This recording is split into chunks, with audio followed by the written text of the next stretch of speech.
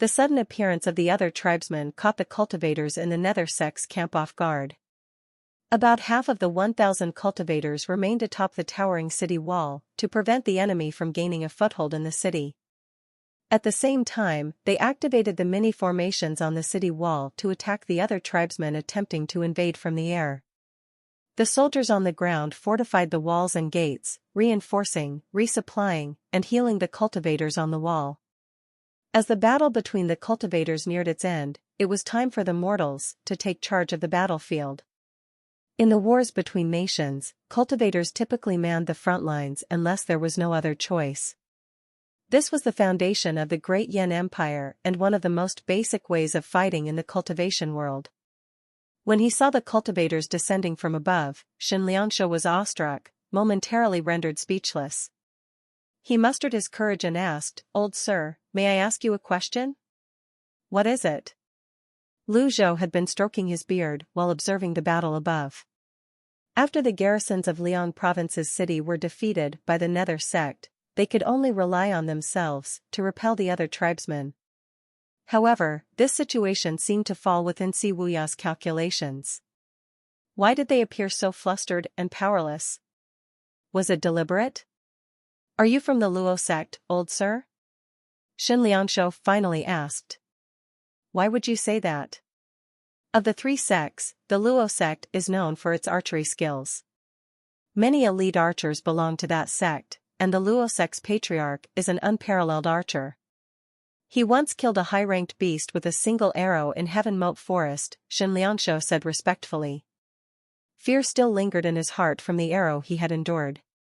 There are countless elite archers under the heavens. The Luo sect isn't worth mentioning, Lu Zhou replied apathetically. For a moment, Liangshu was rendered speechless. He felt that Lu Zhou's arrogance was on another level, thinking the Luo sect was too insignificant to mention. Naturally, he did not dare show his feelings. Instead, he asked, "Old sir, why don't you shoot at the other tribesmen from the sky?" Liangshu was a five-leaf elite, after all. And yet, he could not block Lu Zhou's arrow. In his opinion, if Lu Zhou used all his strength to attack the leader of the other tribes, it would significantly change the tide of the battle. Despite his involvement in many shady dealings, he did not want the other tribesmen to set foot on Great Yan's lands. Lu Zhou continued to observe the battle on the city wall. He did not answer the question immediately. If he acted, he would surely expose himself. At that time, how would he capture Zhenghai or Si Wuya? As usual, he was not in a rush to act. Finally, he replied, "With the Nether sect's strength, it should be sufficient to deal with these other tribesmen." Liangshu dared not say anything else. Little Yuan hugged Lu Zhou's arm. Most of her nervousness was gone now, replaced by curiosity. She said, "Master, I'd like to have a look." Lu Zhou had the same thought. "Let's go." The two of them hurried toward the city wall. Liangshu started. He looked to his left and right. The camp was deserted. He hastily shouted, "Wait for me." Currently, the safest place was by the old man's side. In no time, the three of them were at the base of the city wall. They did not notice it from a distance, but the walls were extremely tall now that they were standing so close. They could not see the top of the wall from this spot. If the elites with their avatars were not flying in the air, it would be almost impossible for them to witness the battle within the city. "Old mister, me. Don't forget about me," Liangshu said anxiously. Lu Zhou waved his arm, and the three of them flew toward the top of the city wall. Boom! Boom! Boom! Whoosh! Whoosh! Whoosh! The sounds of the battle reached their ears. When the three of them landed on the top of the city wall, they were dumbstruck by what they saw. Two avatars, one about 50 feet tall and the other 70 feet tall, were fighting valiantly against the other tribesmen on the fields beyond the city wall. Yong, the first seat of the Vermilion Bird Hall, swiftly increased his avatar's size and repelled dozens of Roly tribesmen. The tribesmen reeled and spat out mouthfuls of blood from the impact. Even so, more Roly and Lulan tribesmen were on the ground. The Lulan tribesmen were casting spells as best they could, shrouding the Roly tribesmen in the air with beams of purple energy. The battle was too chaotic. Everyone was so preoccupied that no one noticed Lu Zhou and the others. The three of them stood at a vacant corner, looking down at the battle from their high vantage point. Shen Lianshu gulped and said, "Even Yang Yan, one of the Nether Sect's 4 great protectors, is this powerful?" "Just how powerful are the other protectors?" "You're familiar with the Nether Sect?" Lu Zhou glanced at Shen Lianshu. Shen Lianshu seemed to have forgotten that Lu Zhou was the one who had shot him. He said with a smile, "Everyone knows the Nether Sect's sect master is the evil Sky Pavilion's first disciple." At that moment, Lu Zhou noticed that the Roly tribesmen, who had been reeling from the impact moments ago, had risen back to their feet. They were now ganging up on Yang Yan. Roly tribesmen are nimble and quick on their feet. They didn't cultivate any of the Buddhist, Confucian, or Taoist methods.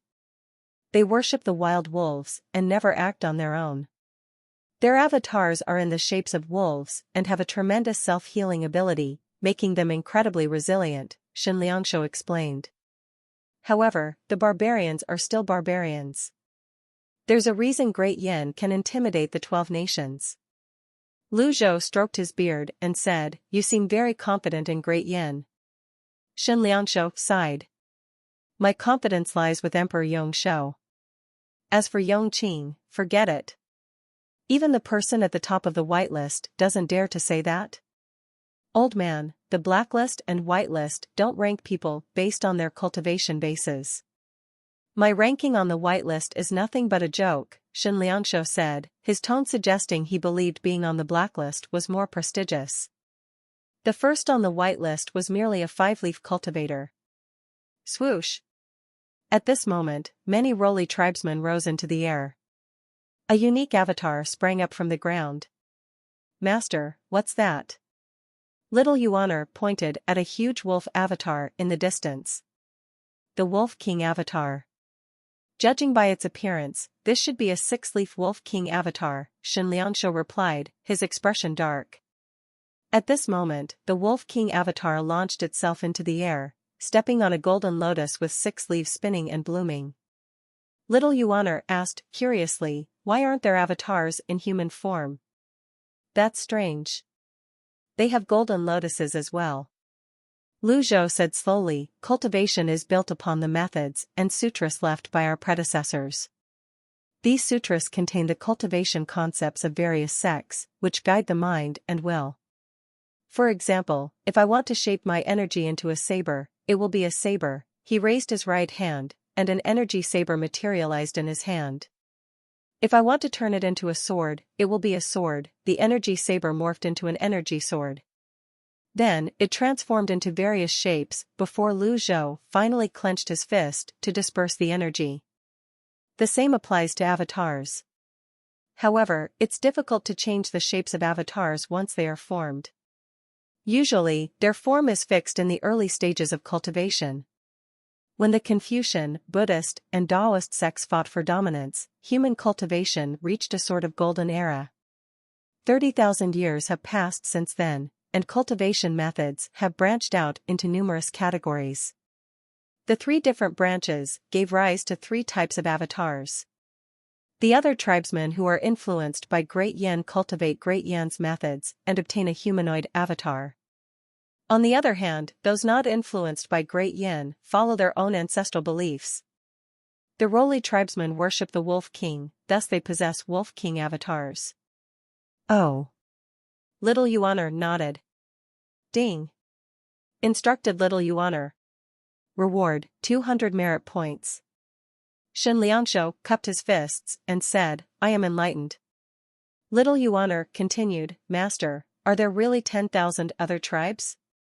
Lu Zhou was not too familiar with this topic and could only give a general answer. However, to his surprise, Shen Lianshu smiled and said, "Indeed, there are 10,000 other tribes recorded in the books. Liang Province's city alone has tribesmen from all over Great Yen speaking different languages, let alone Rongxi and Rongbei. Over the years, they have been assimilated through wars, leading to the current state. Is Great Yan that amazing? I wouldn't go so far as to say that, Shen Liangshu replied. Little Yuan pointed at the Wolf King avatar in the air and said, why does the Wolf King avatar have a golden lotus as well? Or, did they secretly learn Great Yan's cultivation methods? Shen Liangshu was stumped by the question. He had never considered this before. Master, why is that so?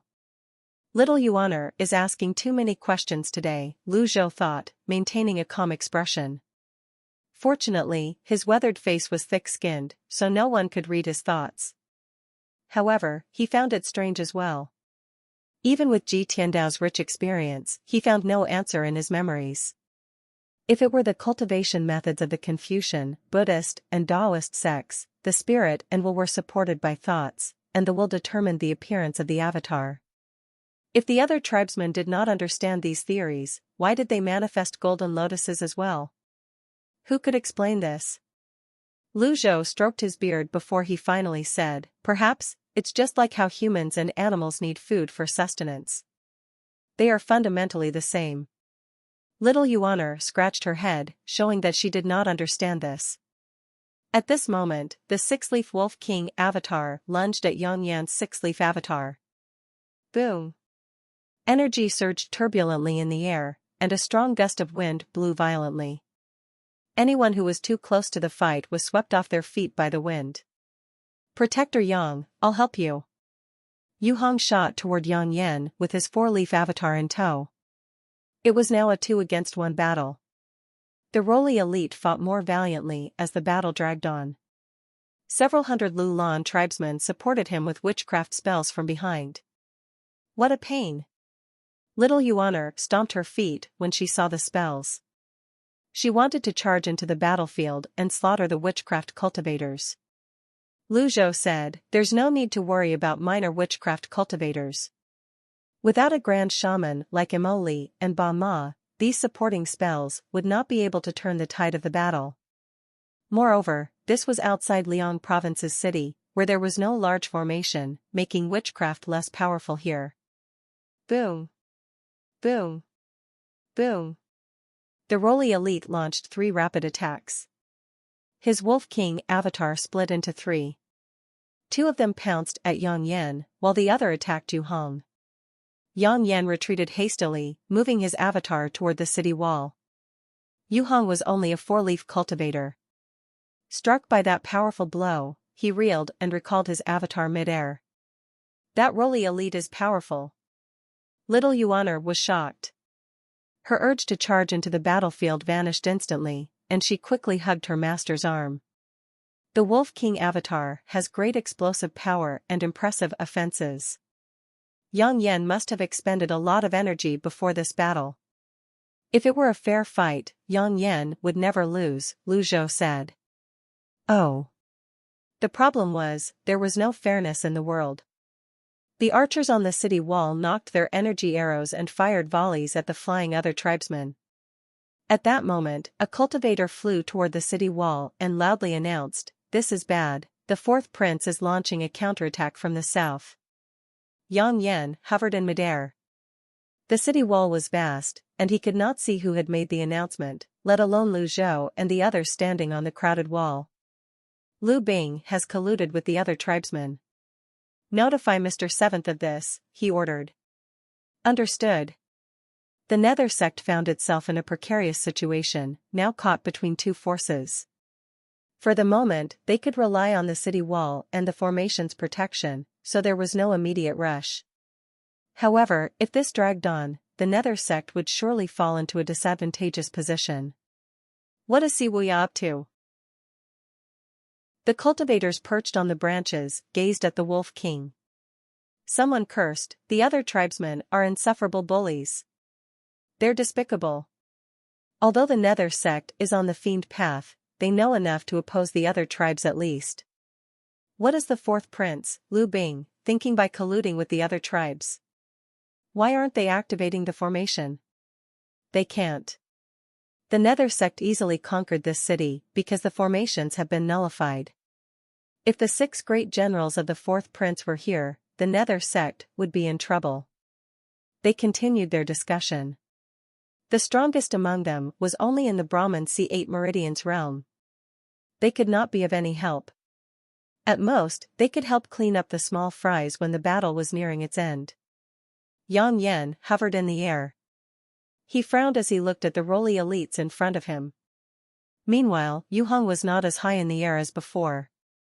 A loud explosion reverberated through the air, and he was thrown back, crashing onto the city wall. The wall was damaged, but, being ridiculously thick, did not collapse. Yuheng fell to the ground, supporting himself with one hand as he spat out a mouthful of blood. The Nether sect had suffered considerable losses, but their opponents were in no better shape. Both sides were in a similar state. Yang said loudly, "Ha Luo, the people of Roli have always been subservient to Great Yin. Are you trying to rebel?" His thunderous voice resonated through the city wall and the city. The Roli elite, Ha Luo, was also hovering in the air in the distance.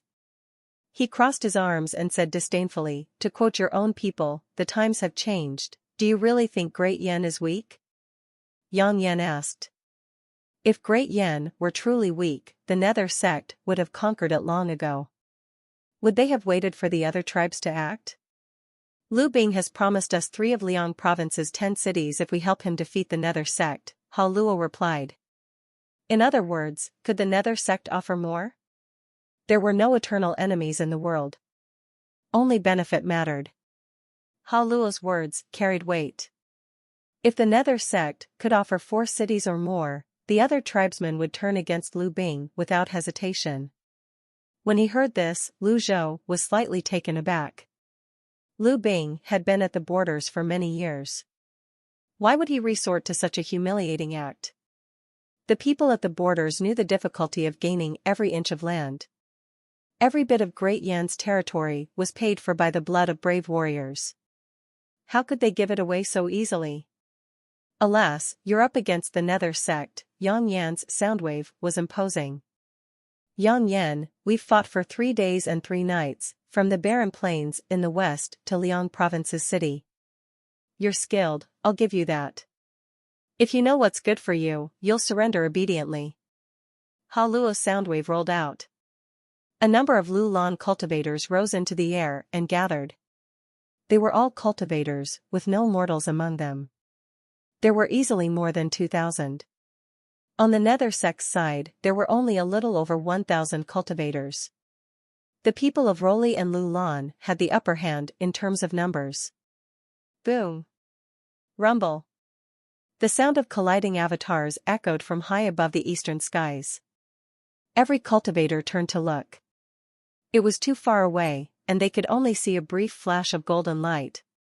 Catching a turtle in a jar? Shen Liangshu wondered. Or maybe, a diversion? What do you mean?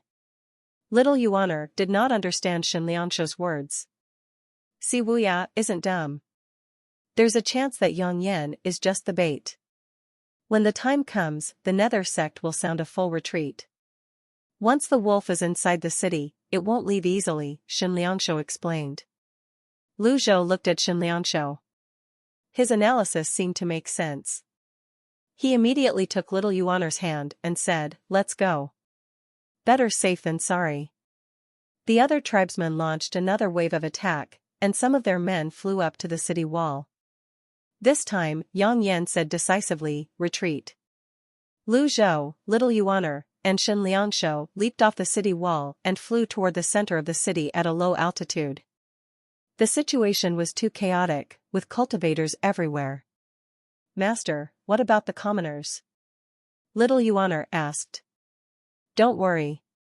On the first night of the Nether sect's attack, most of the civilians were already evacuated. This isn't the prehistoric era, the evacuation was done quickly," Shen Liangshu replied. "No wonder we didn't see many people when we arrived," little Yuaner realized.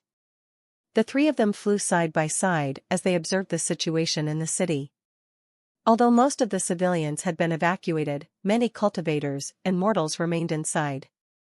They were looting residences and establishments, while chaos reigned around them. Shen Liangshu was one of these people. Regardless of the era, there was never a shortage of such individuals.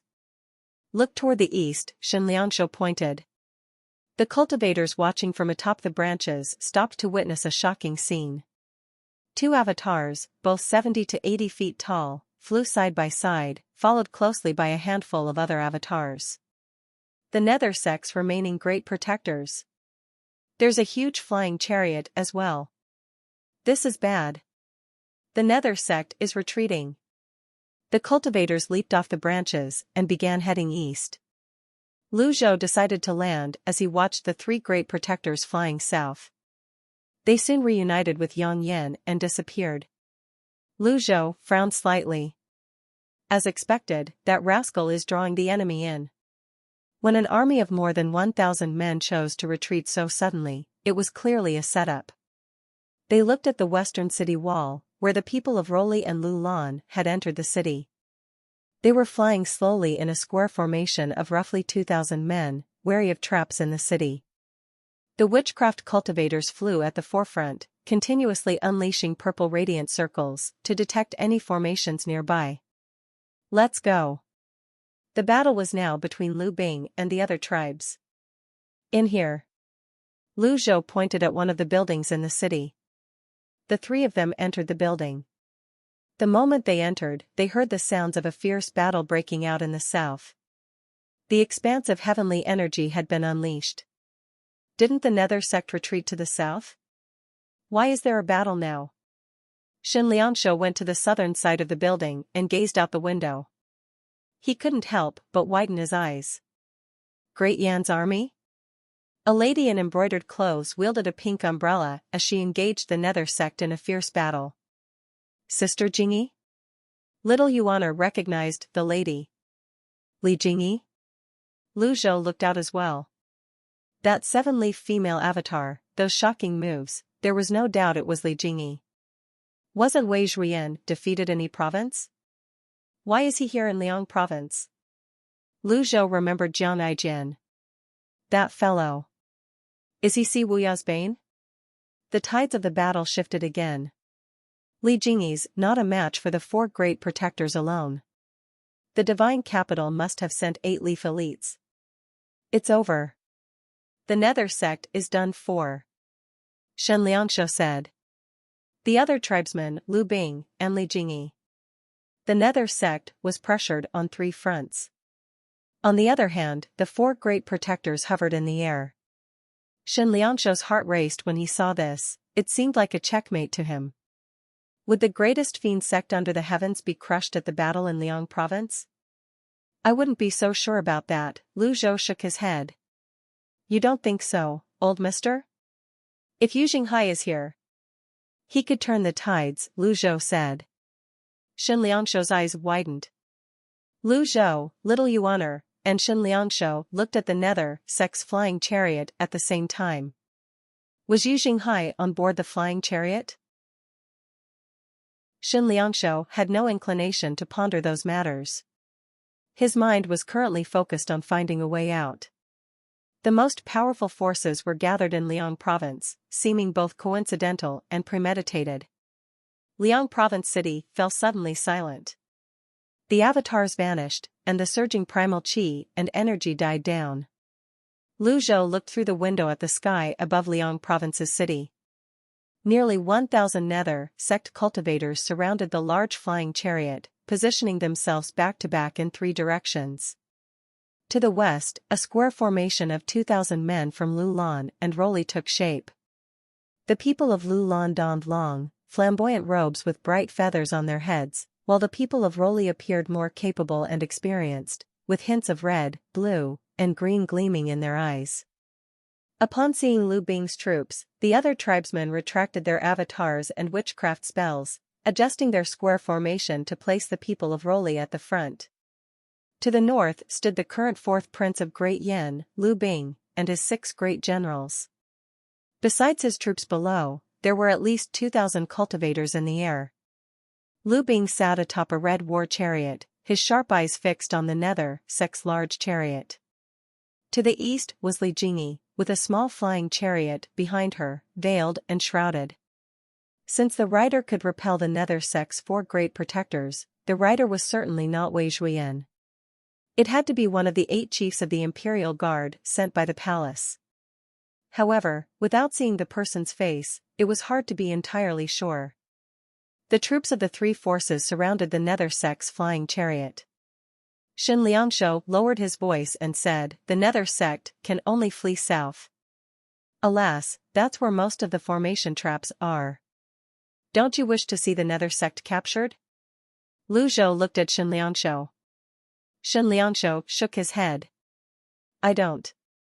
However, if Yu Zhenghai isn't here right now, this is a checkmate." Lu Zhou looked at the flying chariot in the air, hands behind his back. Little Yuan snorted and said, "How shameless of them to win by numbers." Shen Liangshou began to view little Yuan in a different light after her little outburst. This little girl seemed fierce back then, but now, she looks kind of cute. Lu Zhou said, "Remember, there's nothing like fairness in the cultivation world." "I know, master." Little Yuan nodded obediently. In the sky, the 4th prince, Lu Bing, broke the long silence. Lu Bing stood on his war chariot, cupped his fists at Li Jingyi, and said, "I wonder which Imperial Guard chief came to help in such a timely manner." "The Divine Capital's Guardian of the West, Xiong Lai, offers his greetings, Your 4th Highness." The voice was deep and powerful, sounding slightly weathered as well. Everyone said that the Divine Capital was a den for crouching tigers and hidden dragons. It was true. There was even a rumor that half of the 8-leaf experts in the world were in the Divine Capital. However, this had yet to be verified. As time passed, the people realized that, no matter how profound their cultivation base, they needed to keep a low profile in the Divine Capital. "I see. It's Uncle Xiong." "I've been rude," Lu Bing said, cupping his hands together. The other tribesmen were slightly shocked. Great Yan's strength surpassed that of the 10,000 tribes for a reason, and their respect for experts was something the other tribes could learn from. Ha Luo laughed loudly and said, "It's been a while, Your 4th Highness." Lu Bing snorted. As old adversaries, he knew Ha Luo very well. "Ha Luo, let's set aside our past grievances for now. It's more important to deal with the Nether Sect," he said. "That won't do," Ha Luo replied, raising a hand and wagging his index finger. "Wouldn't that be like me allowing you to attack me after you resolve your internal dispute?" "Impudent!" Xiong Lai bellowed from behind Li Jingyi. His voice thundered towards Ha Luo. In the vast square, the witchcraft cultivators' robes glowed with a purple light, resonating with each other. Whiz, they negated the sound wave. Still, a frightened expression appeared on Ha Luo's face, clearly shaken by the sound wave. "Your 4th Highness, is this your idea of hospitality?" he asked. "Uncle Xiong's temper has always been like this. You're from Roli, and the witchcraft cultivators from Lulan are behind you." "We're just taking what we need from each other," Lu Bing replied. Ha Luo said in a deep voice, "The Nether Sect Xu Zhenghai once charged into Lu alone and killed up to 10,000 cultivators." Note, Lu Lan is a proper noun and has been left untranslated. "He used his strength to mistreat my people. I will avenge my kinsman, and I won't rest until I have succeeded. I'll take you up on your offer today, my adversary." Lu Zhou shook his head when he heard this. Since Yu Zhenghai left the evil Sky Pavilion, his actions had always been controversial. If Lu Lan was not subservient to Great Yan, killing the other tribesmen in Lu Lan would have been a big deal. However, since Lu Lan had pledged its allegiance to Great Yan, paying its tithes, and even offering its own princesses, Yu Zhenghai's actions had strained the relationship between Great Yan and Lu Lan. Shen Liangshou said skeptically, "Although Sect Master Yu is the evil Sky Pavilion's first disciple, he's not someone who acts without reason. He wouldn't attack the people of Lu Lan for no reason." "Not someone who acts without reason?" Lu Zhou asked, raising an eyebrow. "If he lacked charisma, he wouldn't be able to stay the master of a sect with hundreds of thousands of members or gain the unwavering loyalty of the 4 great protectors," Shen Liangshou said. "Managing one's subordinates was an art." Lu Zhou nodded. In this regard, his host, Ji Tiandao, was not as accomplished as his own disciple, Yu Zhenghai. In the sky, a voice dripping with contempt rang from the nether sect's flying chariot. Isn't it too early to talk about taking down the nether sect? The Azure Dragon Hall's first seat, Yong, walked out in his long robes. He looked around before finally resting his gaze on the flying chariot behind Li Jingyi. The four great protectors were wary of only one person, Zhenghai. Lu Bing said, Yong. All these years, you've wreaked havoc across Great Yin. The imperial family has always viewed this as a conflict within the cultivation world and turned a blind eye to it. However, this doesn't mean you can do whatever you like. How dare you covet the imperial family's authority? The powerful rule, and the mediocre serve. This has always been the way of the world. Have the people ever enjoyed a good day since Lu Gu ascended the throne? Hua Chongyang asked. Those who covet the throne often argue on behalf of the people. Lu Bing laughed and said, Hua Chongyang. You're not fit to speak to me yet. Tell your sect master to show himself. Who do you think you are? Do you think you're worthy of meeting our sect master just because you want to? Lu Bing said, it's useless to try to win with words. You don't have a choice. The cultivators on three sides advanced slightly, now about 100 meters away from the nether sect. The atmosphere was tense, and a great battle could break out at any moment. Hua Chongyang calmly said, you might not be a match for the nether sect if we get serious about this battle. Zhenghai, are you brave enough to withstand a blade strike from my sect master?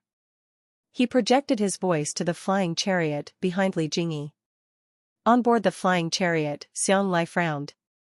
His hands clenched the armrests of the chair tightly, his knuckles turning white, and he shook slightly. He said nothing. Hua Chongyang continued, Lu Bing, would the 6 generals behind you dare to fight Bai Yuqing and me? Hua Chongyang and Bai Yuqing were both 7-leaf cultivators. They were more than enough to deal with the 6 generals. Among them, there were 4 5-leaf, 1 7-leaf, and 1 6-leaf cultivators. In theory, Hua Chongyang and Bai Yuqing had the upper hand. Ha Luo, you've pursued Yang Yan for so long. Do you really think that Yang Yan and Di Qing can't take you down? Hua Chongyang asked. It had to be said, he was adept at handling the situation. When he compared their strength this way, the nether sect appeared to have the upper hand. So what if they were facing 3 forces? If they fought in earnest, the outcome was not set in stone. You can save your psychological warfare. Yu Zhenghai, if you're man enough, come out and fight me now. With a slam of his palms on the armrests, Zhenghai flew into the air. Standing with his hands behind his back, he looked down at the nether sect's flying chariot. His body was wrapped in layers of energy, and various glowing, golden glyphs and talisman seals appeared around him. When Shin Liangshu saw this, he whispered, Zhenghai is from the Celestial Masters sect. The Celestial Masters sect excelled in Taoist talismans, imposing Taoist seals on talisman seals as their name suggested. The Celestial Masters sect was a major sect that had developed Taoist and talisman seals to a high level. Come out, Yu Zhenghai! Zhenghai called from the sky. Zhenghai's temper was similar to Duan Muxing's. Both had quick and fiery tempers. He did not seem to care if the people around him could withstand the impact of the sound waves he sent out with his primal chi. He did as he pleased. The warriors above and below him had to cover their ears in fear and trepidation. Everyone's attention was focused on the flying chariot, waiting for a reply.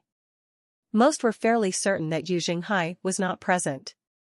If he were, he surely would not have allowed himself to be surrounded on multiple sides. Just as Hua Chongyang was about to reply, a soft and melodious voice rang out from Lu Bing's war chariot. Uncle Xiang. Zhenghai frowned and looked at Lu Bing's war chariot. Everyone's gaze shifted from Zhenghai to the chariot. Clearly, the voice belonged to a lady. They saw a beautiful woman with charming features. Ning? A graceful and delicate lady stepped down from the war chariot into the air. She wore red clothes and had pearls in her hair. Her eyes twinkled like the stars in the sky. This was Great Yan's Princess Yong Ning, Lu Wenjun. In a hidden building, when little Yuan saw Princess Yong Ning, she giggled and said, "Master, Sister Yong Ning is pretty." Lu Zhou waved his hand, and a weak energy barrier appeared around them. He thought it better to be cautious, as their voices could alert the elites to their presence. Princess Yong Ning curtsied at Zhenghai. However, her gesture frightened him. Although he was older and respected by her, he did not dare to allow the princess to bow to him. After all, he was merely a subject of the empire. He raised a palm, and a surge of energy held Princess Yong Ning in place. "I do not deserve this good fortune, princess," he said. Princess Yong Ning smiled faintly, as if basking in the glory of spring. "Uncle Xiang, didn't you go to Yi province?" she asked. "I was just passing by," he replied, clearly an excuse. Liang province was to the north of Yi province, not a place one would pass by casually. "So, it's Princess Yong Ning." Ha Luo, the Roli chief, bowed to Yong Ning, placing his right hand on his left shoulder as he smiled. At this moment, Lu Bing interjected, "Yong Ning, this is not the time for casual conversations." Princess Yong Ning asked, "Are we really going to fight?" Zhenghai frowned. "Yong Ning, if you're planning to plead for the Nether sect, you'd better forget it. Please step aside. No one will be able to look after you when the battle starts." Lu Bing looked at Yong Ning and said, "Do you know why my father allowed me to bring you here?" How could Yong Ning not know? However, she was neither annoyed nor angry. She'd only smiled calmly. "Don't mind me." Her words seemed directed at Lu Bing and the people in the flying chariot. "Bring her down." Lu Bing waved his hand. Two generals escorted Yong Ning back to the war chariot.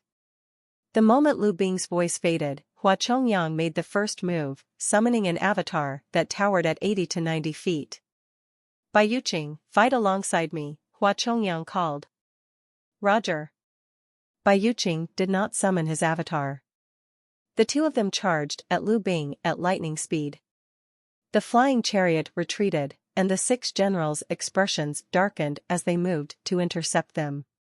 The two sides immediately engaged in a fierce battle. Energies from both sides collided, and the soldiers below retreated. Boom! Boom! Boom! The loud collisions between the avatars echoed in everyone's ears. The battle was a dazzling sight. Ha Luo summoned his Wolf King avatar again and sneered as he looked at the flying chariot.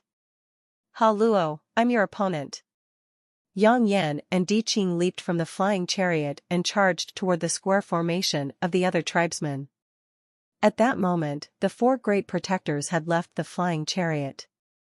The cultivators around the Nether sect's flying chariot gathered and circulated their primal chi, casting a huge barrier that enveloped the chariot.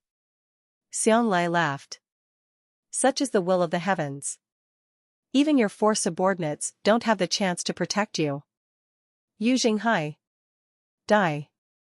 He raised a hand and struck with his palm. A huge talisman seal flew toward the flying chariot. Boom! The talisman seal landed on the flying chariot and vanished. Zhenghai frowned. He looked at the formation veins on the flying chariot and exclaimed in shock, "The formation veins of the Celestial Masters sect?" Meanwhile, Yang Yan and Di Qing were engaged in an intense battle with the other tribesmen. It felt as though the entire Liang province's city was occupied by avatars. The cultivators inside the city looked up at the eye-catching battle in the sky. The 4 great protectors somehow managed to hold their own against the 2 forces. However, how would the remaining men around the flying chariot defend against the attacks of the 8-leaf elite, Zhenghai? It was exceptionally quiet in the flying chariot. The Nether sect disciples defended the flying chariot with unflagging effort. They believed in the person aboard the flying chariot, even if it cost them their lives. Zhenghai said, "Yu Zhenghai, I've underestimated you. Are you planning to cower in there for your entire life?" There was no reply. Inside the building, Lu Zhou paid no attention to the 4 great protectors' battles. Instead, his focus was entirely on the flying chariot. He wondered if Zhenghai was aboard, knowing that Zhenghai was the only one who could turn the tide of the battle. Zhenghai laughed. He raised his palm and struck the flying chariot again. A massive offensive Taoist talisman seal glowed with brilliance. Boom! The flying chariot swayed. Creak! Creak! Creak! The formation veins began to crack. This is bad. Sect Master. I'm coming. The Azure Dragon Hall second seat, Yong, leaped onto the chariot. Meanwhile, Hua Chongyang and Bai Yuqing had the upper hand in their battle. Hua Chongyang glanced at the flying chariot and said, Bai Yuqing, reinforce the flying chariot.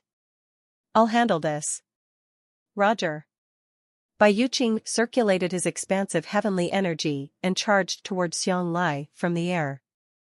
Hua Chongyang immediately felt the pressure on him increase as he fought against 6 opponents. 6 avatars surrounded him like a game of Go, the thunderous sounds of their clashes showing no signs of stopping. In a battle of this magnitude, the combatants no longer cared about the buildings on the ground. Most of the city was now reduced to rubble. Bai Yuqing came at Zhenghai from the side. Zhenghai sneered and said, a 7-leaf cultivator is just a 7-leaf cultivator, after all. He joined his palms together and made hand signs. Dozens of talismans shot toward Bai Yuqing. Bai Yuqing's eyes widened in shock as he activated his expansive heavenly energy. Boom! Boom! Boom! Boom! Boom! There was a difference in their realms, after all. Bai Yuqing staggered back and spat out a mouthful of fresh blood. Kill the Nether Sect's 4 great protectors. Zhenghai is not on the flying chariot. Zhenghai was confident. He knew Zhenghai very well. If Zhenghai were here, he would have already joined the battle. Zhenghai would not hide in the flying chariot. Zhenghai's voice echoed across the battlefield. Ha Luo sneered. His Wolf King avatar grew larger. Yang Yen, Di Qing. Do you really think that 6-leaf cultivators can lead an army? Whiz. The golden lotus under the Wolf King avatar's paws enlarged as well. There was a cracking sound from one edge of the golden lotus, a leaf sprouted. Before long, 7 leaves spun around the golden lotus. Ha Luo looked domineering as he stood among the people in the square formation. Boom! Boom! Boom! Yang Yen and Di Qing were immediately sent flying back by the Wolf King. The instant their avatars vanished, they spat out a mouthful of blood. It was clear that Hua Chongyang would not be able to hold on any longer as well. Zhenghai nodded in satisfaction before diving toward the flying chariot. Boom! The formation veins cracked further. Boom! The formation veins shattered. Over 1,000 Nether Sect cultivators fell from Zhenghai's 2 sweeping attacks. Zhenghai landed on the flying chariot. His primal chi surged, traveling from his Dantian sea of chi to the soles of his feet before flowing throughout the flying chariot. With this, he took control of the Nether Sect's flying chariot. As expected, it's empty, Zhenghai said smugly, turning to face Hua Chongyang. Suddenly, whoosh! A figure struck Zhenghai's back at lightning speed. As an accomplished cultivator, Zhenghai had sensed the threat and quickly activated his protective energy. Too late. Boom! Zhenghai stumbled forward. A strange power easily breached his protective energy. Pooh! He spat out a mouthful of blood. Uncle Xiang! Lu Bing, hovering above his war chariot, cried out in horror at the scene. His eyes immediately found the other person in the chariot. It was not Zhenghai. Instead, it was the evil Sky Pavilion's 7th disciple, Si Wuya. Si Wuya retracted his palm, and several talismans in his hands burst into flames, scattering in the air. Yu Hong, enduring the pain in his body, leaped onto the flying chariot and maintained its altitude. Mr. 7th. You did it. Si Wuya walked forward slowly, a calm expression on his face. He approached the helm of the flying chariot and looked down at Zhenghai. He said loudly, "You're unlucky. I've been studying the Celestial Master's sex mantra for a long time. I didn't expect to be able to use it on you. The things in the world were either complementary or antagonistic. An 8-leaf cultivator was not without weaknesses. Si Wuya had been studying the Celestial Master's sex mantras cautiously and conscientiously in his efforts to break his master's mantra. Apart from that, his eldest senior brother went through the trouble of procuring many talismans to help him break the mantra. He used all the talismans in one go during his attack. However, this single attack was more than enough. Boom! Zhenghai crashed to the ground. Si Wuya knew that Zhenghai was not dead, but he was satisfied with severely injuring him. Yang Yan, Di Qing, and Bai Yuqing returned, wounded. Hua Chongyang was the only one left fending off the opponents. Si Wuya looked at Liu Bing and said, Liu Bing. From the moment you set foot in Liang Province City, you lost. Zhenghai was a minor setback. But have you ever considered that the formations in Liang Province City are actually intact? Si Wuya's words caused Liu Bing's warriors to exchange glances. Did you do this on purpose? Liu Bing's brows furrowed. You could say that.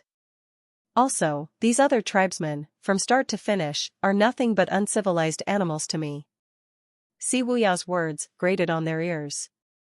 When Ha Luo heard this, he was enraged. His Wolf King avatar activated again. Perhaps they were also angered by Si Wuya's words. The 2,000 witchcraft cultivators in the square formation looked up and released thick purple smoke from their bodies. The Wolf King avatar absorbed the purple smoke and grew larger. Ha Luo shouted, Do you really think you've seen everything? Bai Yuqing hurriedly approached Si Wuya and said, Mr. Seventh, I request that you retreat. The plan has succeeded. If we retreat now, Ha Luo will surely turn on Liu Bing.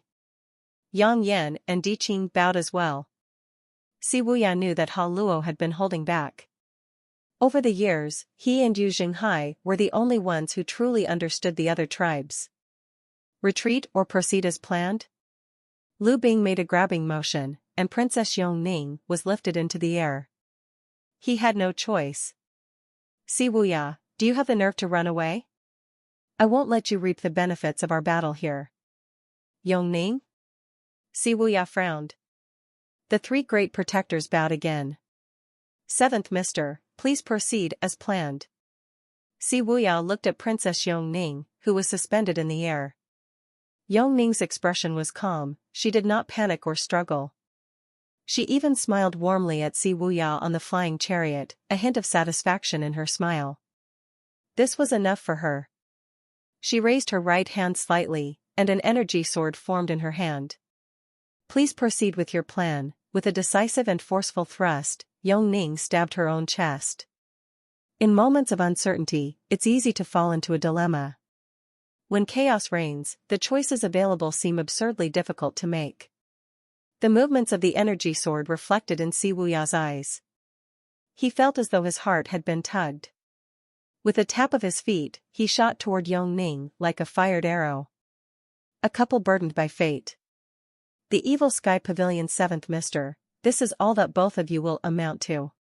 Within the moving Grand Witchcraft formation, Ha Luo had forcibly elevated his Wolf King avatar to the 8-leaf stage. The 8-leaf Wolf King flew toward Si Wuya. Mr. 7th. Every fiber in Yong Ning's body told her to remain calm. She wanted to stay calm, but when she saw Si Wuya flying toward her, she couldn't control her expression. She reminded herself to remain calm as well. Why? Si Wuya had always considered himself a cold-blooded man, unshaken by anything. However, the moment the energy sword pierced Yong Ning's body, he felt as if his own heart was stabbed.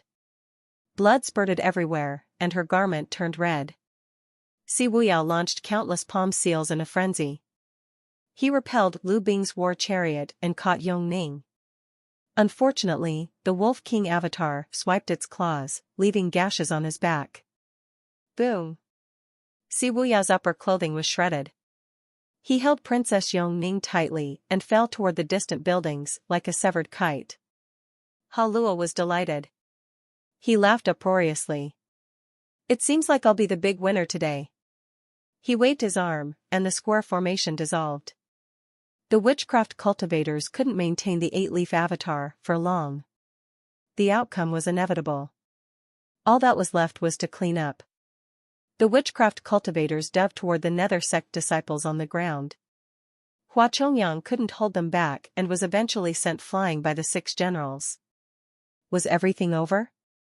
Amidst the rubble, Si Wuya supported Princess Ning with one arm.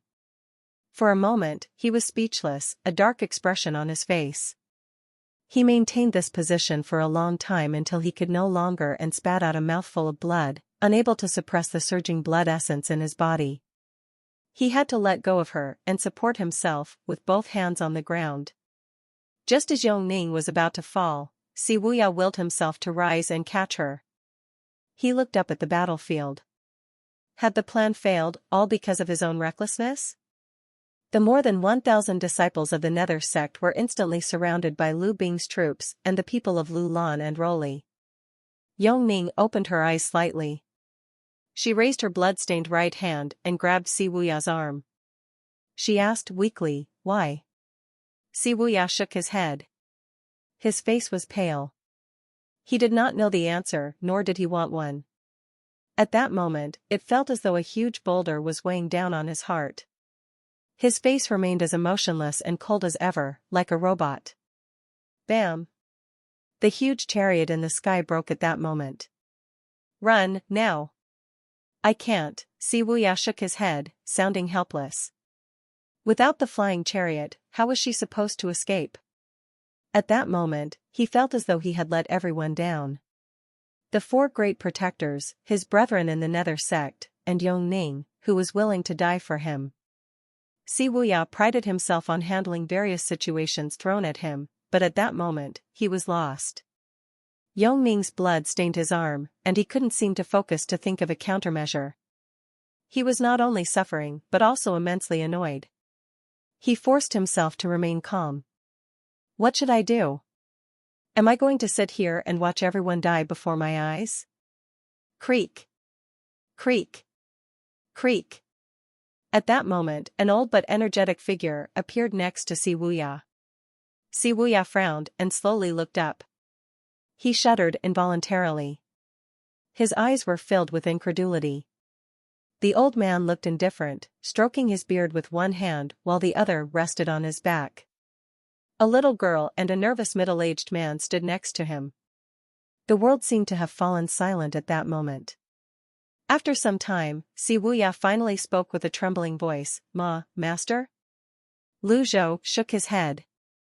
"Rascal, I."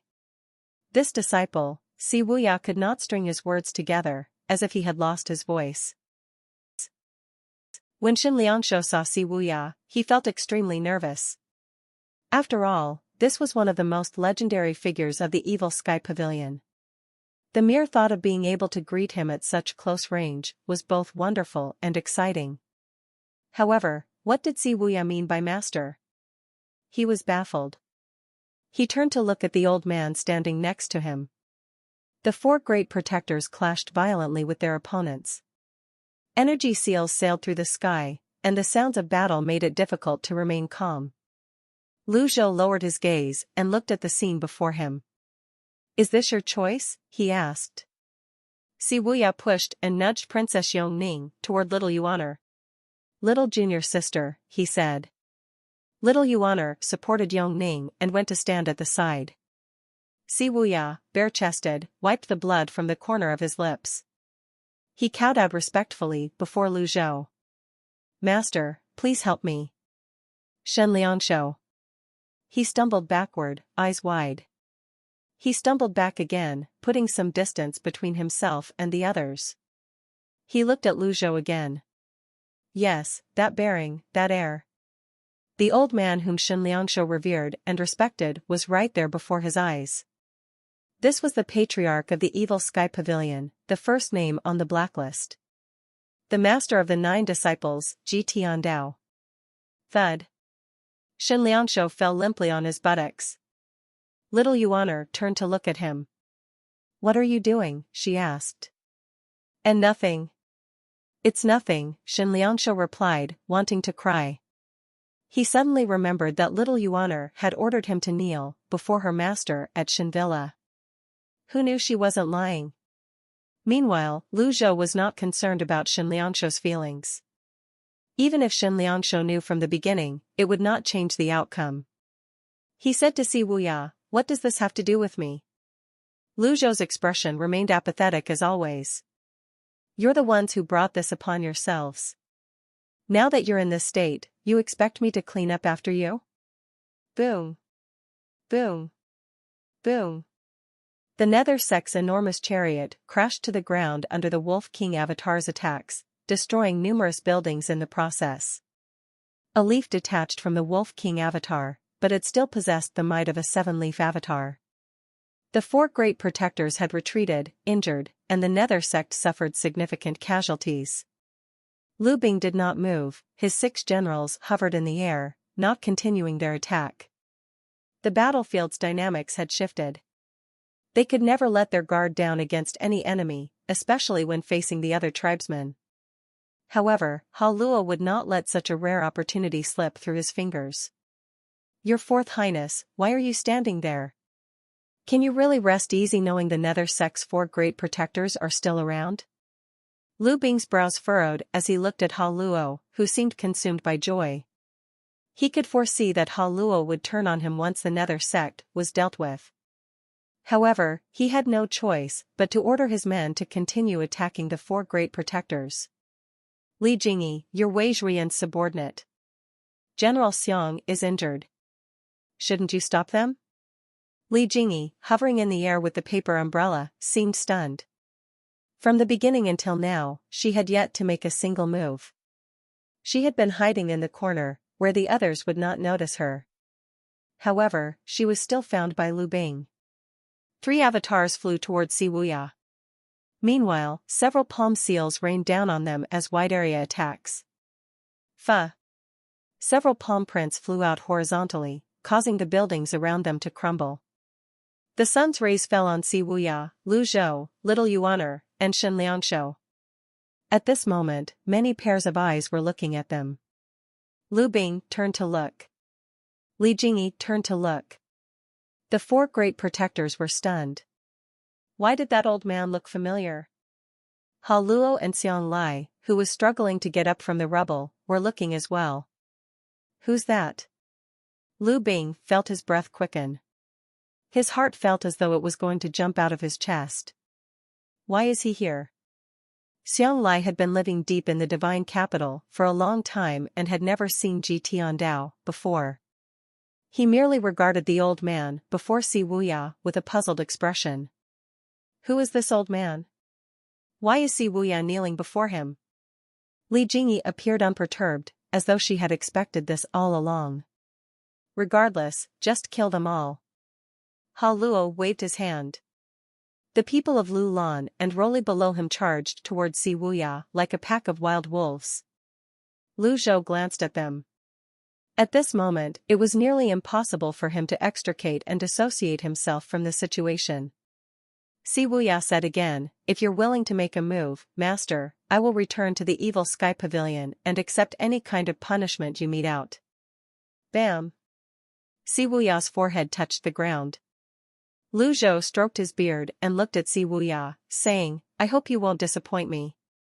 He flipped his hand, and the peacock plume materialized in his grasp. The faint starlight gave the peacock plume a dazzling radiance. Go! Lu Zhou tossed the peacock plume, and it flew towards Si Wuya. Si Wuya was overjoyed. He pushed off the ground, grabbed the peacock plume, and soared into the air. What's that in his hand? Ha Luo asked, puzzled. All he saw was Si Wuya tossing the peacock plume into the air. The peacock plume spun swiftly, buzzing, and then split into 2, forming a fan-like shape. Golden, glittering energy enveloped the peacock plume. With a whoosh, the 2 sections of the peacock plume attached themselves to Si Wuya's back. Lu Zhou looked up slightly and nodded. The peacock spreads its plume. This is bad. Get back! Ha Luo cried out immediately. They felt the primal chi around them being sucked away by the peacock plume. The primal chi was absorbed by the peacock plume, forming the wings of a peacock. This was the peacock plume's characteristic, as beautiful as a peacock spreading its plume, brilliant and dazzling. However, while one was captivated by this stunning display, it had already claimed a life. Si Wuya advanced in the air, his expression unchanged as he flapped his large wings. With each beat, countless energy needles shot out. Asterisk bang. Bang. Bang, asterisk. The people from Roli and Lulan were startled by Si Wuya's sudden move. When they tried to turn and run, it was already too late.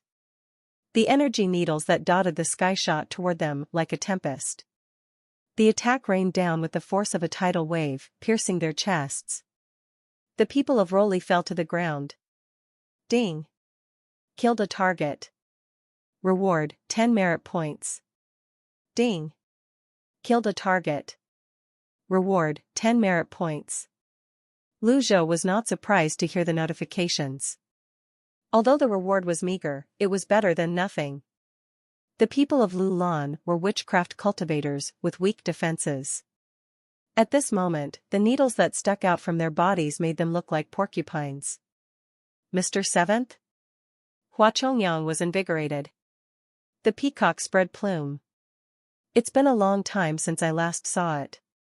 Bai Yuqing wiped away the blood from the edge of his lips, exclaiming excitedly, I remember the last time this was used was during the battle on Pingdu Mountain. Mr. Seventh and the sect master joined hands to lay the foundations for the Nether sect. I didn't expect to see this again after all these years. The other three great protectors gazed at the horizon. Si Wuya's huge wings were dazzling as he swept through the other tribesmen and Lu Bing's troops mercilessly. Retreat. Fall back. Lu Bing barked hastily. He had no time to explain the situation to his subordinates. Even his 6 generals were flustered by the development, falling backward. Ha Luo seemed incredulous, his eyes widening. His rage and hatred were completely ignited, his eyes bloodshot. You will die today. Ha Luo howled at the sky. His Wolf King avatar stepped on his 7-leaf golden lotus and dove from a higher spot. Fa. He charged toward Si Wuya like a comet. Si Wuya pulled his wings toward himself, shielding himself with them. Boom. Si Wuya reeled back. As he did, he spread his wings and flapped. Boom. Boom. Boom. Needles shot toward the Wolf King avatar. Ha Luo moved at lightning speed, charging toward his target with the avatar. A 6-leaf is a 6-leaf, after all. Ha Luo plunged into his Wolf King avatar and became one with it. The avatar seemed to be covered in a translucent, shining golden network of veins. Bam. Bam. Bam. Ha Luo repelled the energy needles. The 6 generals flew up to the war chariot. Your Highness, this is a great chance to take down the Nether sect and the other tribes in one go, the Grand General said with a bow. Smack. Lu Bing slapped him. The Grand General was puzzled and flustered by this gesture. Lu Bing gulped before he said, look for an opening, and run. Run? Why would they run when they had the upper hand? The other generals were taken aback. No matter how they looked at it, they were clearly going to benefit from this situation. Meanwhile, Ha Luo dove toward Si Wuya with his Wolf King avatar again. Si Wuya frowned, pulling his wings together and retreating swiftly. Mr. Seventh. Hua Chongyang, Bai Yuqing, Yang Yan, and Di Qing exclaimed in shock. Whoosh! On the flattened patch of rubble, a faint purple energy arrow shot out. The energy arrow, as thick as a tree trunk, looked like a heavenly pillar as it sailed through the air. Its size made it hard to miss. Everyone's attention was drawn to this. The meteor-like energy arrow sailed from the right to the left and hit the Wolf King's forehead. Bam! The arrow landed true. The Wolf King avatar shattered instantly. Ha Luo, who was hovering in the air, immediately doubled over. Clutching his chest, he looked past Si Wuya in disbelief. He saw an old man standing level with the buildings. Only Lu Zhou stroked his beard, recalling the bow. The bow spun in the air and reverted to unnamed, then shot into his sleeve and disappeared. It seemed as though the terrifying arrow had been shot by the old man. As Ha Luo gazed at him, blood trickled from the corners of his lips, eyes, nostrils, and ears. Drip. His blood fell to the ground. The sunlight shone on the droplets. The blood of another tribesman. Splat. It fell to the ground. I will never allow my disciple to be bullied by the likes of you. It was him. He was not mistaken. Lu Bing found it difficult to breathe at that moment, as though something was lodged in his windpipe, and he could not dislodge it no matter how hard he tried. He gulped repeatedly. So what if he was a prince? If he had the speed of lightning, he would escape without hesitation. However, after witnessing that arrow, he pushed that thought from his mind. Was he so naive to think he could escape? The sky was clear, and a warm, gentle breeze blew. Ha Luo, with one hand on his chest, could no longer maintain flight and dropped to the ground with a loud thud. Ding! Killed a target. Reward, 1,500 merit points. Lu Zhou stepped into the air as though walking on land and ascended higher into the sky. He was Ji Tiandao, the great villain who had defeated countless enemies in the past. Shen Liangshou, kneeling on the ground, watched Lu Zhou with excitement. Lu Zhou was his idol. Who cared about being the first on the whitelist, Xiong Lai, the prince, or the others? They all paled in comparison to Lu Zhou. Hua Chongyang, Bai Yuqing, Yang Yan, and Di Qing felt a surge of energy. They could barely contain their excitement as they faced their sect master's master. They bowed in unison. Greetings, old senior. Li Jingyi retracted her paper umbrella, cradled it in her arms, and bowed. Greetings, old senior. The Azure Dragon Hall second seat, Yu Hong, looked at the sky with a pained expression. He felt awkward. Similar to Shen Liangshou, he found it difficult to express his feelings when he recalled his past actions. He supported himself and rose to his feet. The remaining 700 to 800 Nether sect disciples were filled with emotion as they bowed and said in unison, "Greetings, old senior." Their voices were loud and friendly, filled with reverence. After all, this old man was their sect master's master, and they could be regarded as his disciples' disciples. Si Wuya spread his wings and looked at Ha Luo's corpse with a stunned expression. After confirming that Ha Luo was truly dead, he was even more shocked. When did his master become skilled in archery? Lu Zhou hovered in the air, surveying his surroundings. His gaze finally fell on the other tribesmen who were currently trembling in fear. He said curtly, "Kill them." Si Wuya bowed and replied, "Understood." This time, no one dared to oppose Si Wuya. With such a powerful presence supporting him, who would dare to challenge him? The remaining hundreds of men from Roli and the witchcraft cultivators tried to escape through the air. However, even their chief, Ha Luo, was killed by a single arrow. They no longer had the courage to flee. Under Lu Zhou's protection, Si Wuya dove, his peacock plume spreading. A pair of huge, shining golden eyes swept past the bodies and chests of the people of Roli. Although the people of Roli were known for their defensive skills, they were instantly cut in half by the heaven-grade weapon. The Nether sect disciples watched this with satisfaction. Earlier, they had been overwhelmed by the group of witchcraft cultivators and men from Roli. How could they not feel angry and annoyed? The witchcraft cultivators had no way of escaping Si Wuya's relentless attacks and were killed one after another. The number of other tribesmen in the area dwindled. They were now like a pile of loose sand, with no means of resisting such an expert. Even if there was a six-leaf elite among them, they would probably still find it difficult to stand up to Si Wuya in his frenzied state. Si Wuya activated his avatar. The six-leaf golden lotus swept through the crowds with enormous golden wings, slicing the 2 rows of buildings along Liang Province City into halves. Boom! Boom! Boom! Lu Zhou kept an eye on his merit points on the system dashboard before finally closing it. Although each target was only worth 10 points, he earned a substantial amount since there were so many other tribesmen. Then, he slowly turned around and looked at Lu Bing.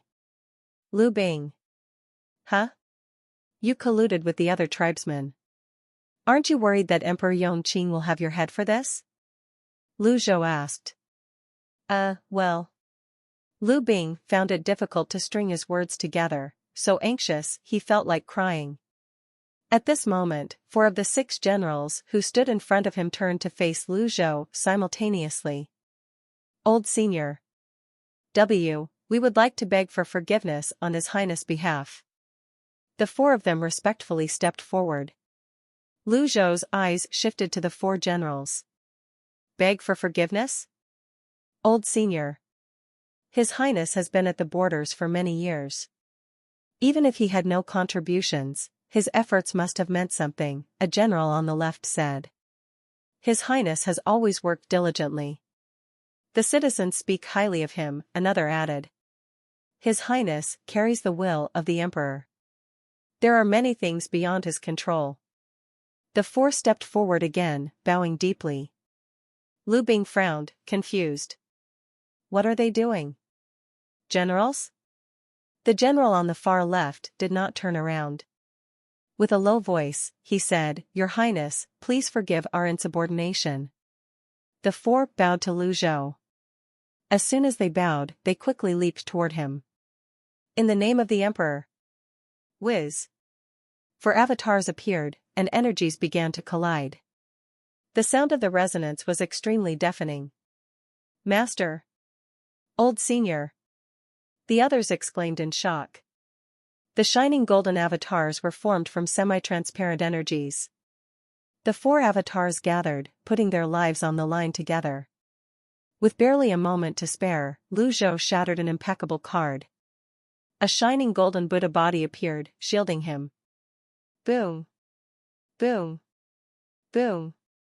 Boom. 4 deafening explosions rang out as the 4 avatars collided with the golden Buddha body and shattered. The generals were sent flying back, spitting out a mouthful of blood. When Lu Bing regained his senses, he shouted, Are you out of your minds? What do you think you're doing? The 2 remaining generals restrained Lu Bing. They are the Emperor's men, Your Highness. Please calm your anger. These words immediately brought Lu Bing to his senses. The 4 generals were the Emperor's men.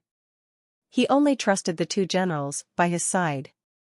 All the others he had trusted had long died on the battlefield at the distant western border. These 4 men were merely following their father, the Emperor's, orders. Aside from that, what shocked him most was that Lu Zhou remained unharmed even after the surprise attack by the 4 generals. Lu Zhou was truly too powerful. These 4 had risked their lives to attack him. Their assault might be even stronger than the combined attacks of Hua Chongyang, Bai Yuqing, Yang Yan, and Di Qing. Even then, they could not do anything to the 100-foot golden Buddha. It was too tough.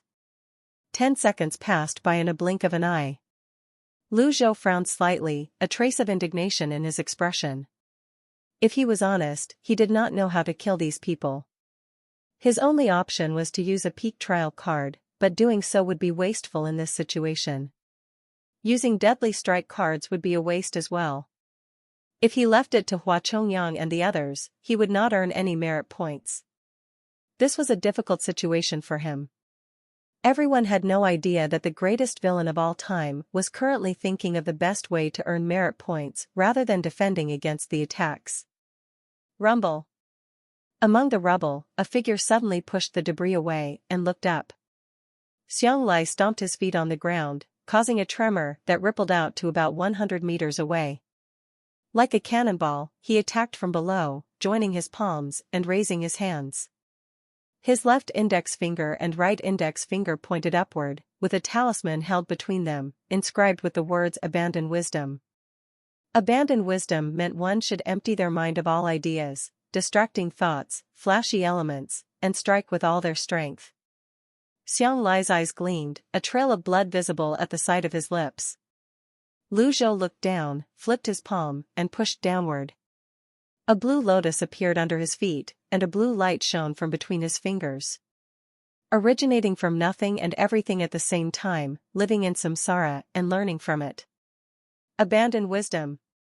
A huge palm seal shot down, the words abandon wisdom shining brightly.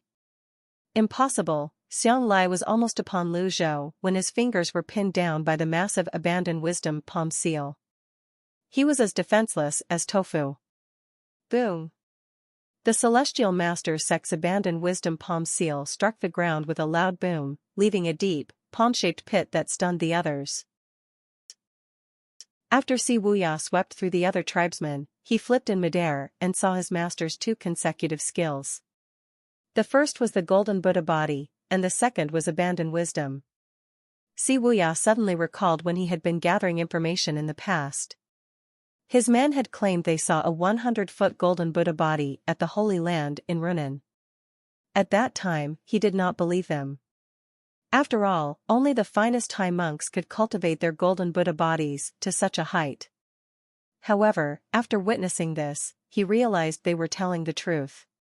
As he hovered in the air, he regarded Lu Zhou with a complicated expression on his face. He was not certain if he had made the right choice. However, since it had come to this, he could only press on, even if there was a chance he was repeating his past mistakes.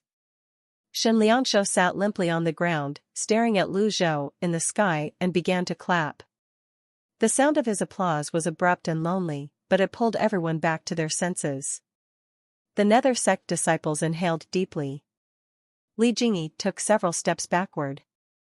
The others looked at the palm-shaped pit and had difficulty calming themselves down. Zhenghai was a disciple of the Celestial Master's sect. He had established a name for himself in the cultivation world early on and was very knowledgeable about the Celestial Master's sect's mantras and talismans. He was one of the few outstanding cultivators of his sect and a first-rate elite in the cultivation world. Abandoned wisdom was also the trump card that he was famous for. Perhaps even at the moment of his death, he did not expect that he would be killed by his own technique. At this moment, only the palm-shaped pit could be seen. No one could see Zhenghai, and they did not know what the situation was like in the pit. After a while, they noticed there were no signs of life coming from it. When Lu Zhou heard the notification of the 1,500 merit points reward, he stroked his beard and nodded. He turned around slowly and coldly regarded the four generals who had launched the surprise attack. The generals' blood boiled, their eyes filled with shock and awe. After being repelled by the Golden Buddha body, they were all slightly injured. Lu Zhou gauged the heavenly writing's extraordinary power within him. He had used 1/3 of it with that arrow to kill Ha Luo, the six-leaf expert from Roli. Casting abandoned wisdom used up another 1/3 of its power. Indeed, the might and effects of the skills launched at close range and from afar were different. Although the extraordinary power was handy, it was unfortunate that its frequency of use was limited. It'd be great if I could maintain this power for a longer period. Lu Zhou deliberated over how he should deal with the four generals. Should I roar and deal with them with a sound wave? Well, if he had no other options, he would have to use the deadly strike cards. Lu Zhou kept looking at the generals indifferently. The four generals did not dare to move a muscle. Mad. Everyone has gone mad. Lu Bing suddenly laughed, his eyes seeming wet from the intensity of his laughter. After spending many years at the borders, nothing seemed as hilarious as what happened today. Everyone was baffled by Lu Bing's sudden behavior. However, after some thought, they understood him slightly. As a prince who spent years at the borders, his effort alone was a great service, if nothing else. He had kept the other tribes at bay and endured many hardships. It would have been perfectly reasonable for his father to regard him with the highest importance. However, his father sent these four generals to control his every move. How could he not find this hilarious? The might he gained from years at the borders had made him resistant to crying. He could only laugh. Your Highness. Lu Bing's two subordinates positioned themselves before him. The four generals glanced at Lu Bing. We had no choice, one of them said. We were ordered to do this. Even if we die, we have to try. Indeed, men who experienced the battlefield were different from ordinary cultivators. They were not easily swayed and would not give up until they achieved their objectives. Even Zhenghai couldn't withstand my attack. What makes you think you're fit to be my opponents? Lu Zhou asked tonelessly. The four generals' expressions turned sour as they looked at each other. At this moment, Si Wuya spread his arms. The wings on his back disappeared, and the two parts of the peacock plume merged again, returning to his hand. He climbed higher into the sky before saying, "Do you have a death wish? If so, I can make your wish come true." The four generals glanced at Si Wuya. They felt their hopes slipping away even faster than before. Si Wuya was much more powerful than they had imagined. Despite being only at the six-leaf stage, how did Si Wuya defeat Zhenghai earlier? The four great protectors were injured to varying degrees and were unlikely to engage in another battle unless they were willing to stake their lives. Si Wuya was the only one still capable of fighting. The four generals knew well that stubbornly putting up a fight would only spell their doom.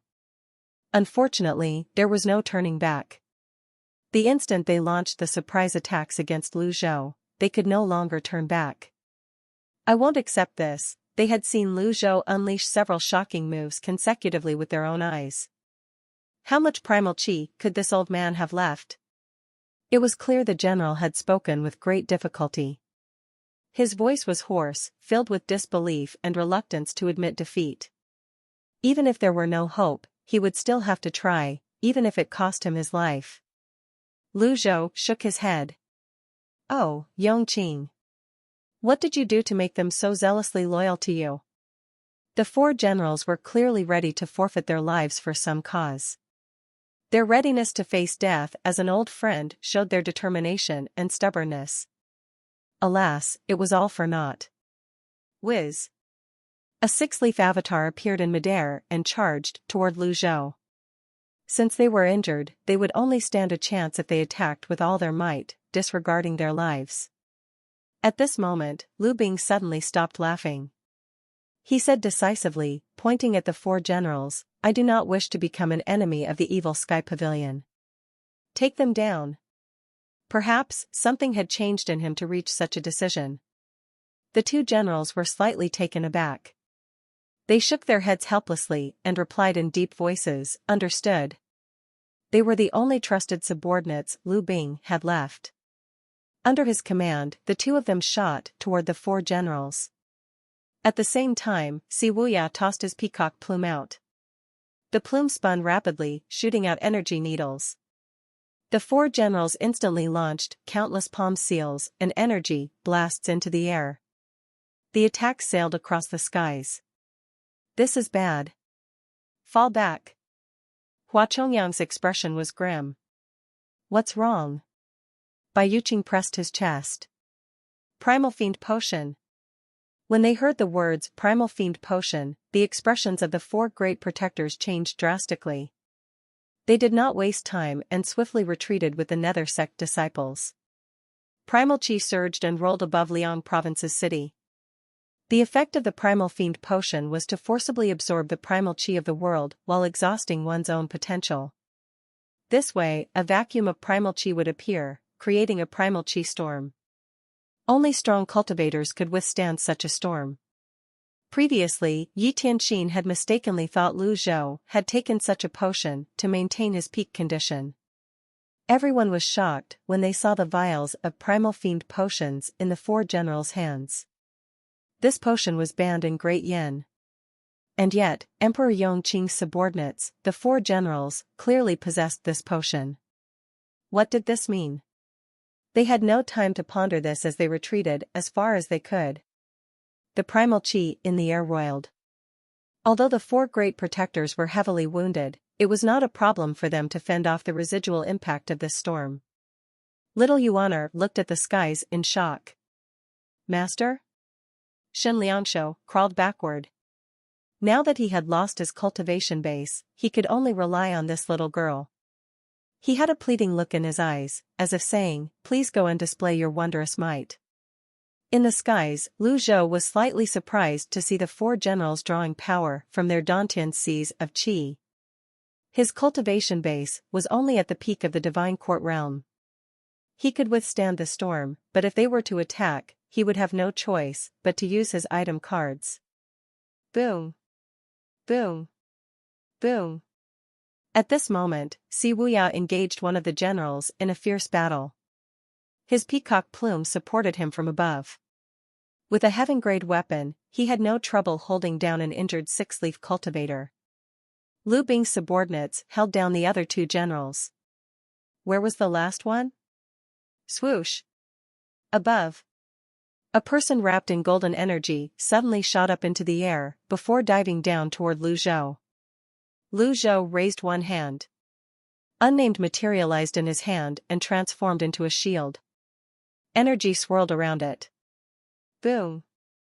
An explosion of primal chi slammed against the shield.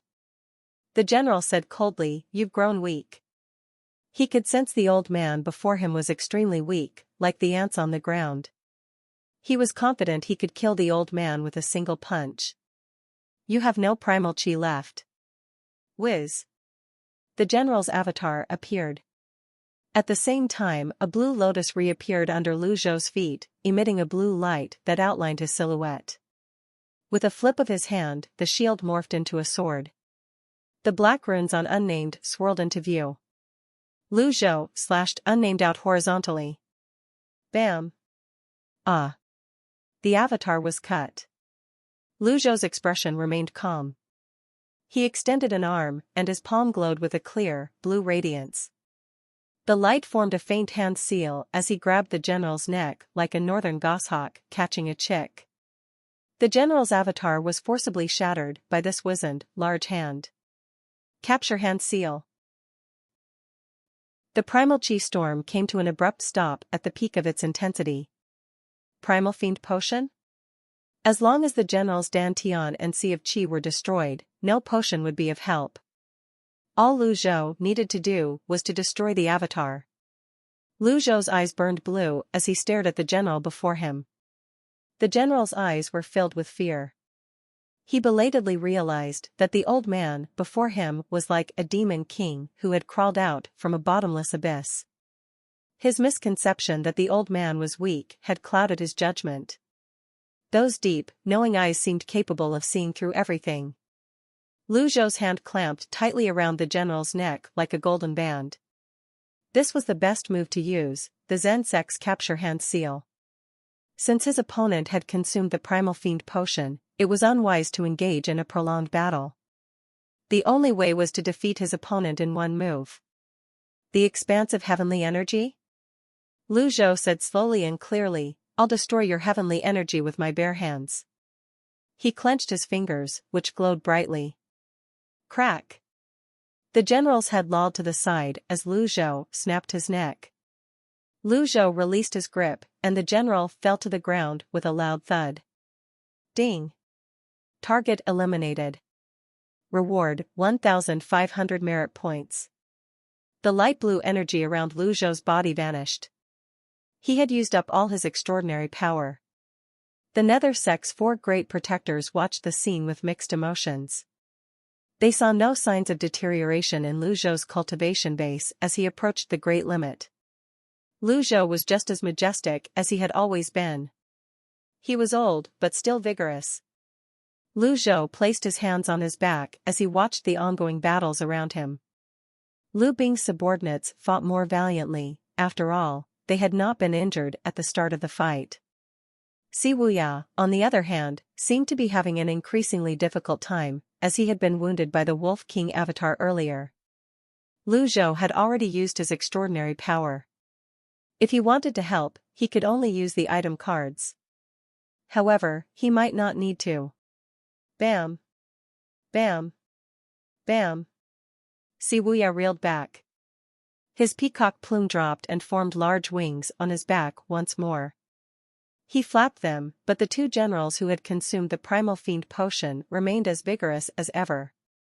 Li Jingyi, Lu Zhou said. Li Jingyi, startled, jumped.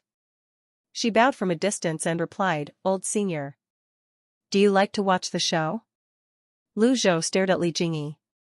Li Jingyi shuddered slightly. "Let me explain, old senior. I only followed Xiang Lai here to keep an eye on him. If Xiang Lai had fought earlier, the 4 great protectors would have been dead by now." Lu Zhou stroked his beard and nodded.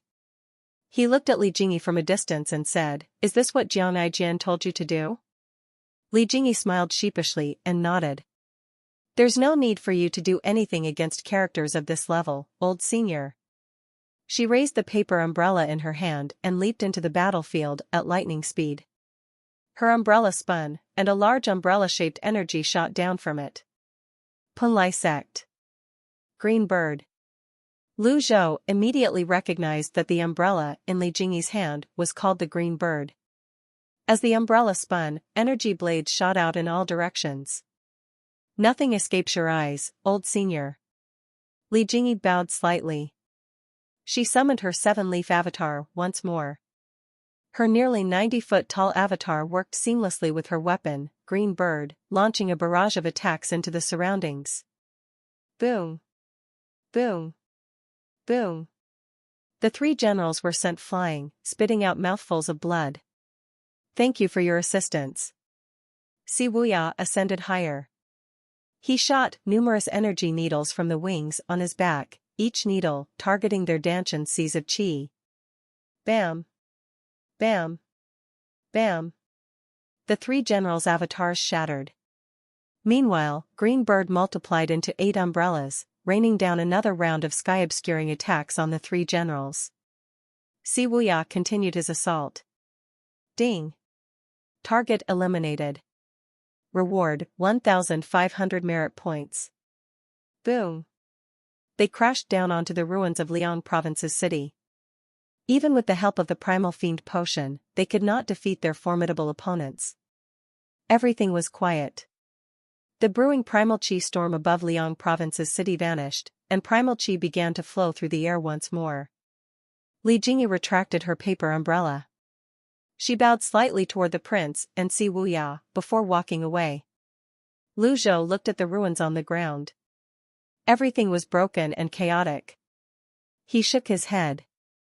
There had been 3 of them, but Si Wuya had only managed to take 1 out. If Li Jingyi had not joined the battle, it would have been difficult to predict the outcome. Nonetheless, he found this result acceptable. Lu Bing, however, did not feel too good. In fact, he looked slightly murderous. Si Wuya retracted his peacock plume and descended to the ground. Little Yuaner looked up with a smile and said, "7th senior brother, she's alive.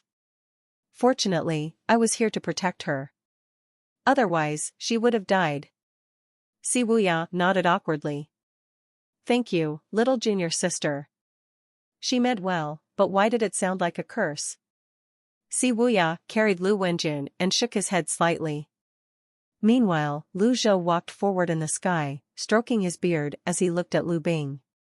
After his seemingly insane outburst, Lu Bing had calmed down. His expression was apathetic. Lu Zhou looked at Lu Bing and said, "You're not suited for the divine capital. The border is where your calling lies." Lu Bing was slightly taken aback. When he looked up, Lu Zhou was already descending to the ground.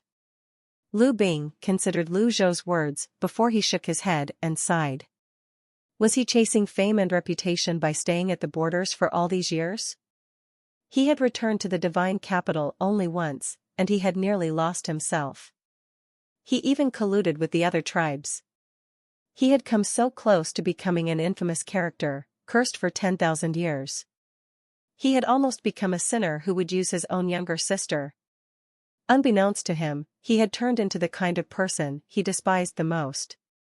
His opponent was never Great Yin or its citizens.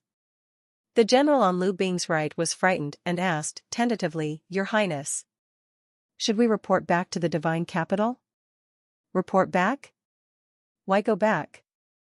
To meet that merciless person who would use his own son? Hilarious. No, in that case, where should we go?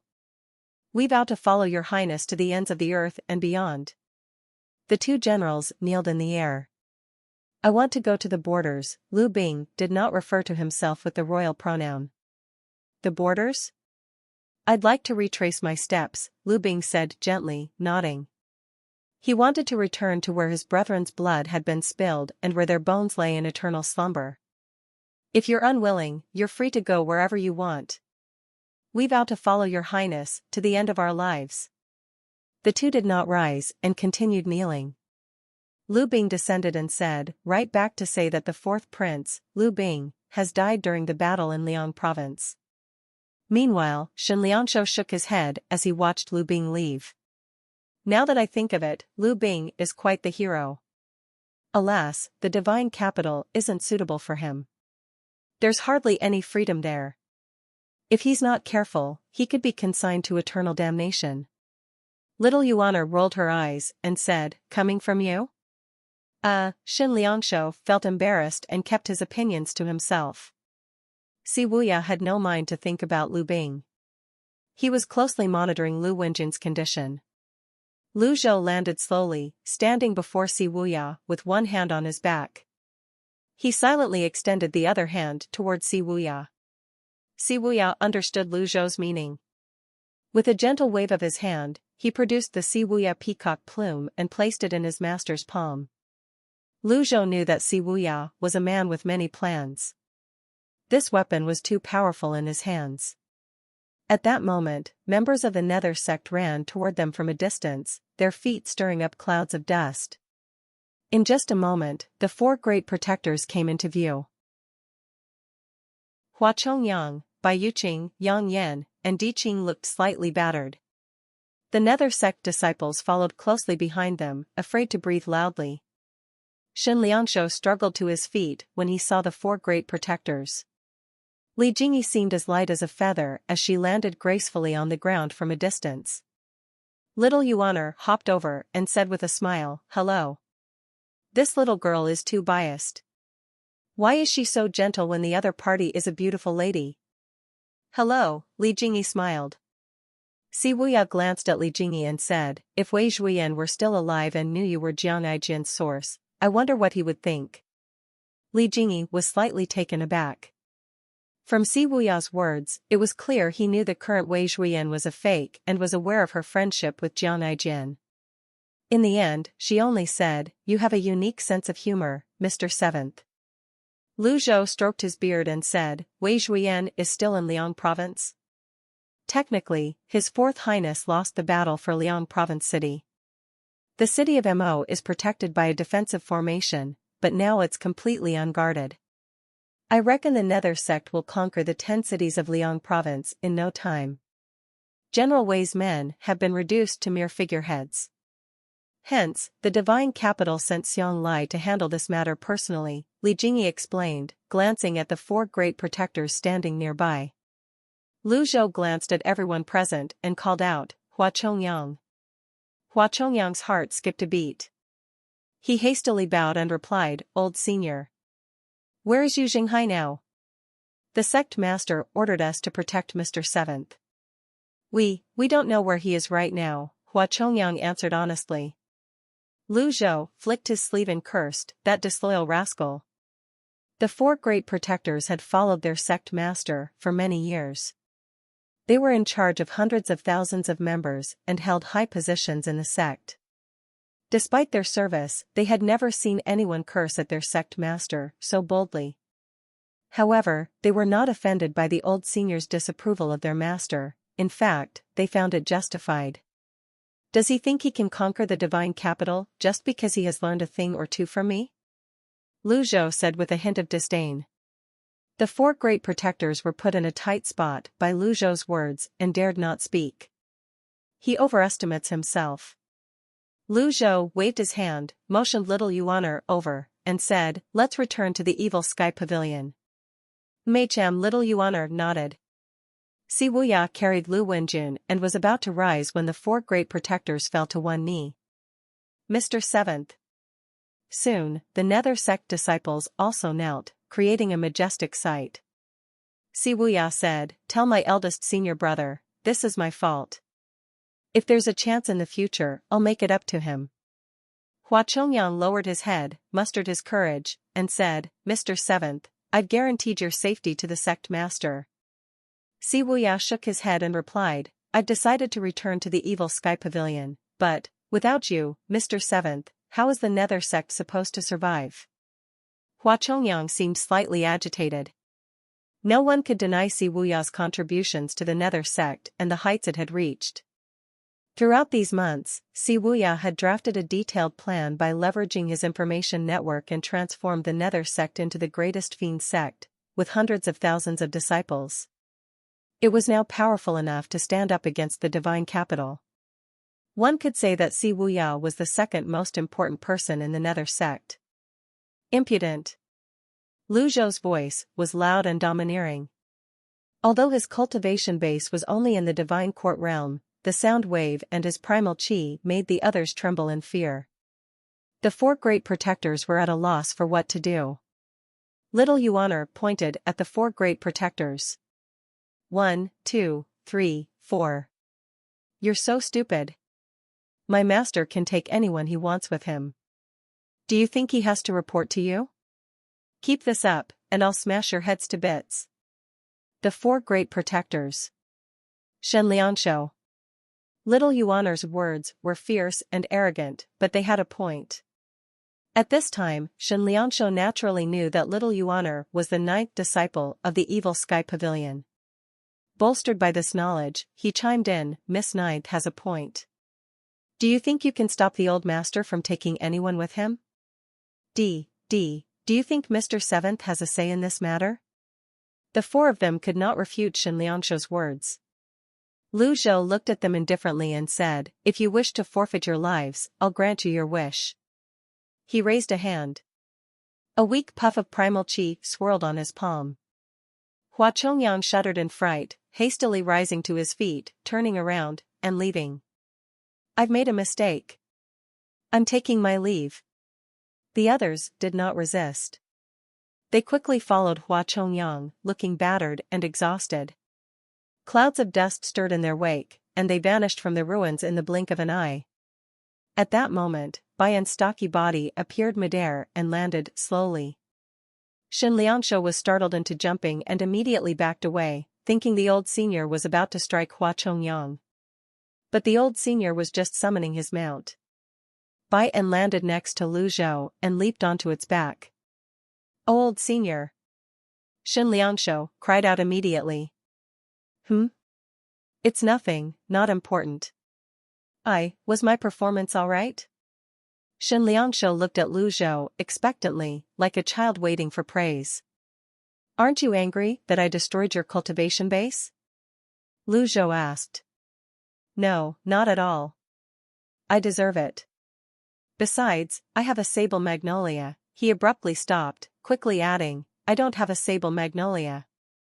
Lu Zhou looked at Shen Lianshou and said, The heavens aren't merciful. Creation is merely a lifeless offering to them. The humbler you are, the more you will learn. You should earnestly think about the things you should and shouldn't do. After Lu Zhou finished speaking, Baiyan rose into the air, with little Yuan and Si Wuya flying behind him. Shen Lianshou remained where he stood, stunned, remembering various incidents related to the evil sky pavilion. Compared to the evil sky pavilion, what was he doing? After a moment of silence, he bowed in the direction where Lu Zhou had flown off. Then, he shuddered and ran into the distance. Meanwhile, inside the Melilot graveyard, Yu Shangrong sighed and opened his palms. He circulated his primal chi and adjusted his Dantian si of chi. After adjusting his breath and meditating, the chaotic flow of his primal chi calmed down. Yu Shangrong slowly opened his eyes and looked at the ray of light shining into the Melilot graveyard from the ceiling with satisfaction. The feeling of being able to live another day was wonderful, just like when he was enjoying the sunset on the mountain the other day. After a good night's rest, the sun would still rise on the second day. It was cold on Brackish Mountain, but for a cultivator, the cold could be kept at bay. He wanted to see if the sun was up outside, but alas, the state of his body left him no choice but to stay in the Melilot graveyard. Yu Shangrong raised a palm and looked at it. Everything was in order. Open. A miniature avatar materialized on his palm, identical to Yu Shengrong, like a small golden person without the golden lotus. Golden radiance rose in circles from its feet and then dropped. Yu Shengrong, as experienced in sprouting leaves as any other cultivator, knew how leaves were sprouted. However, he was unaware that he had stepped onto the path to the 9-leaf stage. His intention was to form the golden lotus again. After severing the golden lotus, all he had to do was to form it again. Thus, he circulated all his primal chi and condensed it into a golden radiance. He pushed it down on his avatar. The energy gathered beneath the avatar's feet. Based on his past experience, this amount of energy should have been enough to form a golden lotus. However, no matter how hard he tried to circulate his primal chi, he could not form a golden lotus. The rings of energy flowed down the avatar's feet and dissipated as though they were poured into the ocean. Reopen, Yu Shengrong's voice was determined and forceful. With that command, beams of golden radiance appeared. Whiz. Whiz. Whiz. Something resonated loudly in the air. A faint smile appeared on Yu Shengrong's face. There it was, a leaf. Yu Shengrong suddenly felt his heart race. He held his breath as he studied the golden lotus under his feet. Sprouting leaves all over again sounded simple, but it could also be the most challenging task. Due to his rich experience, he did not encounter the obstacles that most novices faced. For him, the difficulty lay in doing all this while still injured from severing his golden lotus. Moreover, this was his first time attempting to form a golden lotus again. Which came first, the golden lotus or the leaves? Without roots, how could there be leaves? To put it more aptly, which came first, the chicken or the egg? Whiz. His avatar shook, and the sound of resonance grew louder. The leaf began to take shape, and in just a short while, the entire leaf had sprouted. He had successfully formed his first leaf again. In other words, his cultivation base was now in the one-leaf nascent divinity tribulation realm once more. He did not need to judge the height and might of his avatar, he could sense that it was a true one-leaf avatar. His golden lotus continued to shake, and the radiant circles moved downward. According to his speculations, the golden lotus should be forming at any moment. Unfortunately, when he felt that his primal chi was almost depleted, the golden lotus had yet to appear. Maintaining the appearance of an avatar consumed a great amount of primal chi, and he was already injured. Hm? Yu Shengrong raised a palm, extended his arm before him, and stared at the avatar. The radiant circles had vanished, and the single leaf spun around the avatar. There was no golden lotus. This was a novel experience for Yu Shengrong. He was an 8-leaf elite who could look down on everyone with arrogance. His name, the Sword Devil, struck fear into the hearts of those who heard it. And still, he found it hard to accept what he was seeing. An avatar without a golden lotus. He clenched his fist, and the avatar disappeared. Yu Shengrong's eyes gleamed. He closed his eyes, sat with his legs crossed, and began to absorb primal chi again. He kept this up for a day and a night. When he sensed that some of his primal chi had been replenished, and his mental state had improved, he summoned his avatar once more. There was still no golden lotus under the avatar's feet, only one leaf could be seen. Yu Shengrong amassed all his primal chi and gathered it below his avatar's feet, attempting to form a new golden lotus. He kept trying in this manner. When his primal chi was about to run out, boom! His avatar dispersed. The spot where he sat suddenly caved in. Yu Shengrong fell, plunging into darkness. He could see nothing at all. A cold blast of wind blew against him, and his face turned pale from the cold. Even so, he remained calm. He quickly found his footing and stopped falling in midair. With a strike of his palm, a shining golden palm seal shot out, illuminating his surroundings. Melalot? Yu Shengrong saw a huge path of melalot below him. Whiz! He was distracted by this sight when a net-like cover suddenly sealed the opening above him. Click! Yu Shengrong frowned slightly as he flew upward. Bam! He struck the net-like cover with a palm seal. The cover did not budge. He launched another palm seal. Bam! It still didn't move. Bam! Bam! Bam! After 3 more consecutive strikes, the cover showed no signs of budging. Millennium Frost Iron? Yu Shengrong shook his head, looking slightly displeased. Longevity Sword. He gently summoned his sword from the ground beside him. No way. It seemed his ability to remotely control objects had greatly weakened. He flew up to the cover and touched it. His palm glowed with a golden radiance. The golden light illuminated the cover, revealing formation veins inscribed on it. A weakening formation vein? Yu Shengrong shook his head. It was skillfully and brilliantly designed. The people of the nobleman country survived thanks to these items. What he considered weak were too insignificant to mention. However, this cover exceeded his expectations. Yu Shengrong sighed softly. Based on this situation, it seemed he would need a higher cultivation base to summon the longevity sword to himself. It was not something he could do at the moment. He descended slowly and launched another shining golden palm seal to examine his surroundings.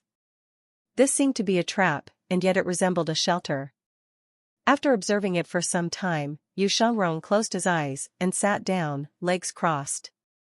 Since he had made up his mind to start anew, he should not rush things.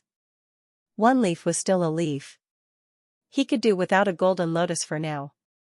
The Evil Sky Pavilion. After a day and night of flying, Lu Zhou, Si Wuya, and little Yuan finally arrived at the Golden Court Mountain's Evil Sky Pavilion. They landed in the pavilion. Who's that? Another newcomer. Learn from your past mistakes, will you? It must be Mr. First, since the old senior brought him back with such fanfare, Pan Zhong said, crossing his arms. Is Mr. First so gentle? Maybe it's Mr. Seventh? Zhou Jifeng shook his head. There's something you don't know. I heard Mr. Seventh is extremely clever. His information network is spread throughout Great Yin. If he's unwilling, nobody can get a hold of him, Pan Zhong said confidently. You've got a point. Moreover, none of the 9 Evil Sky Pavilion disciples can be judged by their appearances. Both seem to have come to an agreement.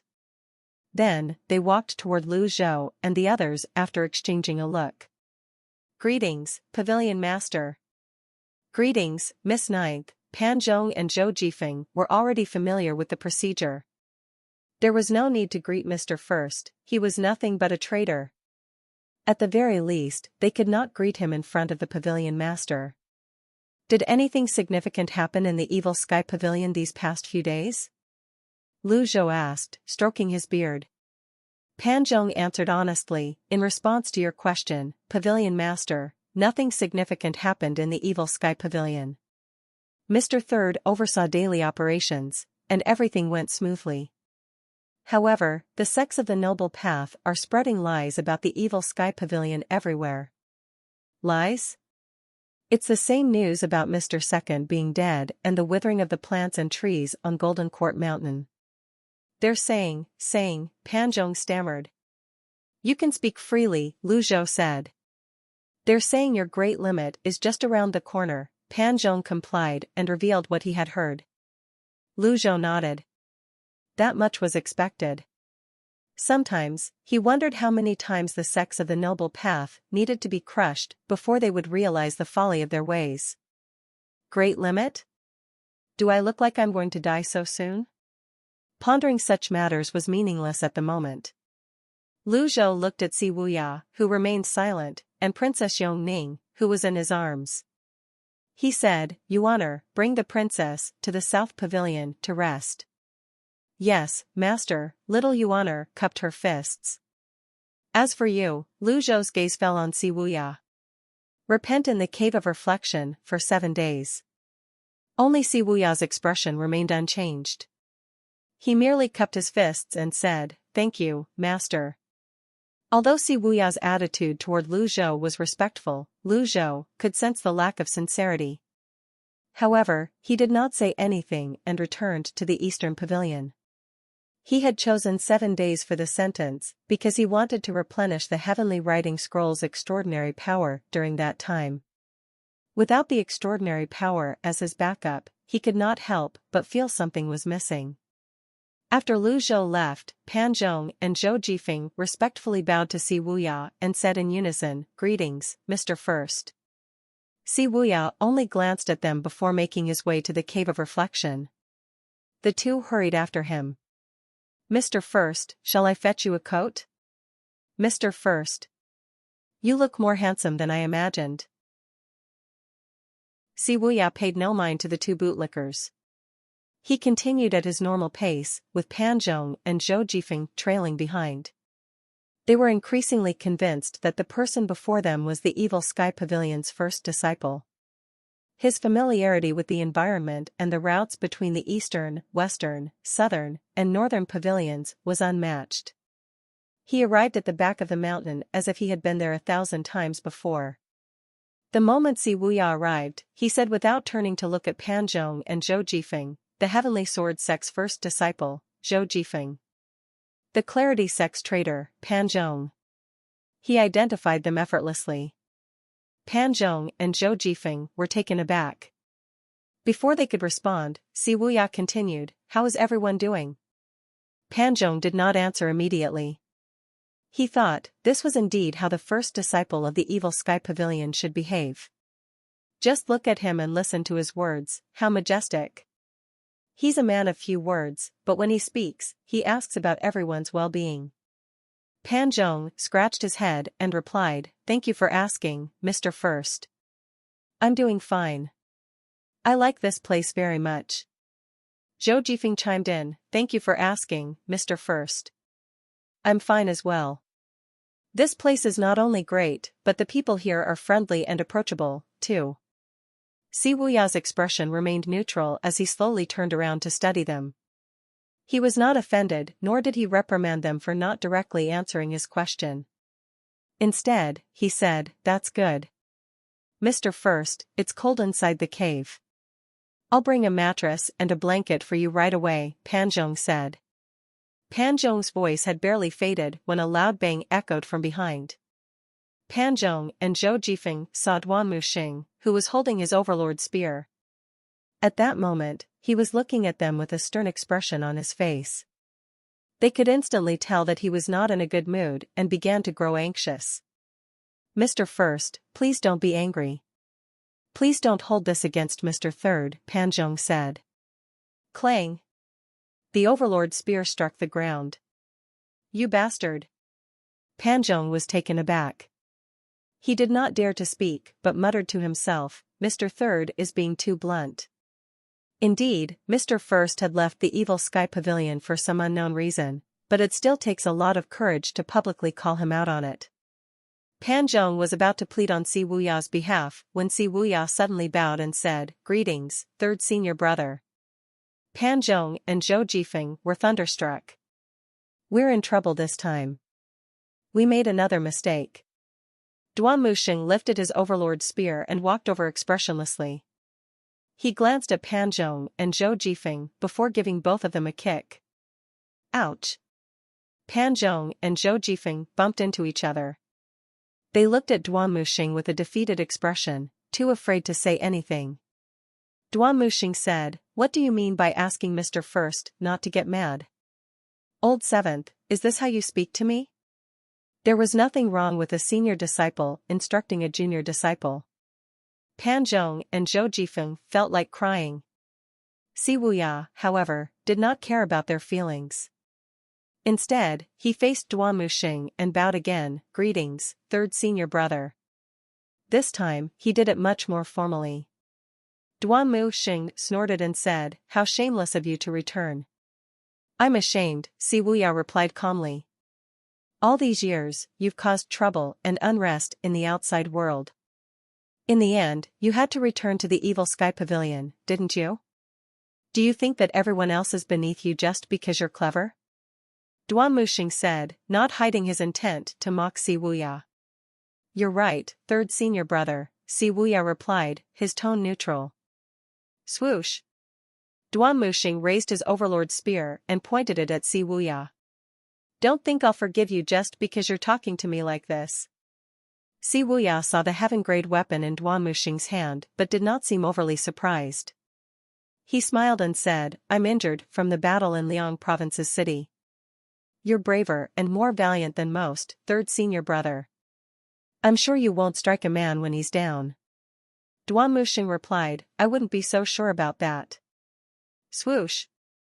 Duan Muxing grabbed the middle of the overlord spear's shaft with his right hand, the bottom of the shaft tucked under his armpit. He pointed it at Si Wuya and said, Old Fourth is right. There's no need to be fair against a petty and despicable man. Master has told us that there's no such thing as absolute fairness in the world. Show me just how much you've improved, you bloody traitor.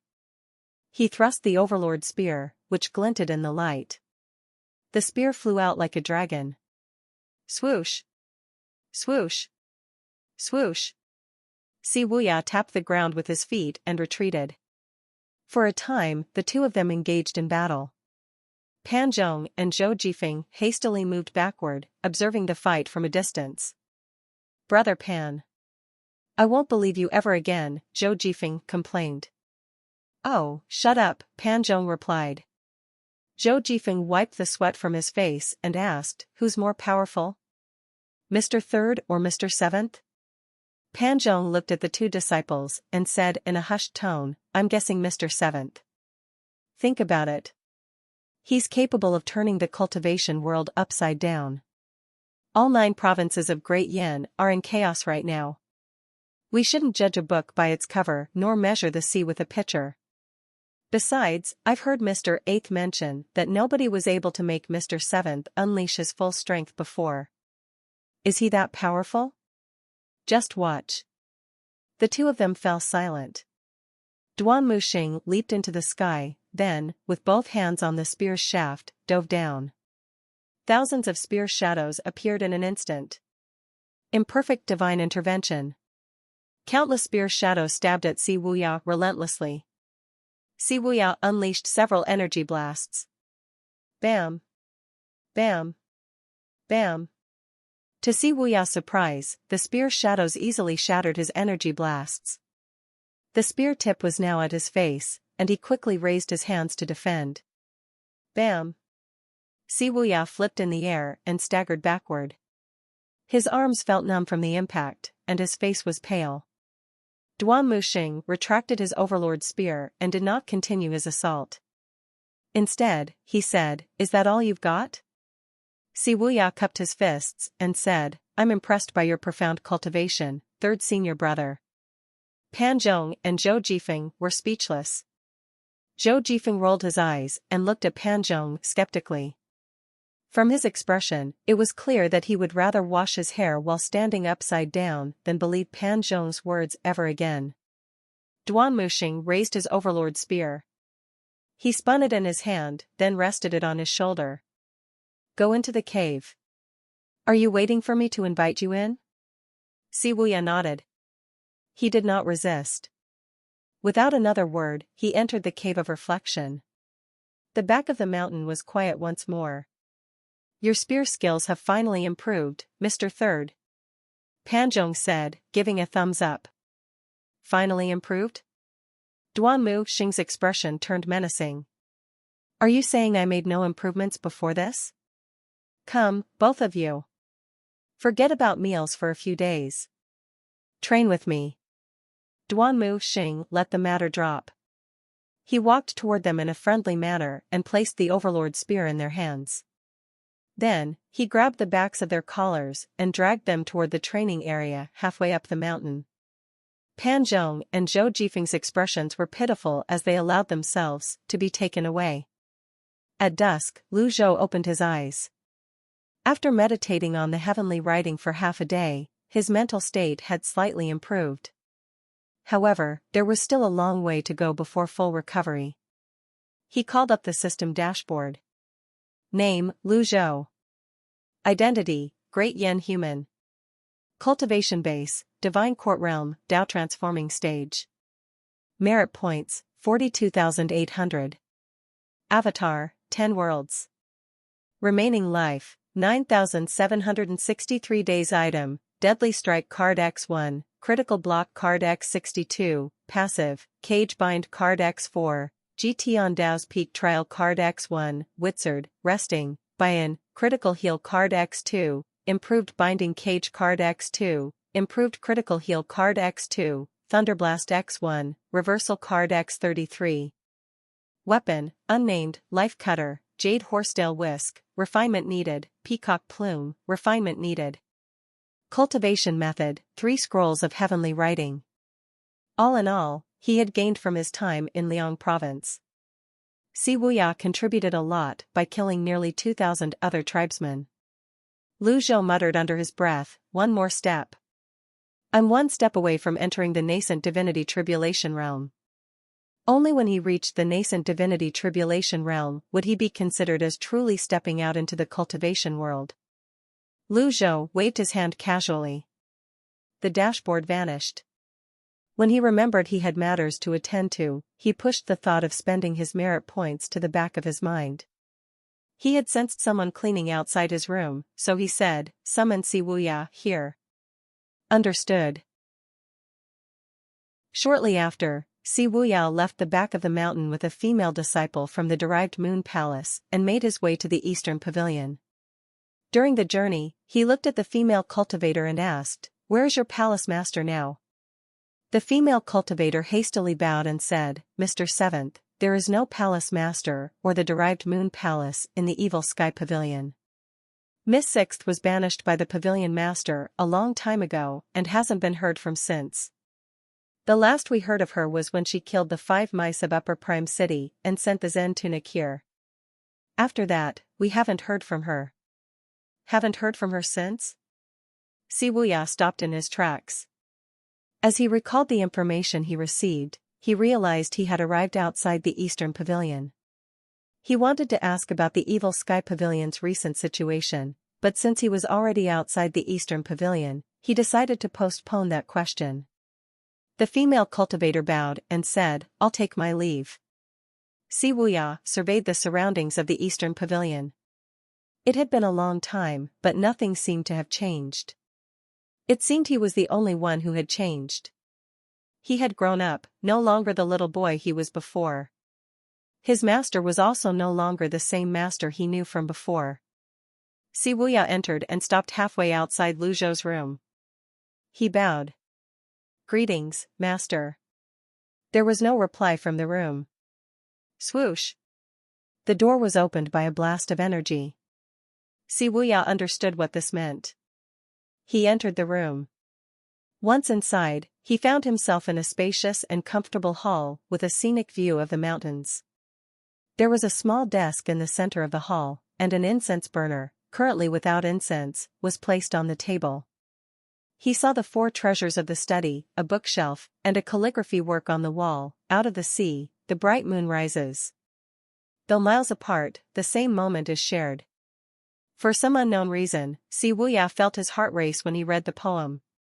Clever as he was, he naturally knew what it meant. He was shocked, but did not dare to say anything. He gulped as he looked at Lu Zhou, who was sitting cross-legged with his eyes closed. After a moment of silence, he called out, "Master." Lu Zhou opened his eyes slowly. His gaze fell on Si Wuya as he said, "Aren't you ashamed to call me master?" Si Wuya felt apprehensive. He began to feel nervous. After some thought, he chose to kneel obediently. Lu Zhou asked with an apathetic expression, "Tell me, why did you leave the Evil Sky Pavilion?" Si Wuya replied solemnly, "I can only realize my true potential outside the Evil Sky Pavilion." "With that ingenuity of yours?" Si Wuya said, "I think I can." "You think?" Si Wuya said, "Now that the 9 provinces of Great Yin are in chaos, all I need is more time to make them fall completely. The imperial family will surely be in disarray. Even the 10-terminal formation will be of no use to the divine capital when the time comes. With the 9 provinces surrounding it, the divine capital will be isolated and without help. Its defeat is only a matter of time. 1 year, 1 more year is all I need." Whoosh! Lu Zhou suddenly launched a palm strike. Smack. It struck Si Wuya across the face. Ding. Punished Si Wuya. Reward, 200 merit points. This was a rascal who should have been properly educated. Si Wuya was cut short by the sudden slap. Lu Zhou snorted and said, "You overestimate yourself. When I made an acquaintance out of Emperor Yong Shou, you were still in your mother's womb. Do you think the divine capital is all Yongqing has?" Si Wuya looked up to meet Lu Zhou's gaze and said, "With eldest senior brother, I know all about the weaknesses of the eight-leaf stage. Whether it's the 8 chiefs or the imperial guards, they can't leave the divine capital." "So you think you understand the imperial family?" Lu Zhou asked. Si Wuya's voice was softer now as he said, "After I left the evil sky pavilion, I entered the palace, and with a stroke of luck, I became a grand tutor." Lu Zhou said mercilessly, "That's not all. You left such a good impression on Yong Ning that you use her to obtain information in the palace." "I did not use her," Si Wuya said vehemently. Lu Zhou regarded Si Wuya silently. "Didn't you? Surely, you know the answer to that." Such was the nature of man. The more one spoke, the harder the other party would deny and refute it. It was better to disengage and not debate the matter. Si Wuya fell silent. After some time, Lu Zhou stroked his beard and said, "You knew what happened with Yu Shengrong. I won't recount it to you again." When Si Wuya heard the name, his heart skipped a beat. "Where's my memory crystal now?" Lu Zhou continued to ask. Si Wuya had expected this question. With wide eyes, he hastily shook his head and said, "I don't know." "So, old second lied to me?" You won't tell me?" Lu Zhou rose to his feet, placing his hands on his back as he stared down at Si Wuya. Lu Zhou's aura pressed down on Si Wuya, making it difficult for him to breathe. "Master, believe me. You were the one who sealed the crystal. You didn't want anyone to find out about it, and you didn't even want to know about it yourself. Why would you look for it again after going through so much trouble to seal it?" "I've changed my mind," Lu Zhou said. "That's because you don't have your memories. If you find it and restore your memories, you'll definitely regret it." Moreover, Si Wuya paused briefly before gritting his teeth and continuing. "Moreover, you should remain on the mountain and spend the next few years peacefully. I promise to be filial to you." After that, he kowtowed. "You're saying that my judgments are incorrect, and since I'm going to die soon anyway, I should let you all do whatever you want?" Lu Zhou asked. Si Wuya was taken aback but quickly replied, "If that's how you wish to interpret my words, master, then so be it." "Impudent." Lu Zhou waved his sleeve. An energy seal struck Si Wuya, and he reeled back before crashing through the door. Boom. Si Wuya landed in the eastern pavilion's hall. Lu Zhou waved his sleeve again, and another palm seal sailed through the air. Bam. Si Wuya fell down the stairs.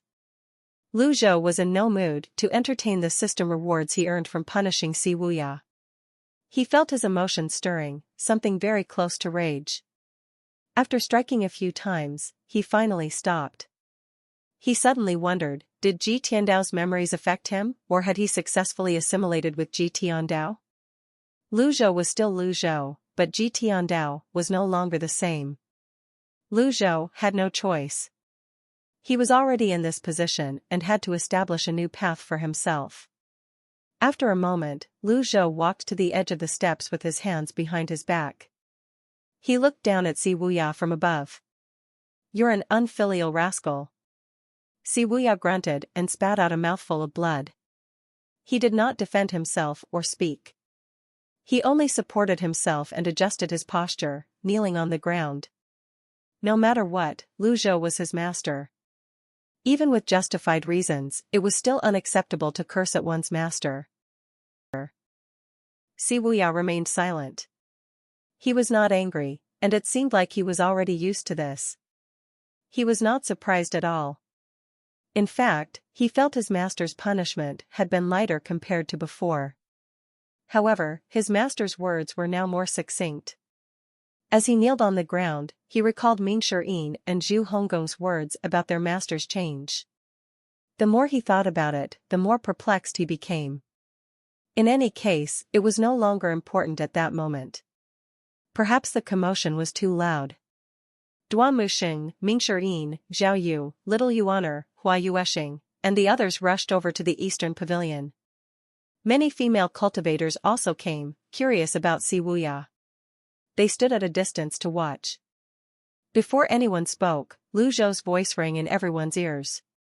Anyone who dares to plead for him shall receive the same punishment. He would not allow anyone to interfere with his disciplining a stubborn disciple. Pincere saw the broken door and said with a smile, "Master, I will never plead for him. In fact, I think he should be heavily punished." The others were not bold enough to say anything. "You talk a lot," Lu Zhou said, walking down the stairs.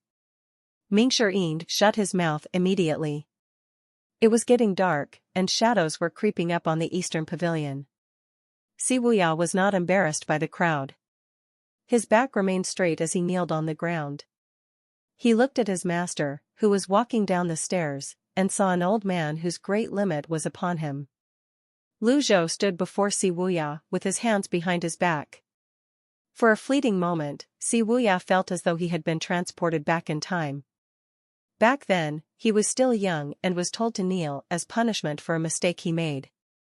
Many years had passed since then, and yet, here he was, back in the same position, reenacting the same moment. "You plotted extensively to bring chaos into the world. What are you after?" Lu Zhou's voice was much calmer now. Since the day Si Wuya left the evil sky pavilion, everything he knew about his master came from second-hand reports. Moreover, the Darknet's influence did not extend into the evil sky pavilion.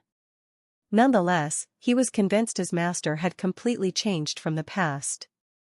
In the end, he replied, "Eldest senior brother wants to rule the world, so I helped him." "Just because of you, Zhenghai?" Lu Zhou regarded Si Wuya skeptically. His tone seemed to sharpen when he mentioned Yu Zhenghai. Si Wuya said, "Revenge can only be obtained when eldest senior brother rules the world. Only by crushing the divine capital can we." He stopped abruptly. Lu Zhou stroked his beard and said, "Did Yu Zhenghai leave the evil sky pavilion purely for the sake of revenge?" "Yes." "Do you think I'm gullible?" Lu Zhou's tone was deceptively calm at this moment. Si Wuya felt an unbearable pressure pressing down on him. If it was just for revenge, why did he need to crush the divine capital? With the Nether sect's current strength, it was not impossible to flatten Lulan when their members were mobilized in the hundreds of thousands. Lulan was a nation ruled by witchcraft, but it was still behind Great Yan's cultivators in a war. "I dare not." "I have told no lies," Si Wuya replied. Lu Zhou stared at Si Wuya. He had helped Si Wuya during the battle in Liang province, which made Si Wuya acquiesce to returning to the evil sky pavilion.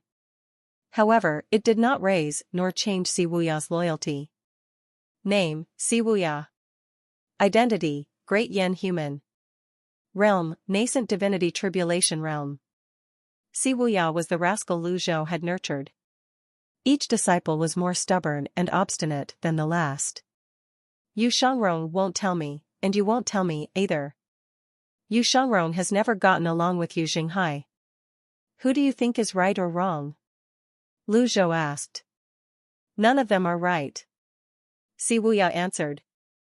"Eldest senior brother is too extreme in his methods, willing to do anything to achieve his goals. Second senior brother is too sentimental and disregards the iron rules of the evil sky pavilion. Although they cannot see eye to eye, they do share one thing in common. They won't treat anyone who insults the evil sky pavilion with any mercy." Lu Zhou frowned slightly. "Pincere." "Yes, master." "Strike him in the mouth for me." Pincere was slightly taken aback. He hesitated, not understanding why his master asked him to strike Si Wuya's mouth. His master's change in mood was too abrupt. The other disciples were puzzled as well. "I'll do it myself," Si Wuya said. A loud and crisp sound echoed in the air when he slapped himself. Do you feel wronged? Lu Zhou asked. I dare not. Those who insulted the evil Sky Pavilion weren't given any mercy? Lu Zhou shook his head and spoke indifferently. The elites of the 10 great sects attacked me twice. Where were you all when that happened? Si Wuya was at a loss for words. Lu Zhou's voice deepened. You can't have a single restful night as long as I'm around, can you? I dare not, Si Wuya immediately cowed out and said in a clear voice. The attack by the 10 elites was impromptu. After that incident, eldest senior brother attacked the sects involved. When senior sister Zhao Yu was taken hostage at Runan City's holy altar, second senior brother was the one who went and killed many elites. Since you are unwaveringly loyal to the evil Sky Pavilion, tell me the truth about the crystal and the divine capital, Lu Zhou said. Si Wuya fell silent.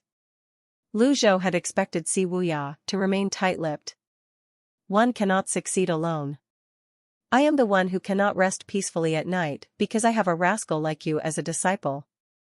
At this moment, Pincere walked over. He could no longer contain himself. Old Seventh, what's gotten into you? Duan Muxing said, Old Seventh, at this point, what difference does it make if you say it or not? You talk about treating the master with filial piety, but is this the attitude a disciple should have? The others remained silent. I don't know what second senior brother has said, but I believe in my own judgment. If my judgment proves to be wrong in the future, I am willing to apologize with my life. Pincere rolled his eyes. He walked up to Si Wuya and said, Old Seventh, look into my eyes. Are you bold enough to guarantee that all your judgments are not wrong? Think carefully before answering me. Si Wuya was taken aback. Even the greatest sage in the world would not dare to claim that all of his judgments would not be wrong. He understood this, even if he was confident in his judgments. Suddenly, he recalled the scene on the Lotus dais and above the obedient villa. During those moments, he had felt that his judgments might have been wrong from the start. He calmed himself before asking a question that Yu Shangrong had posed earlier. Master, have you found a way to attain the 9-leaf stage? Upon hearing this, everyone turned to look at Lu Zhou, awaiting his answer. The answer was too important, it would influence the path of the entire cultivation world. Among those present, Pincere was the only one who had overheard members of the Old Age Pavilion discussing this topic, so he remained calmer than the others. The entire Eastern Pavilion was as silent as a graveyard. Lu Zhou's expression remained unchanged. He stroked his beard with one hand while placing the other on his back.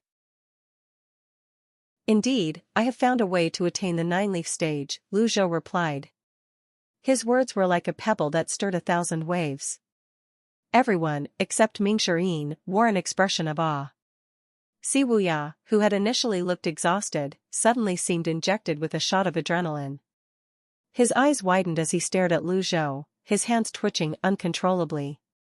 How was this possible? Pincere waved his arm and said, even if you are told the way to attain the 9-leaf stage, would you dare to do it? You will need to sever your golden lotus. Are you brave enough to do that? Sever the golden lotus? The others exclaimed in surprise. This method was, naturally, just a conjecture for now. Lu Zhou would prefer if someone else tried it before he did. After all, he had many reversal cards at his disposal. He could still maintain his lifespan without attaining the 9-leaf stage. He hoped his disciples could attain the 9-leaf stage, but he knew that cutting off one's golden lotus was akin to suicide. No one would dare to attempt it unless they were extremely brave. Moreover, there was no guarantee it would work. As a transmigrator, he knew that to prove his theory, he would need lab rats to test it. The problem was, who would be bold enough and willing to take on the role of a lab rat? Pincere bowed. He looked at Si Wuya and softly asked, 7th junior brother, do you dare? Si Wuya remained silent, narrowing his eyes and frowning. He suddenly recalled hearing about someone studying ways to attain the 9-leaf stage during his time in the palace. If it was true, did this not mean the divine capital had an ace up its sleeve? Duan Muxing asked, cutting off one's golden lotus? What kind of method is that? How would I know? Ask Master, Mingxirin said, rolling his eyes. Lu Zhou stroked his beard and said, severing the golden lotus is one way to attain the nine-leaf stage, but there's a risk of losing your life in the process. Therefore, do not attempt it lightly. The others nodded. Lu Zhou looked at Si Wuya and asked, are you satisfied with my answer? Si Wuya shuddered upon hearing this. He kneeled and said, I dare not. It's a teacher's duty to address their students' questions. I will answer any question you have, Lu Zhou said. The others felt Lu Zhou was a magnanimous person when they heard his words. This was how a true master should act. On the contrary, Si Wuya felt Lu Zhou's words were mocking him. He couldn't help but shudder in fear. His master was still his master, but was he still the same disciple as before? Lu Zhou spoke again, by the way, how long do you think I have left to live? Well. Si Wuya trailed off. Naturally, he was afraid to speak his mind. Although he and almost everyone thought Lu Zhou's great limit was fast approaching, he did not dare to verbalize his thoughts in front of Lu Zhou. Without waiting for Si Wuya to respond, Lu Zhou looked at everyone present and loudly asked, how long do all of you think I have left to live? The main hall was as silent as a graveyard at that moment. Lu Zhou had been wanting to ask them this question for a long time. He found it amusing. Did humans become stupid, or were they so used to living with these shackles that they didn't dare to break them? Everyone continued to stay silent. As expected, Lu Zhou knew they would not dare to answer his question. He waved his sleeve and said, lock him up in the cave of reflection.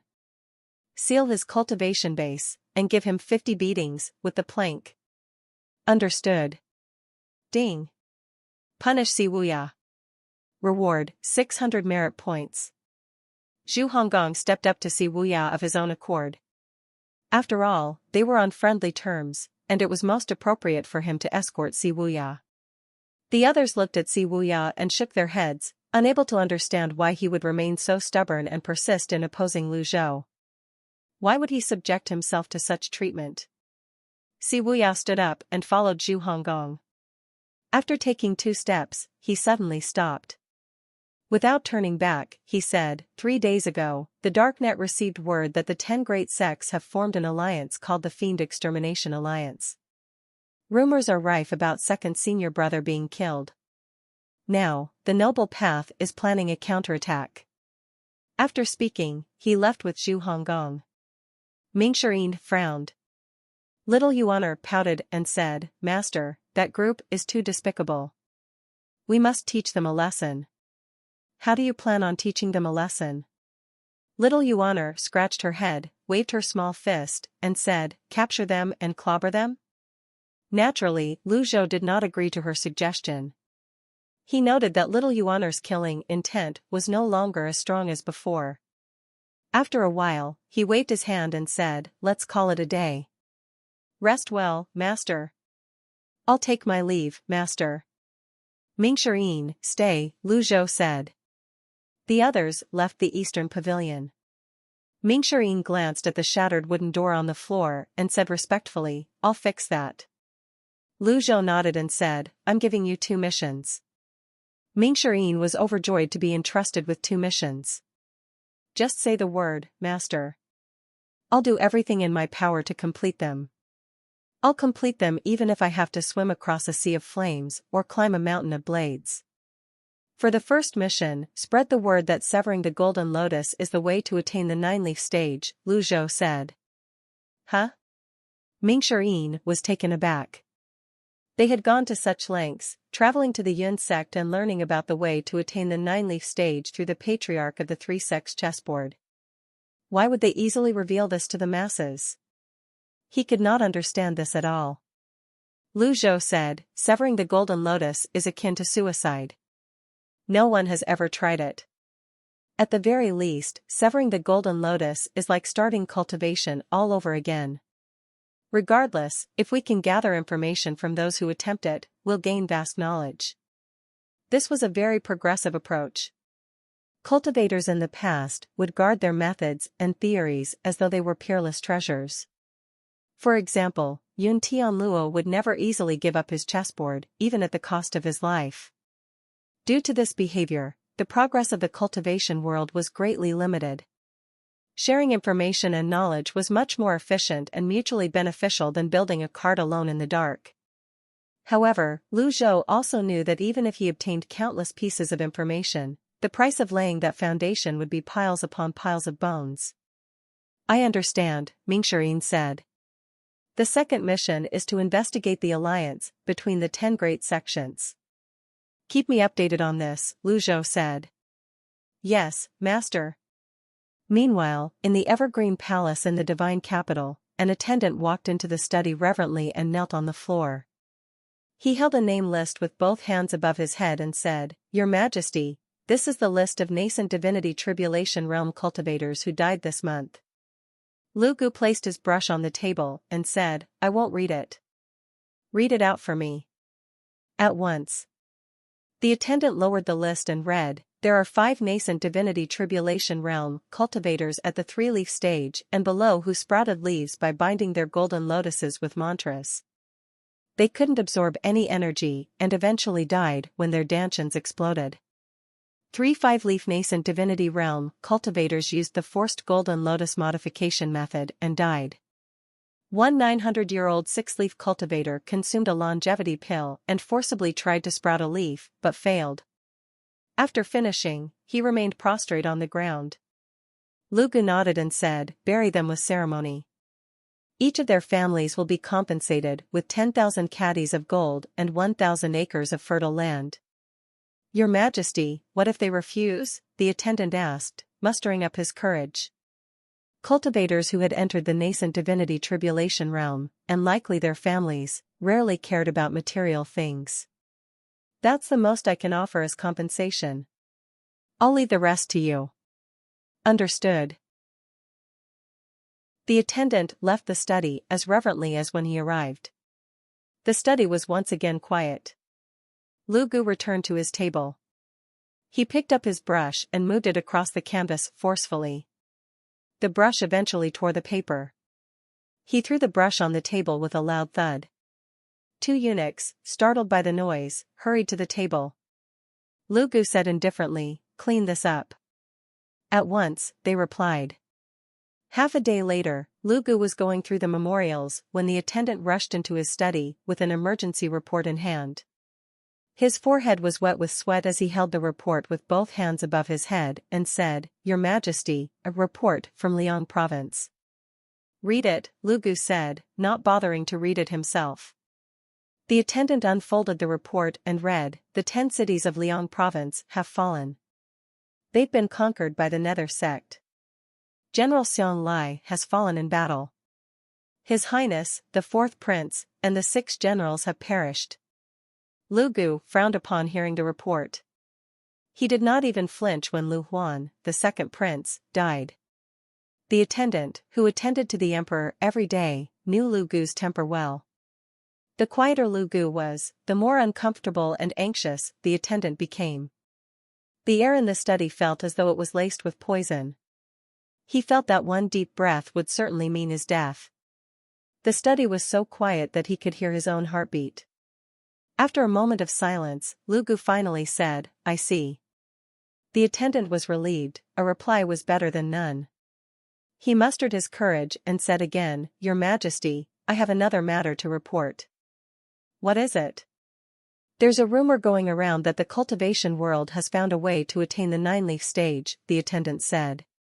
Lu Gu, who was slightly troubled by the earlier report, turned around immediately.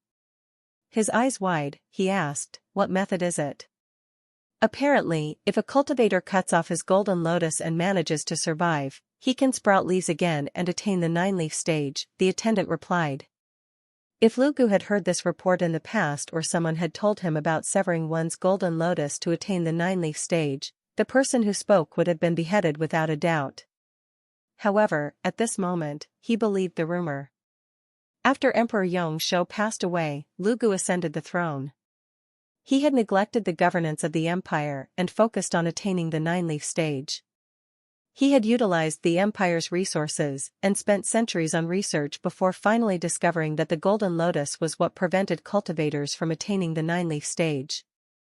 He had tried various methods, such as binding the Golden Lotus with mantras and modifying the Golden Lotus. He had even once considered cutting off the Golden Lotus, but quickly dismissed the idea. And yet, such a rumor was now spreading in the cultivation world? There would be no waves without the wind. There must be a reason for this. Who spread the rumor? Lu Gu asked. It started from a relay station in the Divine Capital.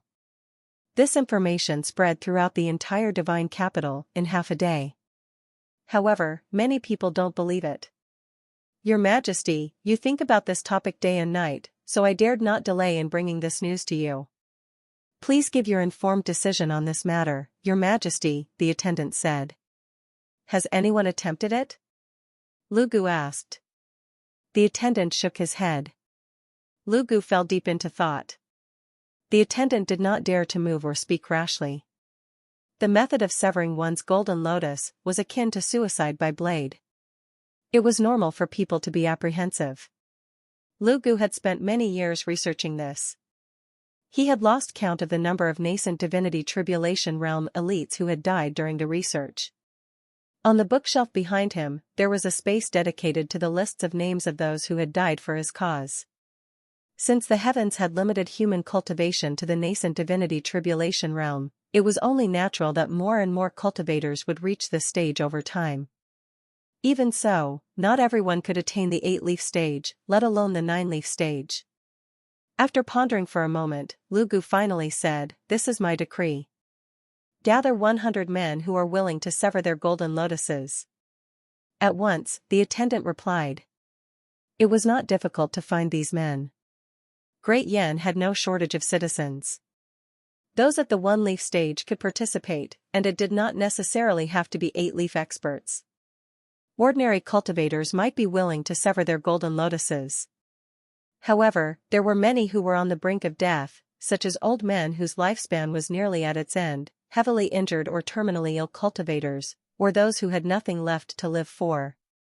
Rather than die without purpose, these people would naturally think it better to sever their golden lotuses and try to attain the 9-leaf stage. As long as the reward was great enough, there would be no lack of volunteers. After the attendant left, Lu Gu raised one hand. A miniature 100 Tribulations Insight avatar appeared above his palm, standing on an 8-leaf golden lotus that shone with a golden light. The 8 leaves were full and plump, and the radiance of the golden lotus was dazzling. Lu Gu's eyes flashed. If severing the golden lotus worked, it meant he would have to give up his 8-leaf cultivation base and start over. He wondered if he could do it. The Divine Capital was the core of Great Yen, where cultivators from across the land gathered. Some were scattered across the 9 provinces of Great Yen. The rumor of severing one's golden lotus to attain the 9-leaf stage spread like wildfire, causing a huge commotion. Both the noble and fiend paths were racing to study the path to the 9-leaf stage.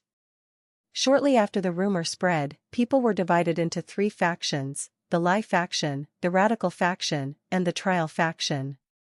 This rumor also reached the Nether Sect's branches. Hua Chongyang, Bai Yuqing, Yang Yan, and Di Qing stood in a row with their heads lowered. Zhenghai was pacing with his hands behind his back. Please punish us, Sect Master. We couldn't stop Mr. 7th. Hua Chongyang fell to one knee first. Please punish us, Sect Master. The others followed suit and dropped to one knee as well. The Nether Sect had won the battle in Liang Province, securing a beautiful and brilliant victory. All 10 cities of Liang Province were now under the Nether Sect's control. However, Zhenghai was not happy at all. His expression was somber, and he frowned intermittently. Looking at his 4 kneeling subordinates, he could not bring himself to punish them. In the end, he punched the wall beside him to vent his frustration. Boom! Zhenghai didn't use any primal chi. Relying solely on his fist and strength, he made the wall crumble. His expression darkened as he muttered, "Without 7th junior brother, how am I supposed to unify the lands?" Am I supposed to believe the rumor about severing one's golden lotus, like all the fools out there? The four great protectors remained kneeling on the ground, not daring to breathe loudly. After a moment of silence, Hua Chongyang said, Mr. Seventh insisted on returning to the evil sky pavilion. We couldn't stop him. Moreover, the old senior's cultivation base is terrifyingly profound. Even an elite like Xiang Lai couldn't survive a single strike from the old senior. Rise, all of you, Zhenghai said, turning around. The four of them stood up. Zhenghai sighed, since he's determined to return, I'll respect his decision. What could he do, anyway? Could he rush to the evil sky pavilion to bring Si Wuya back? Sect Master, what's our next move? Hua Chongyang asked. Seventh junior brother drafted a plan to isolate the divine capital before he left for Liang province. He came up with different simulations of possible outcomes. Regardless of which plan we follow, as long as we adhere to one of his strategies, the sect will conquer the divine capital, sooner or later, Zhenghai said. Upon hearing this, Hua Chongyang sighed and said, Mr. Seventh was a huge asset to the sect. What a shame, the other three also shook their heads. Achoo! Perhaps due to the cold wind blowing in the cave of reflection, Si Wuya, whose cultivation base had been sealed, sneezed. Zhu Honggong prepared a set of clothes for Si Wuya. As he massaged Si Wuya's shoulders, he chuckled and asked, Seventh senior brother, why won't you reveal the location of the crystal? Si Wuya glanced at Zhu Honggong and asked, Did Master send you to gather information from me? Seventh senior brother, with my brains, what kind of information do you think I can glean from you? If Master wanted to send someone, he would have sent fourth senior brother, Zhu Honggong replied. Si Wuya shook his head and said, You've just returned to the evil sky pavilion, but your bootlicking skills have certainly improved. I don't agree with you, seventh senior brother. How can you equate bootlicking to honesty? That's a great insult to me, Zhu Honggong said. Si Wuya, naturally, did not believe Zhu Honggong. How could Zhu Honggong fool him? That's enough. To be honest, the only thing I know is that the crystal has made its way to Rongxi. It's not in Great Yin. Zhu Honggong wore a smile. He stood behind Si Wuya, carefully massaging Si Wuya's shoulders. From time to time, he softly pounded on Si Wuya's back with his fleshy fists, asking, Rongxi? Seventh senior brother, with your intelligence, it shouldn't be too difficult for you to retrieve the crystal for Master, right? Si Wuya turned to look at Zhu Honggong and said, Old Eighth, have you become unswervingly loyal to the evil sky pavilion already? Hearing this, Zhu Honggong chuckled. I think the evil sky pavilion is much better now than it was before. Just look at the four pavilions. There are more people here, food, drinks, and places to sleep. If you wish, you can have a young lady by your side to accompany you as you watch the sunrise or sunset. There are also a few shameless old fellows who brag every day. Si Wuya regarded Zhu Honggong with skepticism and remained silent, his expression clearly indicating he didn't understand Zhu Honggong's words. Zhu Honggong continued, I like the way things are right now. Si Wuya pushed Zhu Honggong's fleshy hands away and said, Are you trying to find out the crystal's location from me? I'm not. Honest, Zhu Honggong replied. Si Wuya said, There are 5 nations in Rongxi, Wuxian, Lulan, Sushen, Changgu, and Qigong. Master was the one who lost the crystal. Where do we even start looking for it among the 5 nations? Besides, no one can guarantee that the crystal hasn't been opened. Perhaps it has already found its way to the 7 nations of the other tribes in Rongbei. If Master sealed it, I think it won't be easy for anyone to unseal it, Zhu Honggong said, scratching his head. As fourth senior brother said, how can any of you be sure your judgments aren't wrong? Nothing is certain in this world, Si Wuya said. Zhu Honggong nodded in agreement.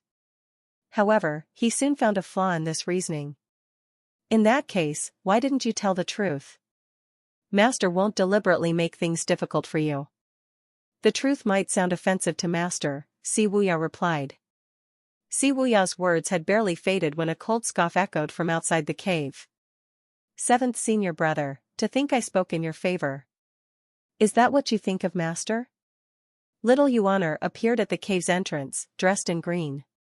She looked at Si Wuya with a slightly annoyed expression and said, "If not for Master, you would have died." Little junior sister? Si Wuya seemed awkward. That's not what I meant. Sure it is. Little Yuan's breathing seemed to grow heavy with rage.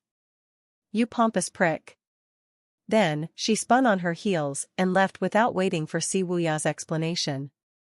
Zhu Honggong and Si Wuya exchanged a glance. Si Wuya sighed. Even little junior sister misunderstood me. Zhu Honggong dared not say anything. Si Wuya shook his head. Another person's misunderstanding made no difference, he was used to it. Old Eighth, tell me about the current situation of the evil Sky Pavilion. Oh, Zhu Honggong scratched his head and said, let's start with the old farts, then. Inside the Eastern Pavilion, after meditating on the heavenly writing scrolls, Lu Zhou sensed that his extraordinary power was nearly replenished. He felt a bit relieved. He stood up and looked at the old parchment drawing on his table. Apart from the clearly labeled locations, the rest were still a blur. He could not see anything. However, the outline of Wuxian Mountain was much clearer now. Is Yu Shangrong on Wuxian Mountain? Lu Zhou thought to himself, stroking his beard.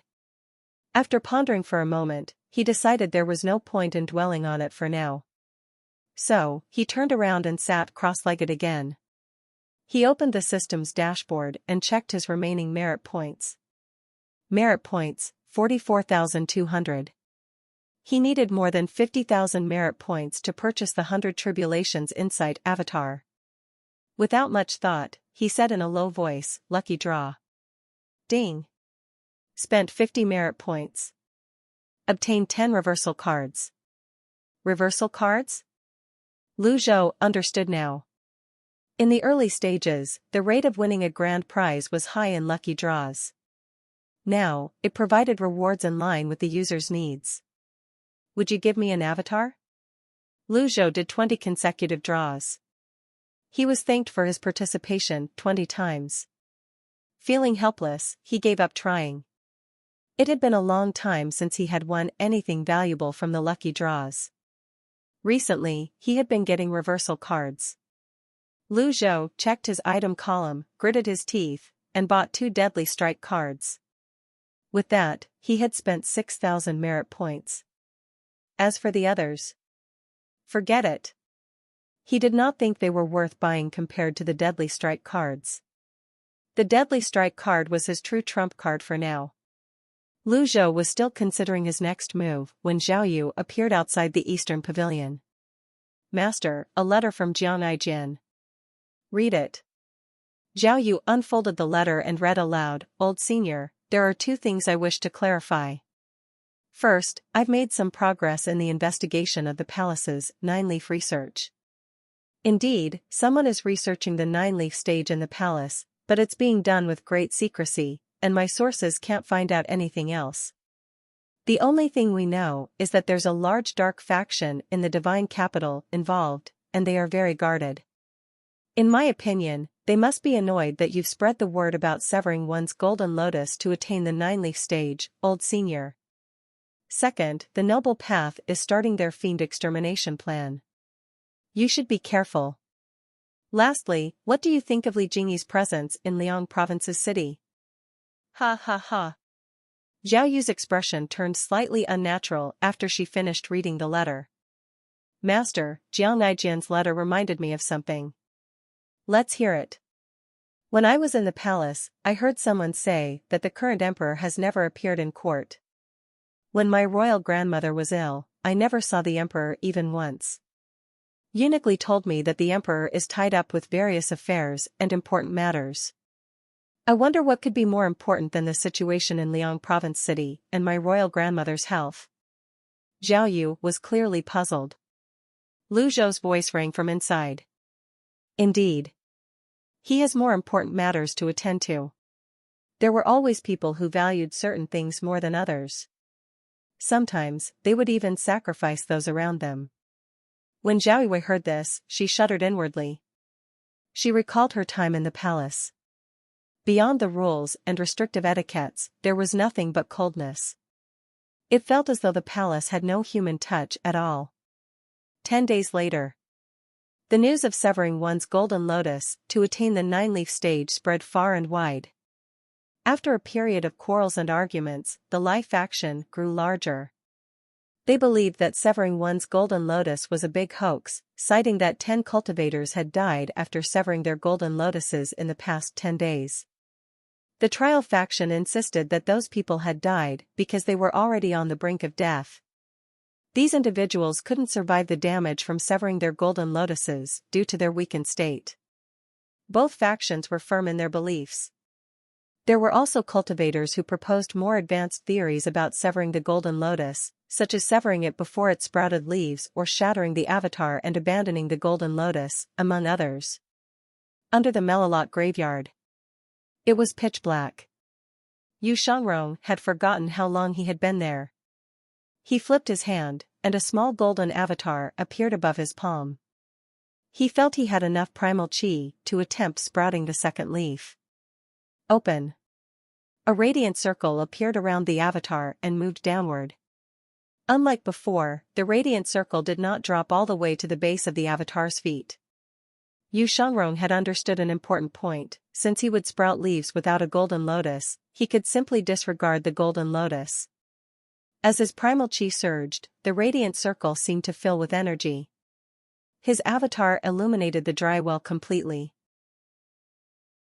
In all aspects, Sword Devil Yu Shangrong was a rare sword genius in the cultivation world. Whether it was Mabei's sword slave Wan Haichao, Qing Province's first sword Daoist master Wang, or the western region's Lulan sword emperor Yu Jingrong, all of them had died by his sword. There were many cultivators who liked to cultivate the sword, but those who reached great heights were few and far between. Yu Shangrong knew every step like the back of his hand. He could feel his avatar's power growing as it grew taller and bigger. Radiant circles of energy moved downward with smaller gaps between them. The resonance of his avatar grew louder. Whiz. Whiz. Whiz. Yu Shangrong was now calmer compared to when he was sprouting his first leaf. He was convinced he would reach the 8-leaf stage even without his golden lotus. It was just a matter of time. As more energy poured in. Boom. A loud explosion sounded, and Yu Shangrong's avatar grew larger. A 2-leaf avatar stood about 20 feet tall. When his avatar grew, it was only natural that the small well could no longer contain it. Fortunately, avatars were formed from energy, and he could control whether the avatar destroyed its surroundings. Boom.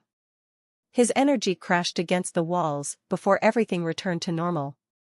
Yu Shangrong raised a hand, shrouded in primal chi, and converted it to energy. A shining golden light illuminated his surroundings once more. He studied the Melilots, but it was impossible for them to survive in the dry well for such a long time. They had already withered. The short-lived people of the nobleman country never gave up on their pursuit of longevity, both in the past and in the present. There was a time when Yu Shangrong had been contemptuous of this pursuit. He believed that death was part of the cycle of life, and everyone would die at some point. Later in life, he began to realize the value of being alive. Yu Shangrong summoned his 100 Tribulations inside avatar again. Whiz. A miniature avatar without a golden lotus floated in front of him, now surrounded by 2 leaves. He had clearly entered the 2-leaf stage of the nascent divinity tribulation realm. Yu Shangrong smiled. That went well enough. The sprouting of the first leaf had been a gamble, fraught with uncertainties. However, the second leaf proved that it was possible to continue cultivating even after severing one's golden lotus. Yu Shangrong looked up and tried to sense his longevity sword's location by circulating his primal chi. BZZT. BZZT. BZZT. The longevity sword vibrated slightly before becoming still again. Not quite there yet, he thought. Yu Shangrong sat down and crossed his legs again. The time and difficulty required to sprout another leaf from this stage onward would multiply. However, he had no other choice but to quickly raise his cultivation base in this dry well. Second senior brother? A voice reached Yu Shangrong's ears from outside the mountain. It sounded faint and distant, mixed with the noise from the snowstorm. He would have missed it if he hadn't been listening carefully. Yu Shangrong's ears twitched. He projected his voice with primal chi and said, "Sixth junior sister? Second senior brother, is it really you?" Outside Wuxian Mountain, the snowstorm still raged. The mountains and trees in the area were covered in snow. Yi Tianqin hovered outside in her white robes. Yu Shangrong was surprised. He projected his voice with primal chi again. "Sixth junior sister, this is a remote place. Why are you here?" Yi Tianqin appeared delighted. She looked at Wuxian Mountain and said, "I'm traveling around Great Yan in search of Qinghuang. I was traveling westward from Mabei and reached the northwestern regions. The people here told me that Wuxian Mountain is nearby. I remember you mentioning coming here before, so I decided to drop by. I didn't expect to actually find you here." Yu Shangrong smiled faintly and asked, "Did you manage to find Qinghuang?" "It's not easy," Yi Tianqin said, looking at Wuxian Mountain. "Second senior brother, I sensed primal chi waves from this spot earlier. It's the same aura that killed Zhang Yuanshan on the green jade altar, but much weaker." What happened? She knew Yu Shangrong was inside Wuxian Mountain when she sensed the aura. She was perplexed when she waited but saw no signs of him. "He should be out by now." Yu Shangrong calmly replied, "I've severed my golden lotus and have to sprout my leaves again." Yi Tianqin was naturally shocked. She asked incredulously, "Second senior brother, you severed your golden lotus?" "My golden lotus was tainted by witchcraft, so I had to cut it off. From the looks of it now, everything's going well," Yu Shangrong said casually and calmly. "I'll get you out of there." Yi Tianqin let out a burst of energy. A tidal wave of primal chi transformed into energy and struck Wuxian Mountain. Boom! The blue waves technique blasted a huge rock to smithereens. "There's no need for that," Yu Shangrong stopped her. "Why?" "I need to sprout my leaves again in the Melilot graveyard." "It's not safe for me to go out now," Yu Shangrong said. It was the truth. He had made many enemies in the cultivation world, and they were all powerful individuals. Venturing out would be dangerous. It was better for him to stay and focus on cultivating and sprouting leaves. It wouldn't be long before he reached his peak again. Yi Tianqin shook her head and sighed. The entire cultivation world is talking about the method of severing one's golden lotus. Second senior brother, you should have been more patient. You're too reckless. Severing the golden lotus? Yu Shangrong found this odd. I've never told anyone about this. How did this method become public? Yi Tianqin recounted everything that had happened and the rumors circulating in the cultivation world. Yu Shangrong was shocked. It's possible to reach the 9-leaf stage after severing the golden lotus? That's right, Yi Tianqin replied. I did sever my golden lotus, but I never told anyone it's possible to reach the 9-leaf stage this way. Don't believe the rumor, junior sister. Yu Shangrong remembered how his golden lotus had been corrupted by witchcraft. Perhaps the witchcraft cultivator sensed he was still alive and spread the rumor to see if any cultivators would survive after severing their golden lotuses. Second senior brother, why aren't you injured? Yi Tianqin was puzzled. She really felt it was a shame that she couldn't see her senior brother with her own eyes. It's a long story, and it's not important, Yu Shangrong replied. Since Yu Shangrong didn't want to talk about it, she didn't press the matter. Moreover, she lacked the courage to sever her golden lotus. Very well. During the next 3 days, Yi Tianqin stayed near Wuxian Mountain, chatting with Yu Shangrong. Although Yu Shangrong's current cultivation base was inferior to Yi Tianqin's, he was more experienced in other matters. During this time, Yi Tianqin humbly sought guidance from her senior brother and gained much. On the 4th day, Yi Tianqin planned to bid farewell to Yu Shangrong. She intended to head west. When Yu Shangrong heard that Yi Tianqin was leaving, he quickly said, "Sixth junior sister, can you bring something back to the evil sky pavilion for me?" He raised a palm, and an energy seal launched the open heavenly writing scroll out of the well toward the light source. Yi Tianqin sensed the surge of primal qi. She leaped into the air and hovered above Wuxian Mountain. The energy seal brought the open heavenly writing scroll out of Wuxian Mountain. Yi Tianqin moved swiftly, catching the scroll as the energy seal vanished. She did not descend immediately but landed near the opening from which the scroll had emerged. Then, she projected her voice. "Second senior brother, what is this?" Yu Shangrong could clearly hear Yi Tianqin's voice. He looked up at the beam of light. Although it was quite a distance away, he could distinctly see a shadow. Her voice reached his ears clearly now. "It belongs to Master," he replied. "Understood. I'll see that it reaches the evil sky pavilion," Yi Tianqin responded. "Thank you," Yu Shangrong said. "There's no need for that. Thank you for enlightening me these past few days, second senior brother." Yi Tianqin bowed in midair. This time, Yu Shangrong did not reply. He only closed his eyes. Yi Tianqin's appearance reminded Yu Shangrong that, although the mountain was in a remote location, it didn't mean there were no experts nearby. The waves of energy from his sprouting leaves might attract the attention of some elites. Yi Tianqin tucked the scroll away and flew south. She had to return south before continuing west. Yi Tianqin made her way south. She flew for a day and a night, traversing countless mountains and snow-covered plains, before she saw the first signs of a human settlement. She came to a halt and hovered in the sky. Her black hair, now white from the snow, contrasted with her all-white attire. If one did not pay close attention, they would not see her. She did not continue flying. A world of black lay before her, while a world of white stretched behind. The cold place was not always black, and the warm place was not always white. After taking in the snowy scenery for a while, she finally continued on her journey. She circulated her primal qi and shot like a meteor toward the faintly discernible human settlement in the snow.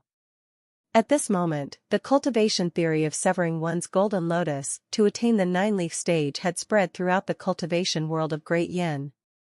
It had also reached the other tribes in Rongxi and Rongbei. The other tribes, who had always worshipped martial prowess, gathered their nascent divinity cultivators upon learning of this theory and began experimenting.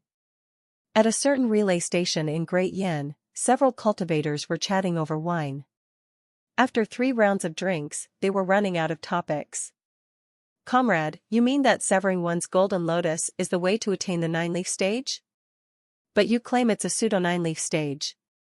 What do you mean by that?" one of the cultivators asked a man in bizarre clothing. "What else could it be but a pseudo 9-leaf stage? How can an avatar be an avatar without a golden lotus?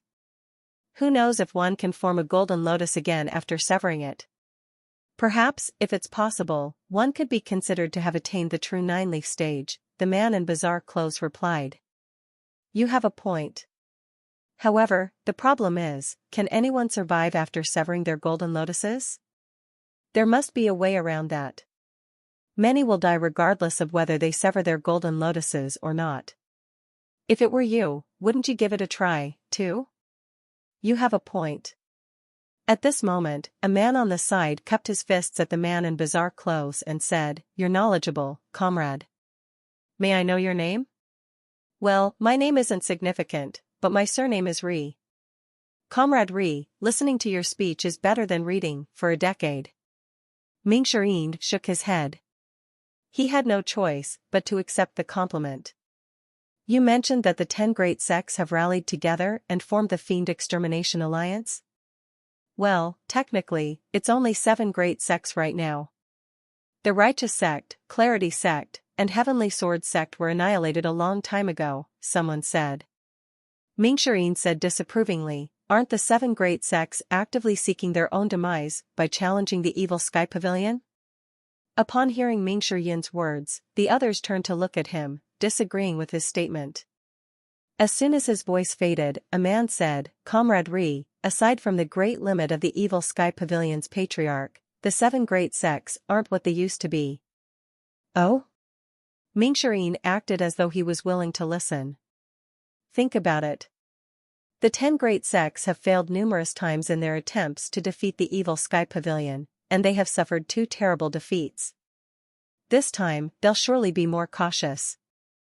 I'm sure they'll be better prepared as well. Mingxian nodded. You have a point. Leaving the other sects aside, 2 days ago, the disciples of the Duanling branch managed to invite their patriarch out of seclusion. Patriarch? The Sword Devil, Yu Shangrong, killed their sect master, Chang Jian. Their patriarch, Chang Yan, has no choice but to act. The senior will surely not let this matter slide, especially since his young heir was killed. Mingxian laughed when he heard this. He has 1 foot in the grave. How is he going to oppose the evil Sky Pavilion? I remember that Chang Yan's cultivation base has already deteriorated, right? The man sitting opposite Mingxian furtively looked left and right before saying, those are different times. Do you know why no one is giving the Duanling branch trouble, even though it isn't protected by any barriers? Isn't it because of the heavenly moat? What good would a moat do? It's because, the man lowered his voice. The Duanling branch possesses many primal fiend potions. Mingxian's eyes widened as he looked at the man and said, the Duanling branch isn't a major branch. The 10 great sects are a joke. Where did they get the primal fiend potions from? I don't know, but that's what I heard, the man chuckled. Do you know about the other members of the Fiend Extermination Alliance, then? Mingxian asked. The others are minor sects that are too insignificant to mention. The larger sects are busy studying the theory of severing the Golden Lotus. At this point, Mingxian finally rose to his feet and said, thanks. The man grinned and said, Comrade Ri, do you think you could be so kind as to pay the tab for us? The others looked at Mingxian hopefully. They had been sharing a lot of information with the man surnamed Ri over the past few days. He even went on and on about how powerful the 9 villains were, especially Mingxian, the 4th villain. It was interesting to listen to him at first, but they slowly grew bored. Since he had obtained all kinds of information from them, it was not too much to ask him to pay for their bill, right? Mingxian glanced at all of them before saying, what are you talking about? I'm being magnanimous by not asking you to pay for my drinks, and yet, you want me to pay for yours? Without waiting for their replies, he left as soon as he finished speaking. The others were dumbfounded. In the Evergreen Palace in the Divine Capital, Lu Gu held a brush to a piece of paper in his study as usual. With swift, forceful strokes, he wrote the words, Unify 10,000 tribes. At this moment an attendant entered the study. He kneeled before speaking, Your Majesty, the results of the first group of cultivators who attempted to sever their golden lotuses are in. Let's hear it. There are 10 cultivators who severed their golden lotuses, 1 3-leaf, 5 2-leaves, and 4 1-leaf cultivators. 9 of them died from the pain, and only 1 survived. A hint of excitement could be heard in the attendant's voice as he spoke. Lu Gu was still wielding his brush as he said in a deep voice, Repeat. There were 10 cultivators. The final part. 1 survived, the attendant replied. The muscles on Lu Gu's cheek twitched visibly, and a hint of excitement flashed in his eyes. He had conducted the experiment to determine if it were possible to survive after severing one's golden lotus. After years of research, he knew that golden lotuses absorbed both power and life. If a cultivator could survive after severing his golden lotus, this problem would be solved. As the monarch of an empire, holding the reins of Great Yan in his hands, Lu Gu could hardly remain unmoved. Over the years, he had devoted much effort to researching the 9-leaf stage, experimenting with life and various unconventional methods, but none had succeeded. He was beginning to lose hope. However, now it seemed his research was yielding results. How could he not feel excited? Congratulations, Your Majesty, the attendant said. The survivor has a strong build. His talent and foundations are better than the rest, which is why he survived. I've sent the imperial physician to tend to him. Very good, Lu Gu said, offering high praise. The attendant's joy was evident. Lu Gu continued, keep him alive, no matter the cost. Understood. Compensate the families of the deceased according to the agreement, Lu Gu added. Understood. The divine capital had always kept these experiments secret, unknown to anyone. This time was no different. The attendant left the study cautiously, looked left and right, and headed in a different direction. Inside the study, Lu Gu felt more invigorated than ever before. If one can survive after severing the golden lotus, what about sprouting leaves? They needed to conduct more experiments to determine the next steps. It was now proven that survival after severing one's golden lotus was possible. Their focus could shift to improving the survival rate. Whether through the use of pills or arcane arts, as long as the cultivator remained alive, they could sprout leaves again. Lu Gu looked at the words he had written, unify 10,000 tribes. He felt a surge of heroism and passion. When I reach the 9-leaf stage, even 10 nether sects will be no match for me. In the eastern pavilion of the evil sky pavilion, Lu Zhou slowly rose after meditating on the heavenly writing scrolls. The extraordinary power of the heavenly writing was fully replenished. At that moment, Zhao Yu's voice called out from outside the pavilion. Master, someone is at the foot of the mountain to deliver something to you. What is it? A parcel. I think it's some kind of document and some dessert. Dessert? Lu Zhou's curiosity was piqued. Over the years, none of his disciples had ever offered to make him delicious treats. The situation had only improved when the female disciples of the derived moon palace decided to stay on the mountain. Bring it to me. Understood. Zhao Yu carefully opened the doors and saw her master standing before the French windows. She placed the document and desserts on the table. Lu Zhou turned to look at the delivered items.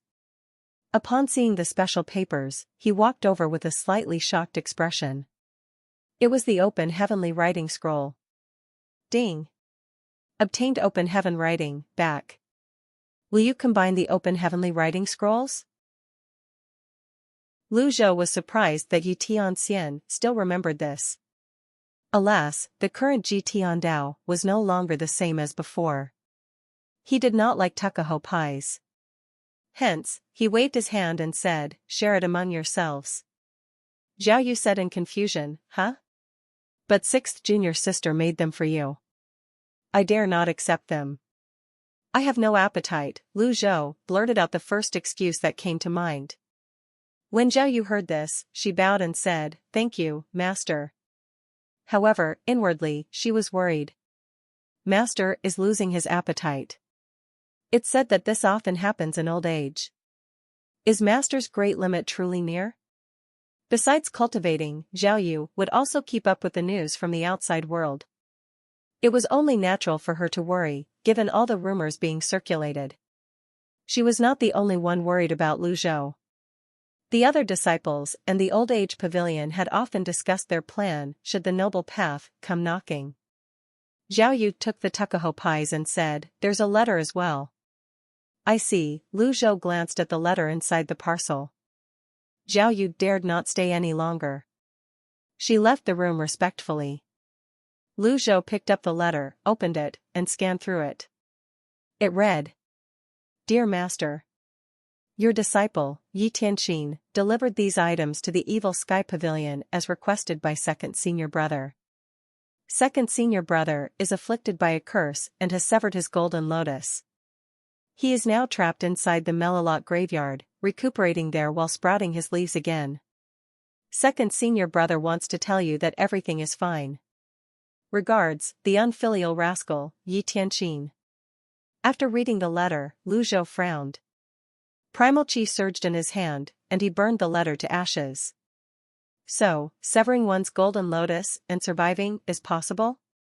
Lu Zhou sat down slowly. He recalled the rumors he had heard before. Shaking his head, he muttered to himself, stubborn. His unyielding attitude reminded him of a young Yu Shangrong, who always tried to solve and carry his problems on his own. At the moment, the noble path was forming an alliance to attack Golden Court Mountain. Initially, Lu Zhou had wanted to summon the Old Age Pavilion to discuss severing the Golden Lotus. However, he feared that if the news got out, it could harm the evil Sky Pavilion. Besides, the success cases were too few to serve as reliable references. Since the theory was already widespread, all he had to do was wait for the results. At that moment, Zhu Honggong appeared outside the pavilion. He bowed and said, "Greetings, Master." "Come in," Lu Zhou said. Standing with his hands on his back, he walked to the window and looked out. Zhu Honggong opened the door and entered, bowing again as he said, "Master, I have good news." "Let's hear it." "I've learned a great deal about the memory crystal from 7th senior brother." Based on Zhu Honggong's current expression, he was clearly waiting to be praised. Lu Zhou turned to look at Zhu Honggong and said again, "Let's hear it." Zhu Honggong had relied heavily on Si Wuya during his time on Tiger Ridge Mountain. Si Wuya had secretly helped Zhu Honggong on more than one occasion, and the two were closer than most. It was no surprise that Zhu Honggong could gather information from him. 7th senior brother said he has no idea about the whereabouts of the crystal. It might be in Rongxi or Rongbei. He has no way of knowing, since you were the one who sealed it, Zhu Honggong said. Lu Zhou stroked his beard and nodded. Continue. He said that many things aren't what we think they are. He's not afraid of being misunderstood or carrying the blame, as he's used to it, Zhu Honggong said. Master, why do I have the feeling that 7th senior brother is treating us all like fools? With his hands behind his back, Lu Zhou said, he thinks too highly of himself. That's right. He acts as if he's the smartest man in the world and everyone else is stupid, Zhu Honggong said. Lu Zhou turned around and stared at Zhu Honggong before saying, gossiping behind another person's back. Go out and receive your punishment. He needed to discipline 8th for his two-faced behavior. When Zhu Honggong heard this, he instantly shuddered. He initially wanted to beg for forgiveness, but remembering what his 4th senior brother told him, he hastily said, I've made a mistake. Ding. Punished Zhu Honggong. Reward, 200 merit points. In the afternoon, Lu Zhou appeared at the Cave of Reflection. A small crowd had gathered outside the cave, including the 3 elders of the Old Age Pavilion and his disciples. Pan Lydian stood up and cupped his fists at Si Wuya, saying, I've lost this match. My chess skills have always been lacking. Thank you for letting me win, Si Wuya said, her expression unchanged. The matters of the world are like a game of chess. Sometimes, life experience doesn't translate into superior chess skills. I am enlightened, Pan Lydian replied. The female disciples around were filled with awe. Mr. 7th, you are truly intelligent. You're skilled in music, chess, writing, and drawing. Elder Hua has lost, Elder Lin has lost, and even Elder Pan has lost. The game of chess is over. What's the next match going to be? I want to continue watching. As he listened to the female cultivator's discussion, Si Wuya shook his head and said, there's no need. The others looked at Si Wuya in confusion. With a calm expression, Si Wuya said, competing intensely with a capable opponent is exciting. Forgive me for being blunt, but our exchanges have been somewhat boring. The others felt embarrassed. If they had won even one match against Si Wuya, they could have refuted his words. However, he had won from morning until now, thoroughly defeating the others. The victor is always right, and whatever the loser says sounds like an excuse. Just as Si Wuya was about to return to the Cave of Reflection, Lu Zhou's voice reached his ears. Feeling satisfied with yourself? The others immediately turned in the direction of the voice. Greetings, Pavilion Master. Greetings, Master. Lu Zhou walked with his hands behind his back, and the crowd parted for him. Si Wuya did not expect his master to suddenly appear. He immediately humbled his attitude, the look of pride on his face fading as he bowed and said, Master. Lu Zhou walked toward Si Wuya and stood before him, staring at him. Do you think you're very smart just because you've won against them? I dare not, Master. Lu Zhou glanced at the items around them, a mind game similar to Huarong Road, a die typically seen on a gambling table, and a set of Go. How could the people of the Evil Sky Pavilion win against Si Wuya in these games? When Lu Zhou recruited him, Si Wuya was already a regular at various gambling dens. By the age of 10, he was a prodigy respected and feared in these circles. Lu Zhou kept his eye on Si Wuya. Si Wuya's pride was different from Yu Shengrong's. Yu Shengrong's pride stemmed from his bones, born out of confidence and respect for his sword skills. In contrast, Si Wuya's pride was not only built on a sense of self-proclaimed superiority but also on the degradation of others. This disciple needed to be educated and disciplined. Lu Zhou looked at Si Wuya and said, "You're skilled in solving riddles. I happen to have a few I'd like to consult you about."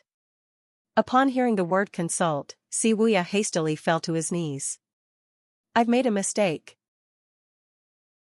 Lu Zhou stroked his beard as he looked at Si Wuya, who had just fallen to his knees, and said, "If you can answer me, I'll regard you as my teacher."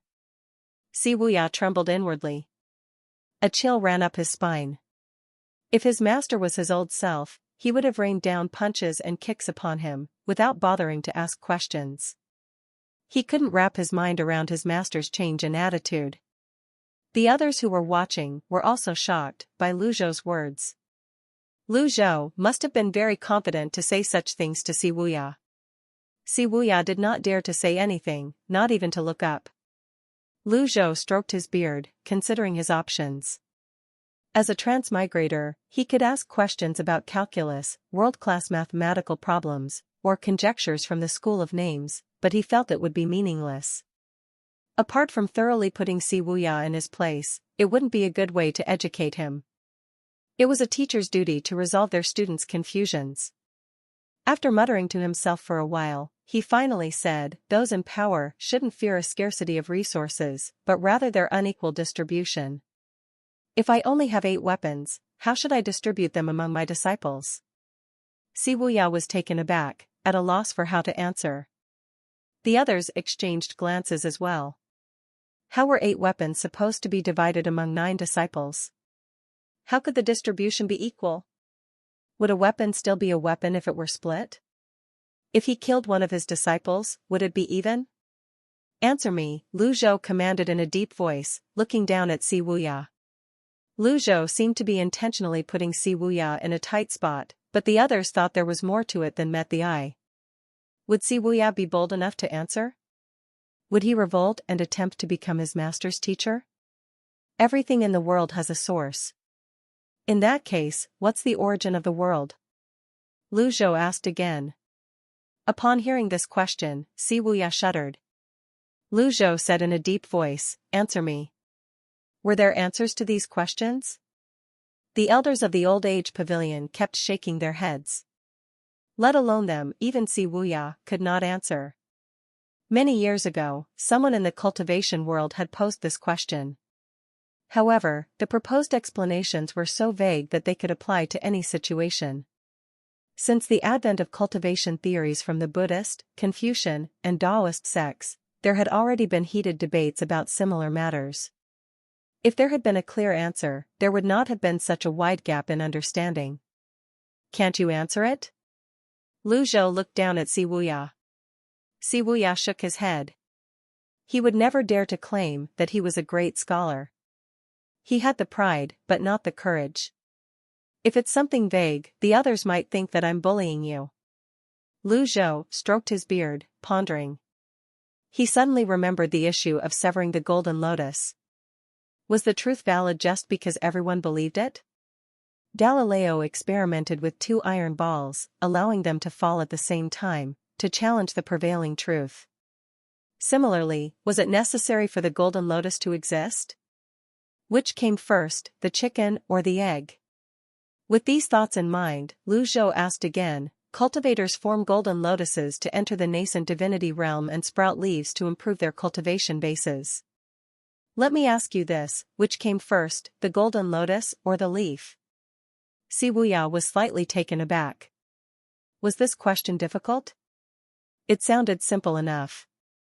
When a cultivator formed the 100 tribulations inside Avatar, they naturally formed a golden lotus before sprouting leaves.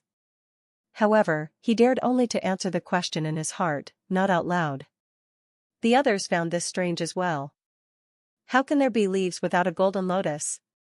It's only natural for the golden lotus to come first, Hua Wudao said. If the method of severing the golden lotus is real, it's also possible for one to sprout leaves before forming a golden lotus, Pavilion said. The problem is, nobody has succeeded yet. The others began discussing this matter in earnest. When they returned to the topic of severing the golden lotus, they wondered if the method might be flawed from the start. Over the past few days, the Evil Sky Pavilion had also obtained some information from the outside world. So far, those who severed their golden lotuses had died. Si Wuya did not need to answer the question, as the answer was obvious. Lu Zhou had anticipated these thoughts.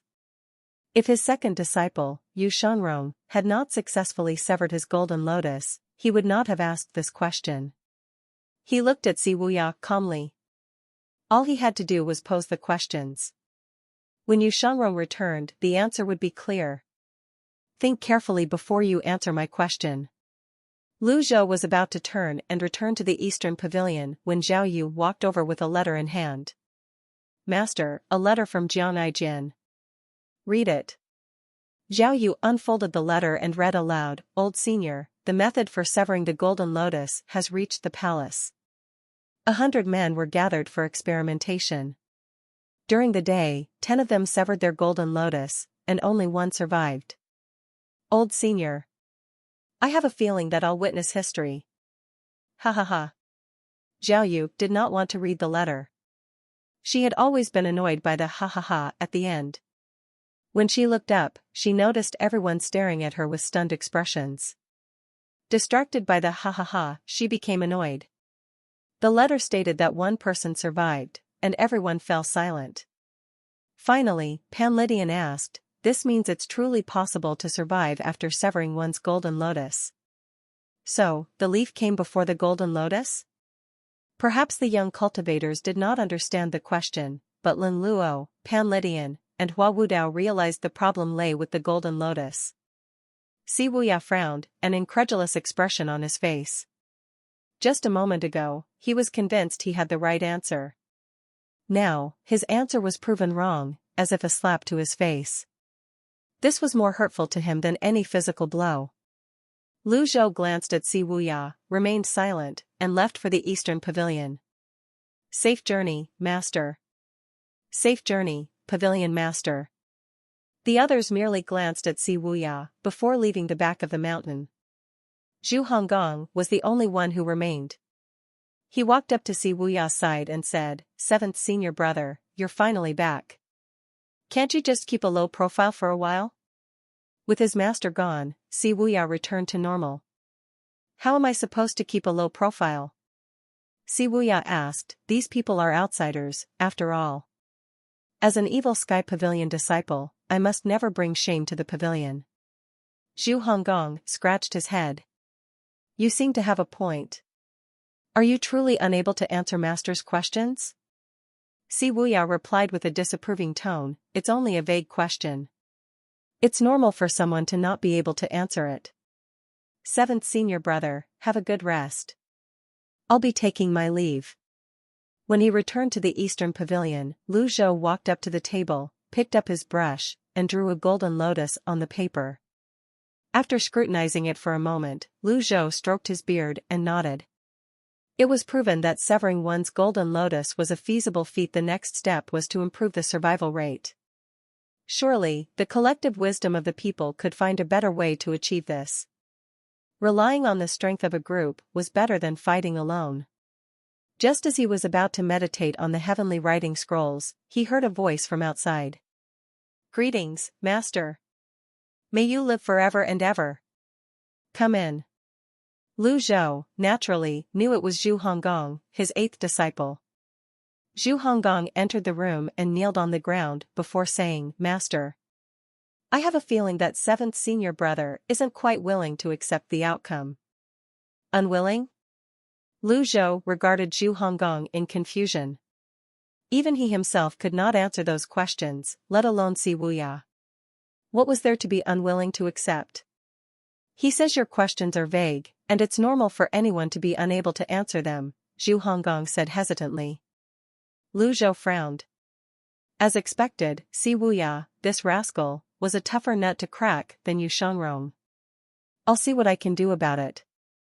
He suddenly remembered the fear he felt from being dominated by mathematics. His wizened face twitched involuntarily. There was no need to pose the 7 greatest mathematical problems of the world or ask questions related to high-end technical fields. After all, Lu Zhou could not even prove or answer them himself. In the end, Si Wuya would still be unconvinced. Lu Zhou waved his hand, and a paper flew toward him. He raised his brush and wrote a mathematical problem in this world's language. The paper rustled as the brush danced across the surface. After he finished writing, he put down his brush and said, "Take this to him." "Yes, master." Zhu Honggong left the room with his master's mathematical problem in hand. When Zhu Honggong said he had obtained information from Si Wuya, Lu Zhou was skeptical. Si Wuya would never let slip any information to Zhu Honggong if he did not wish to. Rongxi and Rongbei were vast. How was he supposed to find the memory crystal? Lu Zhou returned to the hall and sat cross-legged on a rush cushion. He went through Ji Tiandao's memories again, hoping to find something related to the memory crystal. Unfortunately, his efforts were fruitless. What was sealed in it? Is it Ji Tiandao's secret to attempting the 9-leaf stage? Or is it something else? When Lu Zhou had free time, he recalled what he knew about the lost memories. Firstly, it was about Ji Tiandao's system, which could be inferred from the seamless connection he experienced with the merit points system upon first transmigrating. Secondly, it was about the memories of the heavenly writing scrolls, hinted at by the Empress Dowager's use of the heavenly writing scrolls to treat her illness. Thirdly, it was about Ji Tiandao's intention to kill Yu Shangrong, as told by Yu Shangrong himself at Cloud Shine Nunnery. Fourthly, it was about Ji Tiandao's memories before his death. This final point might be debatable, as a person could lose the ability to think on the brink of death, leading to a loss of memories. Perhaps Ji Tiandao had also become senile, which was equally plausible. If Lu Zhou wanted to locate the memory crystal, he would have to discipline Si Wuya effectively. When he thought about this, he shook his head. After a while, Lu Zhou cleared his mind of distracting thoughts and lifted the final open heavenly writing scroll. Combine. Ding. Combined into a new open heavenly writing scroll. Will you meditate on it? Meditate. With just a thought, Lu Zhou caused the 4th completed open heavenly writing scroll to dissolve into specks of starlight and enter his body. A faint blue light entered his mind, and he instantly felt a refreshing clarity. His extraordinary 8 meridians and sensory organs seemed to be in better condition. Lu Zhou was puzzled. The sensation of meditating on this open heavenly writing scroll was different from the previous 3. He clearly felt an improvement in his body's extraordinary 8 meridians and functions. He summoned the system dashboard to check it. Remaining life, 12,754 days. It increased by 3,000 days? It was equivalent to the number of days provided by 10 reversal cards. This is a good reward. This was the first time Lu Zhou had gained life through a method other than an item card. It also offered him a valuable clue: even those approaching their lifespan limits could extend their lives. In other words, overcoming the 1,000-year limit was possible. Lu Zhou closed the system dashboard and began meditating on the new open heavenly writing scroll. Based on his previous experiences, each open heavenly writing scroll granted him a new heavenly writing power. He was eager to see what power he would gain this time. Zhu Honggong ran to the back of the mountain with the writing paper, a smug expression on his face. It didn't take him long to reach the cave of reflection. 7th Senior Brother. Si Wuya was sitting straight in the cave, his eyes closed in rest. He hadn't even bothered to ponder the questions his master had left him. He asked, "What is it?" "This is from Master," Zhu Honggong said, entering the cave and passing the fine writing paper to Si Wuya. Si Wuya took it and scanned the words written on it. There is a pen of ringed pheasants and rabbits. There are 350 heads and 940 feet.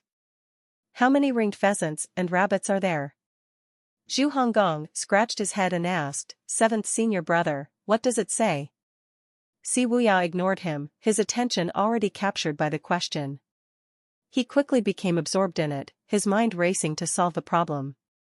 Seeing Si Wuya lost in thought, Zhu Honggong didn't dare to disturb him. He waited quietly by the side. What felt like hours passed, and he dozed off. When he finally opened his eyes, it was already dark. At that moment, Si Wuya also regained his senses. Eighth junior brother. Eighth junior brother? Here, I'm here, Zhu Honggong stretched and yawned. You should go back and rest.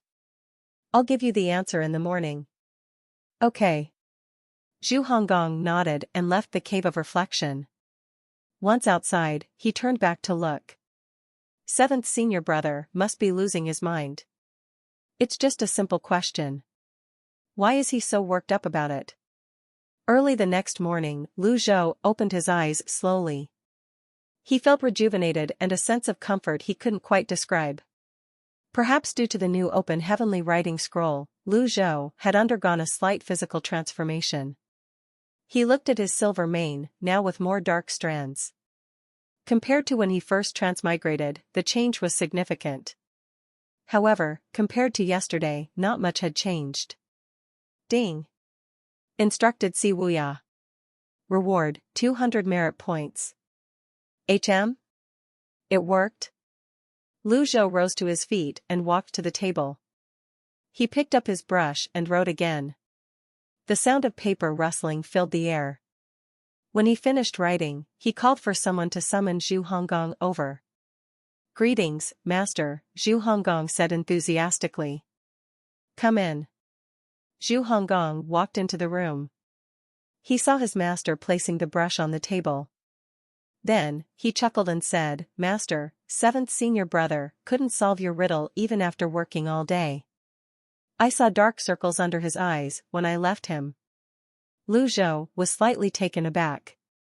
From what he recalled from Ji Tiandao's memories, the mathematical level in this world was not advanced at all. People here would not know how to solve this problem as they would in the modern world. However, such a riddle should not be too difficult for Si Wuya. Why was he struggling with it? Take the paper on the table to him. Yes, Master. The answer to the previous question and a new one are on the paper. Understood. Zhu Honggong left the Eastern Pavilion with the answer and the new question in hand. After a while, he arrived at the Cave of Reflection. When he entered, he saw Si Wuya, who did not seem to be in good spirits, nodding to himself.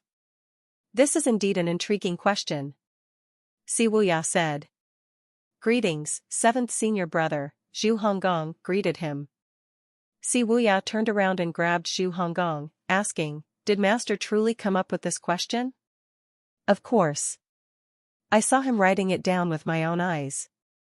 Zhu Honggong said confidently. Si Wuya was slightly shocked and puzzled. Master doesn't seem like the intellectual type. Zhu Honggong coughed dryly. Si Wuya realized what he had just said and quickly added, Fortunately, I managed to solve the riddle overnight. That's amazing, seventh senior brother. Zhu Honggong gave him a thumbs up. It's nothing, Si Wuya said. If he were honest, he wasn't entirely satisfied with his solution to the problem. After all, it seemed straightforward, and yet it took him an entire night to solve it. He had thought even the most rudimentary method, to literally round up the animals and count them, would have been faster. This is from Master, Zhu Honggong said, handing Si Wuya a fine piece of paper. Si Wuya had been feeling slightly dispirited before this, but when he saw there was a new problem to solve, he instantly became invigorated. He read the first words aloud, 120 rabbits and 230 ringed pheasants. Si Wuya was shocked. Master knows the answer as well? He had gotten the same answer. Although he managed to solve it, he was not happy at all. Master came up with the question, Zhu Honggong explained. It's only natural that he knows the answer. Si Wuya read further down the paper. There is currently an unknown number of objects. If counted in threes, 2 will be left. If counted in fives, 3 will be left. If counted in sevens, 2 will be left. How many objects are there? Si Wuya frowned deeply after reading the question. This riddle was on par with the previous one. After Si Wuya read the problem, his exhaustion vanished. He felt invigorated. It wasn't difficult for young people to stay up all night, and even less so for a young cultivator.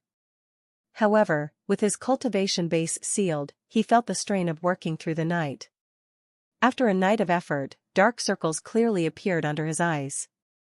When he read the new question, though, he felt as if he had been injected with an energy booster and immediately began working on the problem. If it were someone else, he wouldn't have bothered. But this problem came from his master, and he felt extremely motivated. Zhu Honggong was speechless when he saw Si Wuya's reaction. He mused inwardly, this is bad. 7th senior brother is obsessed. What will he do after he solves this question? After a while, he waved his hand, trying to catch Si Wuya's attention. 7th senior brother? However, Si Wuya acted as if Zhu Honggong was invisible. Zhu Honggong sighed softly, then carried his jiggly belly and left the cave of reflection with his hands behind his back.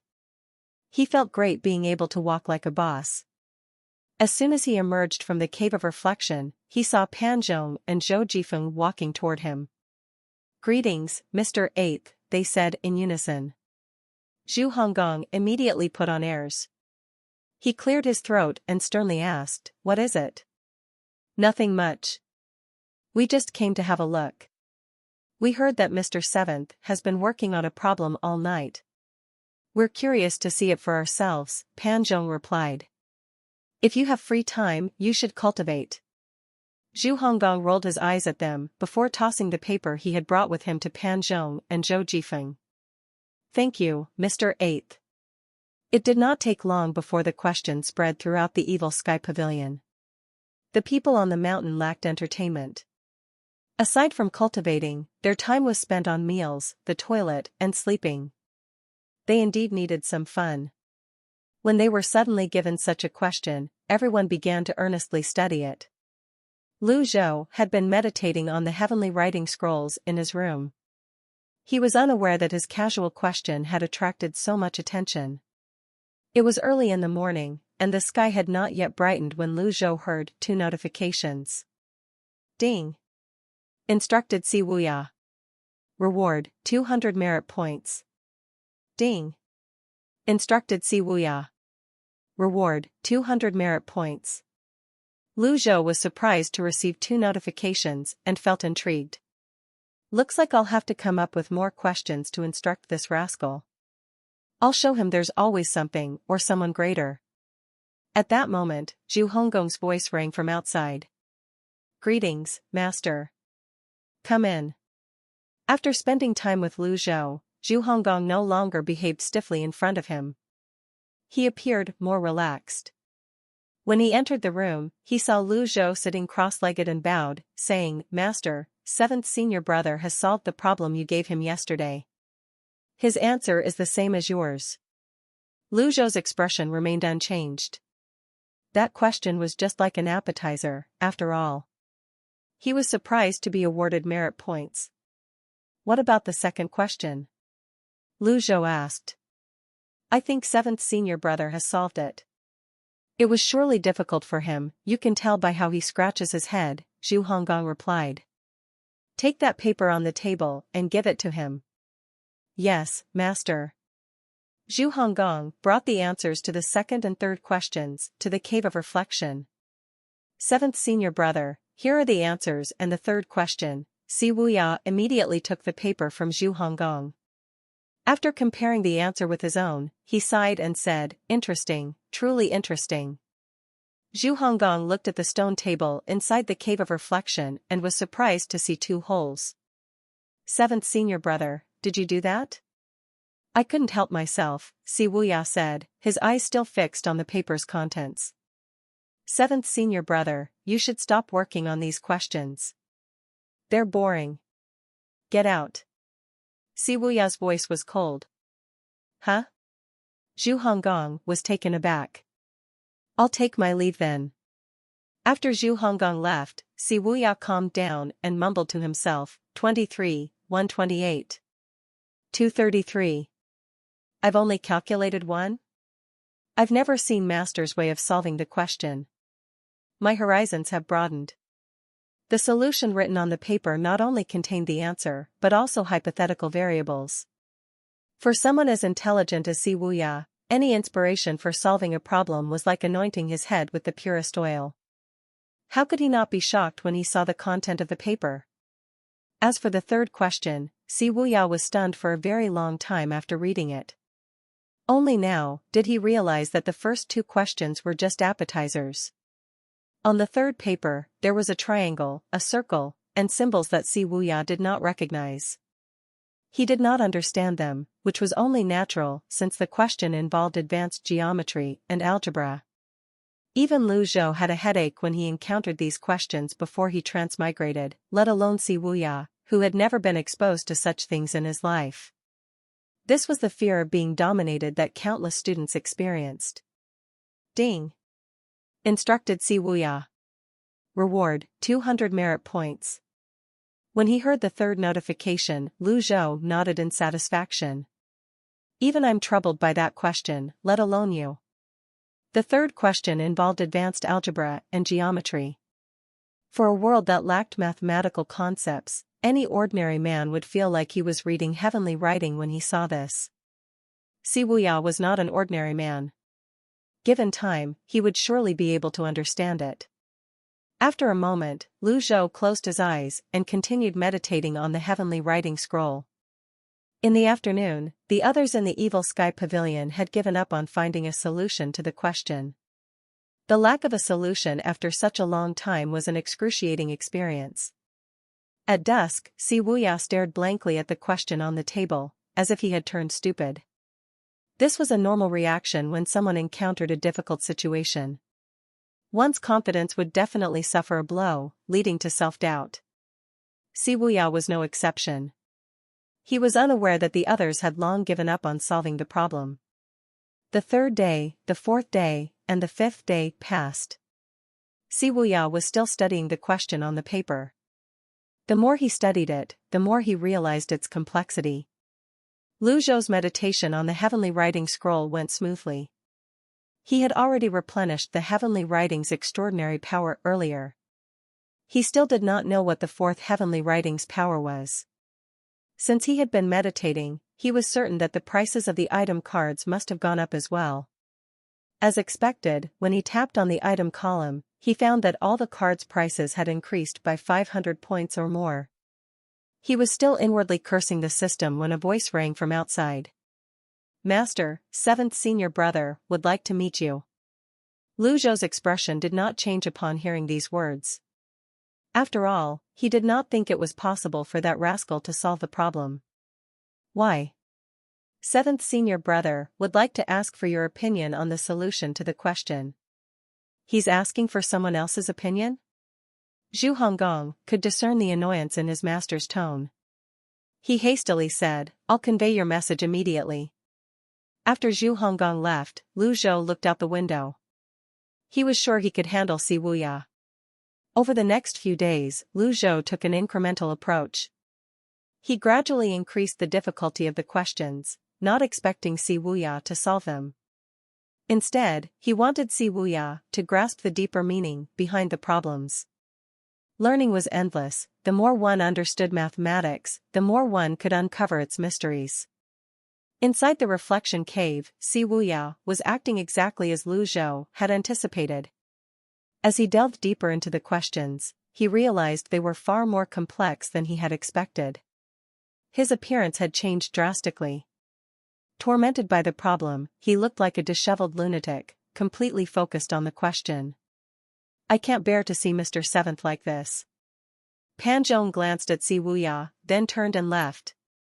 Those questions are crazy. They make my hair stand on end. Ha, you can't even understand them. Just as Pan Zhong and Zhou Jifeng were about to leave the area, a female cultivator came running toward them. Pan Zhong asked, with a frown, "What's the matter?" "Princess Yong Ning's condition has worsened. Someone has gone to report this to the Pavilion Master." "I'm here to inform Mr. Seventh," the female cultivator said hastily.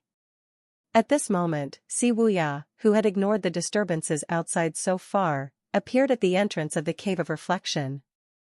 A hint of weariness could be seen on his face as he frowned and asked, "What happened to Yong Ning?"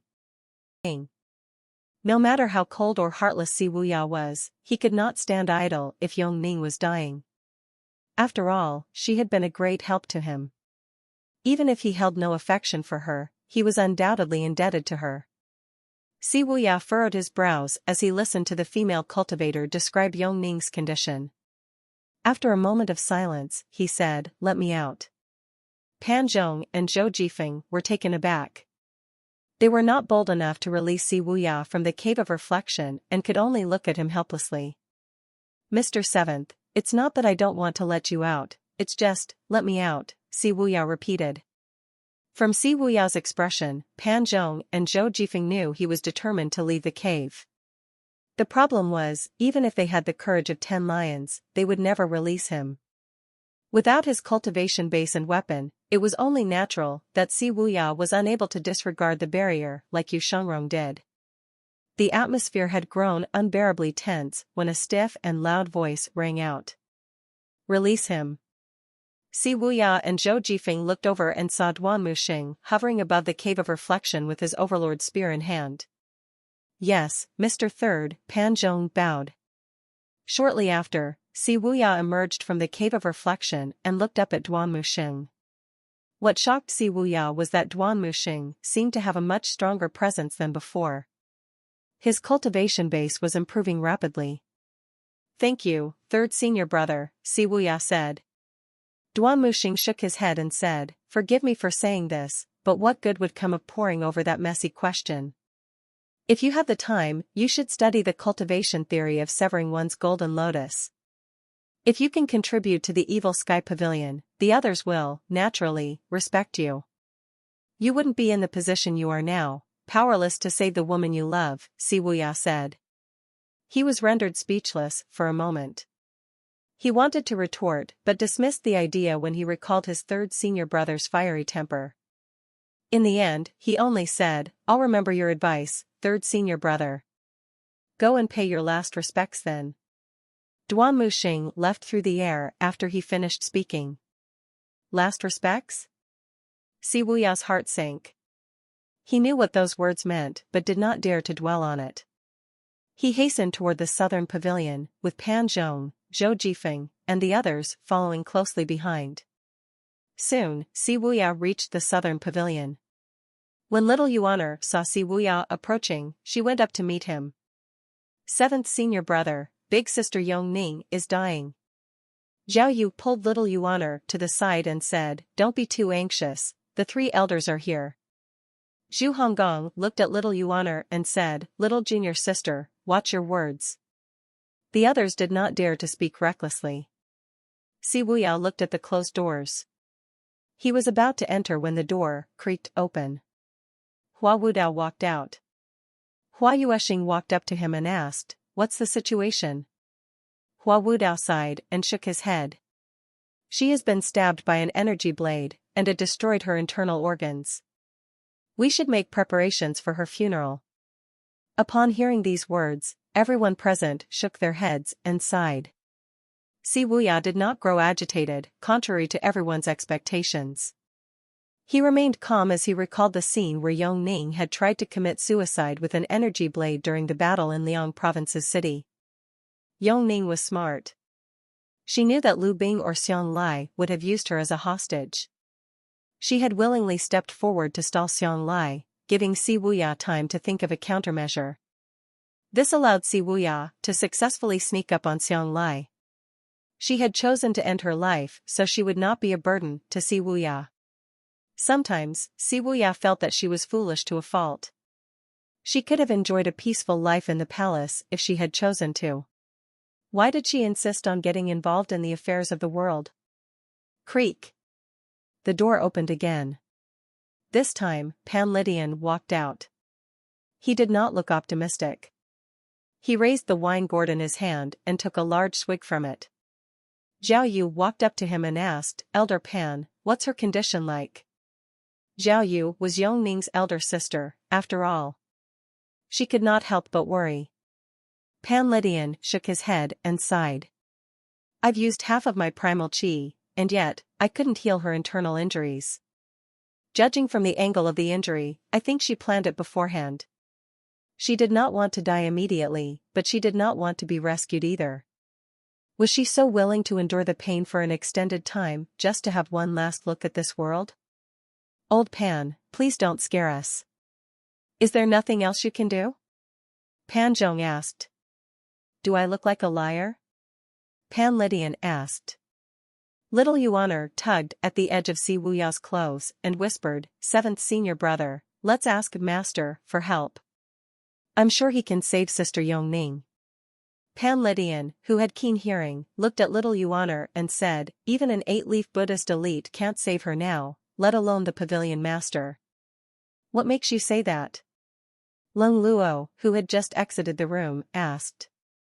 Without waiting for a reply from Pavilion, he continued, well, in any case, Elder Pan and Elder Hua have a point. Everyone looked at Lung Luo. He was the person at the top of the blacklist 3 centuries ago, and his words carried weight. Lung Luo continued, this little girl's energy blade is somewhat unique. I think it was poisoned, and the toxin has corroded her internal organs. It's hard to detect, and it'd be difficult to treat once the poison sets in. There are 3 Buddhist healing techniques, the merciful arc of salvation, the bright mirror, and the Buddha's shine. None can heal this little girl. Si Wuya approached Lung Luo and asked, is there no other way? Lung Luo shook his head. You're the 7th disciple of the evil Sky Pavilion and are smarter than most. A smart person should understand our words. If you don't believe us, you can go in and take a look. Lung Luo stepped aside. Who would have doubts when the 3 elders of the Old Age Pavilion were so certain? The others shook their heads helplessly. The evil Sky Pavilion disciples had a good impression of Yong Ning. They couldn't remain indifferent as they watched her die. Si Wuya's eyelid twitched. Little Yuan said again, well, I'm sure Master has a way. Come. Let's beg Master for help. When Hua Wudao saw how insistent Little Yuan was, he nodded. Let's request the Pavilion Master to come over. Although the chances are slim, we still have to try. You have a point, Pavilion said. The Pavilion Master is skilled in the merciful arc of salvation. Even if he can't save her, he should be able to stabilize her condition for a while. Pavilion added, do you think the Pavilion Master has so much free time? We'd better not disturb him. After all, why would the Pavilion Master, in his old age, waste his primal chi to save a young lady whom he barely knew? There was a chance he would have to drain his life by healing Yong Ning. Every bit of primal chi was very precious to someone whose great limit was approaching. As the others were engrossed in their discussions, a stern and thunderously loud voice rang from behind. What's all this commotion about? How unbecoming. The others turned to look and saw Lu Zhou walking over with his hands behind his back. His expression was calm. Greetings, Pavilion Master. Greetings, Master. Everyone fell silent after they greeted Lu Zhou. Lu Zhou stood in front of everyone and scanned their expressions. He frowned slightly when he saw Si Wuya was present as well. The Southern Pavilion is an important place. Traitors should not set foot here. Si Wuya kneeled in fear and trepidation, pleading, I beg you to save her, Master. I am willing to accept any punishment you mete out. When Si Wuya fell to his knees, everyone remained silent. They knew they could not intervene, even if they wanted to. They could only watch like bystanders. Duan Musheng walked over, knelt down, and said, Master, I'm the one who released him. He's indebted to Princess Yong Ning. I didn't think much about it. All I wanted was to give him a chance to say goodbye. Lu Zhou stroked his beard and nodded, his gaze sweeping across everyone. He was inwardly shocked to see how exhausted Si Wuya looked. He had not expected a mathematical question would torment Si Wuya to this extent. This showed how tenacious Si Wuya was. After a moment, Lu Zhou looked at the three elders of the old age pavilion and asked, "What's her condition?" Hua Wudao, Lung Luo, and Pan Lydian provided their diagnoses to Lu Zhou. After understanding the current situation, Lu Zhou was certain of what was happening. Currently, he had 2 critical heal cards and 2 strengthened critical heal cards. Saving her should not be a problem. However, he would not easily save her. He asked, "Are you begging me?" Si Wuya prostrated himself and said, "I beg you to help her, master. Even if there's only a slim chance, please save her life." "Give me one reason why I should save her," Lu Zhou said. Si Wuya and the others were stunned by Lu Zhou's words. "Considering that I'm your master, I think I've fulfilled all my moral obligations by helping you survive that mess in Liang province. Moreover, you're a traitor, and yet, you dare to treat me in such a manner. If I don't preserve my own dignity, I'd be too ashamed to show myself in public." Si Wuya was not stupid, he naturally understood his master's words. How could he say his master should help Yong Ning because she was his master's responsibility? That would be like slapping his own face. It seemed there was no reason for his master to save Yong Ning, nor was his master obligated to do so. After some thought, he finally asked, "What are your conditions, master?" Lu Zhou did not answer Si Wuya's question directly.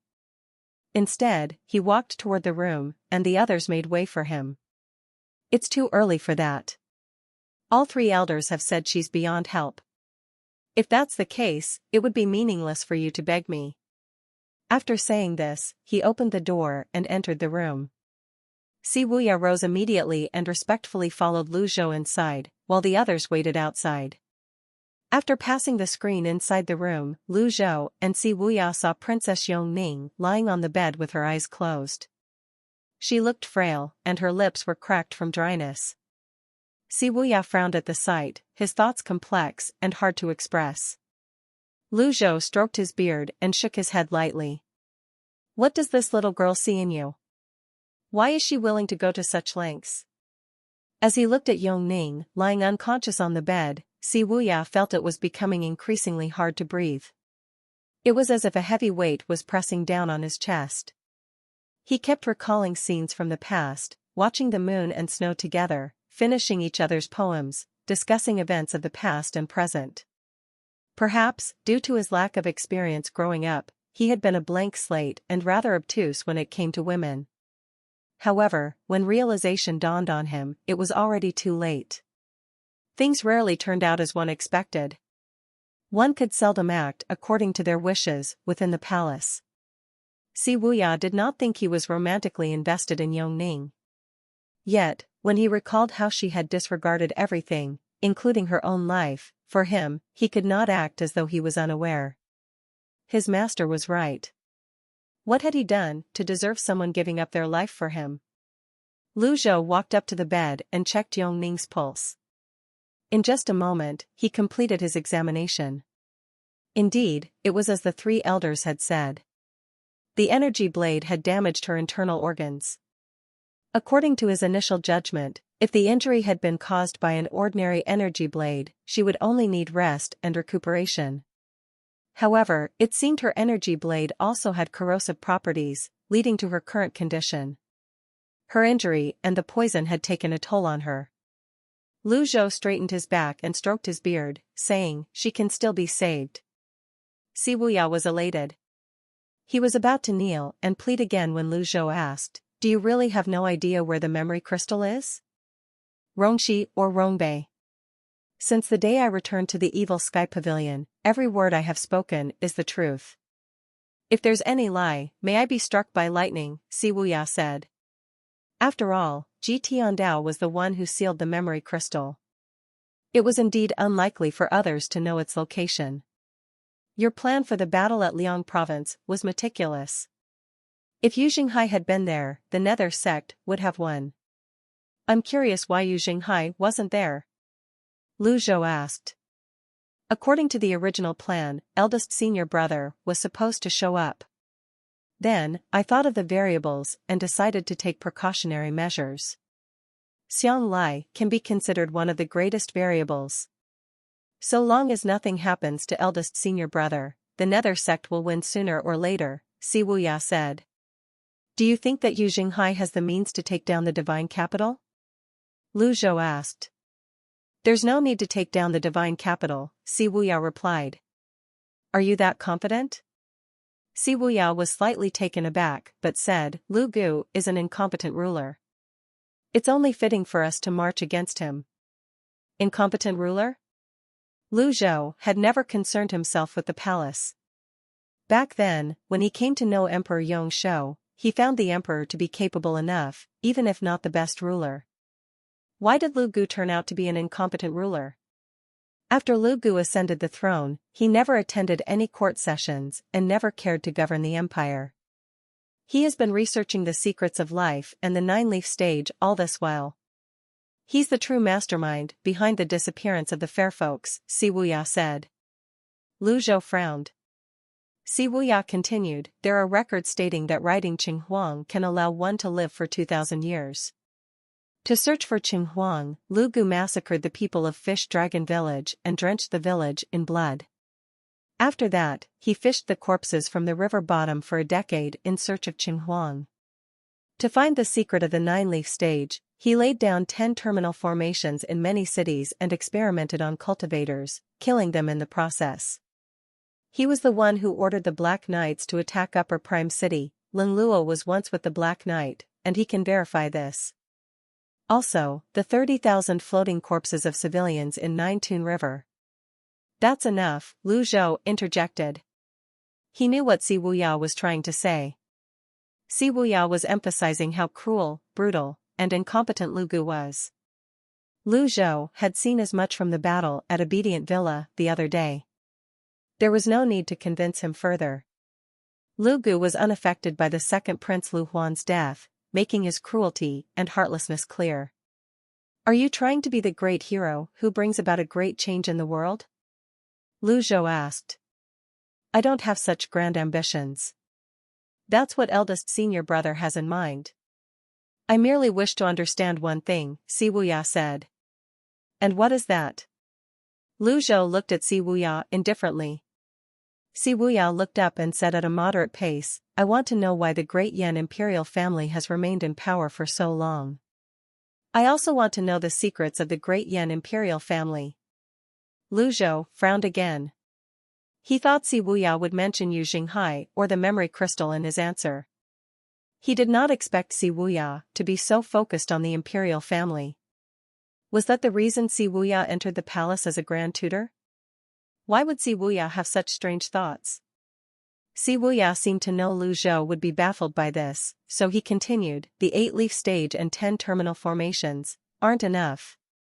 He paused before saying, if you don't believe me, I can have someone from the darknet deliver the core information here. Lu Zhou said, even if you find your answer, what then? At that moment, Ning suddenly started coughing. Seeing this, Si Wuya urgently cowed out and said, please save her, master. Lu Zhou stroked his beard and said, I'm the only one under the heavens who can save her. He raised a palm, and a critical heal card appeared in it. Turning his palm down, a tidal wave of power entered Ning's body, like willow strands. A critical heal card had a 30% healing effect. Merciful Ark of Salvation, he murmured. Si Wuya observed the scene, slightly shocked. However, when he recalled his master summoning a 100-foot golden Buddha body in Liang Province's city, it seemed natural that his master would also be skilled in healing methods. At this moment, he remembered his eldest senior brother's words from some time ago. At the time, he was skeptical and uncertain. However, at this moment, he was becoming increasingly convinced that his master might have found a way to overcome the Great Limit. Otherwise, how could his master, with the Great Limit approaching, unleash abandoned wisdom with one hand and defeat Zhenghai with a single strike? How could his master kill Kong Xian with a single slash on Renan's holy altar? As he watched the power continue to heal Ning, his eyes were filled with shock. After a moment, Lu Zhou retracted his palm once the treatment was complete. According to his calculations, this card should be enough to preserve her life. All she needed to do was rest and recuperate. Ning coughed, still unconscious, and blood began to trickle from the corner of her lips. Lu Zhou found this strange. He bent down to check her pulse again and sent some primal qi into Ning's internal organs. Meanwhile, the others waited outside the room in the southern pavilion. Zhao Yu paced restlessly. Fifth senior sister, you should stop and rest. It won't do if you overexert yourself, Zhu Honggong said. Shut up, Zhao Yu snapped. Shutting up now. At this moment, the quiet Hua Yuesheng said, I remember seeing Princess Ning inside the palace before. She has a good temper and is a humble person who loves peace. Why would she be used as someone else's pawn? She shook her head and sighed. Hua Wudao said, it's impossible for a person to be free from such things within the palace walls. You've stayed there for a year. Weren't you nearly dragged into Mo Li's fight as well? You're right, Elder Hua. All I can say is that the heavens are cruel to her. Hua Wudao sighed. Is there nothing else we can do? The outcome is too bleak. Once the poison permeates her internal organs, it's not something that can be overcome with a profound cultivation base alone, Hua Wudao said. At this moment, Pavilion, who had been drinking by the side, said, perhaps a cultivator with godly healing skills could keep her alive for some time. Lung Luo glanced at Pavilion and said, Old Pan, it's rare that I find myself agreeing with you. When the three elders of the old age pavilion were so certain, the others definitely did not doubt them. It seemed like Ning was destined to die. It was a hard pill to swallow. Little Yuaner looked at the three of them and said contemptuously, Sister Ning is pretty.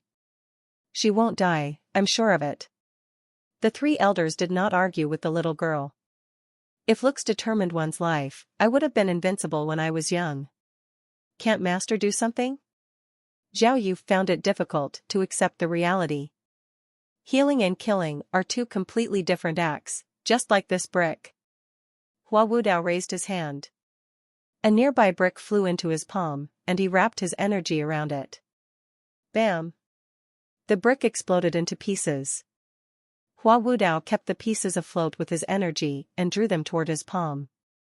This display fascinated his audience. It was a great test of a cultivator's control over their power. Hua Wudao pieced the fragments together, forming the shape of a brick, showcasing his precise control. The others seemed to understand what Hua Wudao was trying to convey. Once shattered, even a cultivator with profound cultivation would find it virtually impossible to restore the brick to its original form. A brick was a crude example, even with precise control, he could only maintain its shape. Hua Wudao suddenly clenched his hand. Crack! The pieces of the brick fell to the ground. Do you understand now? Understood. Thank you for the lesson, Zhao Yu said. Lung Luo and Pavilion, however, did not watch Hua Wudao's display. They were looking at the door instead. After the explanations given by the three elders, the others seemed defeated. Their heads hung low, and they appeared dispirited. Lu Zhou injected more of his primal qi into Ning's body. He was certain that the critical heal card he used moments ago had healed 30% of her injuries. However, the strange energy scattered within her body once again, starting to eat away at the healed organs. What peculiar energy! No way. I bragged about my own abilities earlier. Is it coming back to haunt me now? Lu Zhou recalled his strengthened critical heal cards. If not treated in one go, would the energy spread and corrode Ning's organs further? This meant the strengthened critical heal card would be useless as well. Where was he supposed to find a critical heal card with a 100% heal rate? He was frustrated. Master? Si Wuya called out in confusion when he saw his master lost in thought. This pulled Lu Zhou back to the present. He stroked his beard and said, Stay outside. Yes, master. Si Wuya turned around and obediently left the room. Lu Zhou flipped his palm. Ning sat up straight. His cultivation base was only in the divine court realm, so he used all of his primal chi to suppress her injuries and tried to think of a way. After a while, he sent his primal chi into her body again through his palm. His primal chi flowed into her meridians like a stream of water. With the supply of primal chi, Ning seemed to feel better. Lu Zhou increased the flow of primal chi. At this moment, he suddenly felt a unique power in Ning's internal organs rushing toward his primal chi, as though it was blocking his primal chi from entering her body. The power of a talisman seal? The Celestial Master Sect? Lu Zhou murmured. He tapped her with his finger. The battle in Liang Province's city had been too chaotic. He had not even seen how Ning used her energy blade. He did not expect her to use the Celestial Master Sect's talisman seal. With his divine court realm cultivation base, dealing with a talisman seal would be challenging. Moreover, he had nearly depleted his supply of primal chi. Just as he was about to remove his palm, the power of the talisman seal started to eat away at his primal chi, flowing in the opposite direction of her meridians. Lu Zhou instinctively circulated the power of the heavenly writing scroll. The golden radiance immediately turned blue as it swirled in his palm. This time unfamiliar scripts appeared in Lu Zhou's mind. Visiting many places without moving and reaping numerous benefits in return, this was the power of incorporeal existence. A heavenly writing power? Lu Zhou instinctively moved his palm. He only wanted to counter the power of the talisman seal, so he didn't use much of his extraordinary power, just 1/10 of his full capacity. Blue lotuses appeared in his palms, shining brilliantly, brimming with life. The power of the talisman seal was instantly crushed by the blue lotuses. Shortly after, the blue lotuses sank into Ning's body and suddenly expanded. They grew larger, 1 meter, 2 meters, 3 meters, 10 meters, radiating into the surroundings. It seemed as though they had taken root in the southern pavilion and spread out. Swoosh! At this moment, some of the withered plants in pots around the southern pavilion's hall began to sprout leaves and flowers, surprising everyone. What happened? Look at the potted plants. The people at the southern pavilion fell silent. The younger disciples, with less experience, found this fresh and exciting. They thought anyone with a profound cultivation base could achieve this. Conversely, the 3 elders of the old age pavilion looked at the growing plants, sprouting leaves and flowers, with confusion and awe. The Buddhist merciful arc of salvation, the bright mirror, the Buddha's shine, or the Taoist forgetful maintenance could not have made a plant grow leaves and flowers so quickly. The plants were growing too fast, as if they were witnessing a blooming queen of the night cactus. At this moment, everyone turned to look at the room where Ning was staying. They felt a gentle life force wash over them like a tidal wave, as refreshing as a spring breeze. This was especially true for Si Wuya, who had just recently emerged from the cave of reflection. He had been exhausted, but now he felt his weariness being washed away by this unique, invigorating power. He frowned, still in shock. He had suspected, on several occasions, that his master had already overcome the great limit. Whether from his master's actions or the information he obtained after returning to the Evil Sky Pavilion, all signs pointed to the possibility that his master had overcome the great limit. The truth seemed within reach, yet no one was bold enough to admit it. This was because admitting such things usually meant refuting the truth. Si Wuya was in a dilemma, caught in a complicated cycle of self-doubt. The spring breeze-like power subsided, and everyone looked at the thriving plants in the pots. The flowers, facing the sun, displayed their vibrant colors. Everyone had a fleeting feeling as if spring had arrived early. Did anyone see a faint blue lotus leaf floating out of the room before vanishing?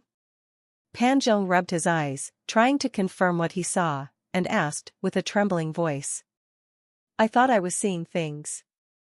Now that you mention it, there really was a blue lotus leaf? Zhou Jifeng chimed in. It felt really nice. I feel like I've just woken up from a dream. I'm flying, somebody pinch me. Ow. I didn't mean literally. Keep this up, and I'll smash your mouths. Little Yuan glared at them. Pan Zhong and Zhou Jifeng fell silent immediately. Everyone continued looking at the tightly shut door.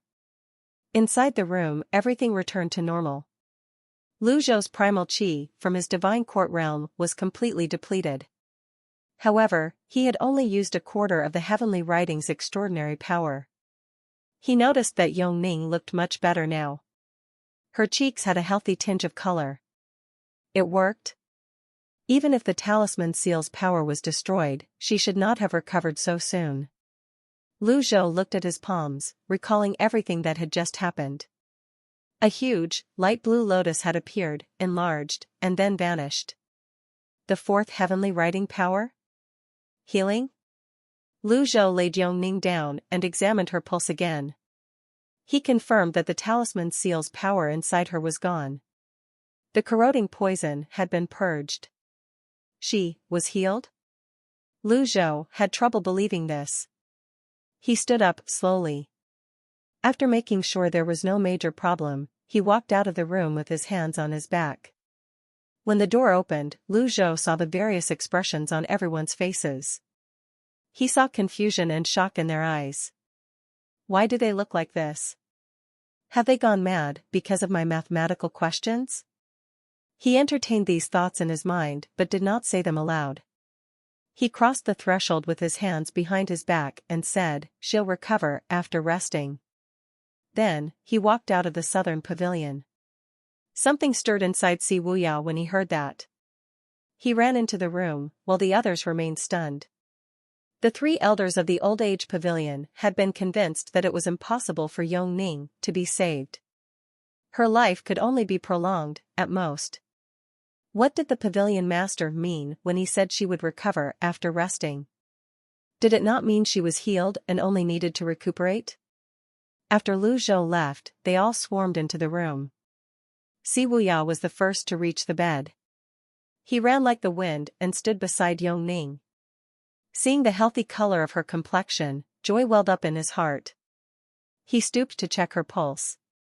His fingers had just found hers when he remembered that his cultivation base was sealed, and he could not examine her.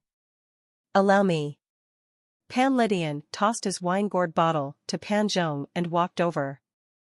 He rolled up his sleeves and examined her qi. His primal qi entered Ning. The others looked at Pan Lydian, waiting for the results of his examination. Pan Lydian's expression gradually changed to one of confusion. He frowned, then his eyes suddenly widened, brimming with awe and shock. "How? Impossible. Old Pan, how is she?" Pan Zhong walked up to him and asked. "Impossible, impossible, how can this be?" Pan Lydian mumbled incessantly. Everyone shook their heads. What did he mean by it being impossible? Leng Luo stepped forward. He raised his palm and extended his qi as well. His primal qi descended. His movements were much more fluid than Pan Lydian's. However, halfway through his examination, it became clear that he was significantly slower. With the silver mask on his face, no one could see his expression. He took a step back and hoarsely said, "That's strange." Hua Wudao could no longer contain himself. He examined her as well. There was no doubt about the standing of the three elders in the Evil Sky Pavilion. Their words carried weight. The others looked at the three elders, awaiting an answer. "Elders, how is she?" Just as Hua Wudao was about to reply, Pan Lydian rose to his feet and stretched, before saying, "Well." Something came up, he hurried out of the room, covering 300 feet in a single stride. He vanished in the blink of an eye. The others were baffled. Was this how an elder should behave? How shameless! Leng Luo shook his head, placed his hands behind his back, and walked out of the room. He was always eccentric and seldom associated with the group. The others did not dare stop him. They merely watched as Leng Luo walked out of the room without a word and soon vanished as well. They could only turn to look at Hua Wudao. Learning from their collective mistake, they stood in a row and blocked the way just as Hua Wudao was about to leave. Elder Hua, how is she? Hua Wudao coughed a few times. He had an unnatural expression on his wizened face as he said, she's alright now. Upon hearing this, Si Wuya felt a wave of relief course through his body. Elder Hua, didn't you say it's impossible to save her? Zhu Honggong asked. Did I?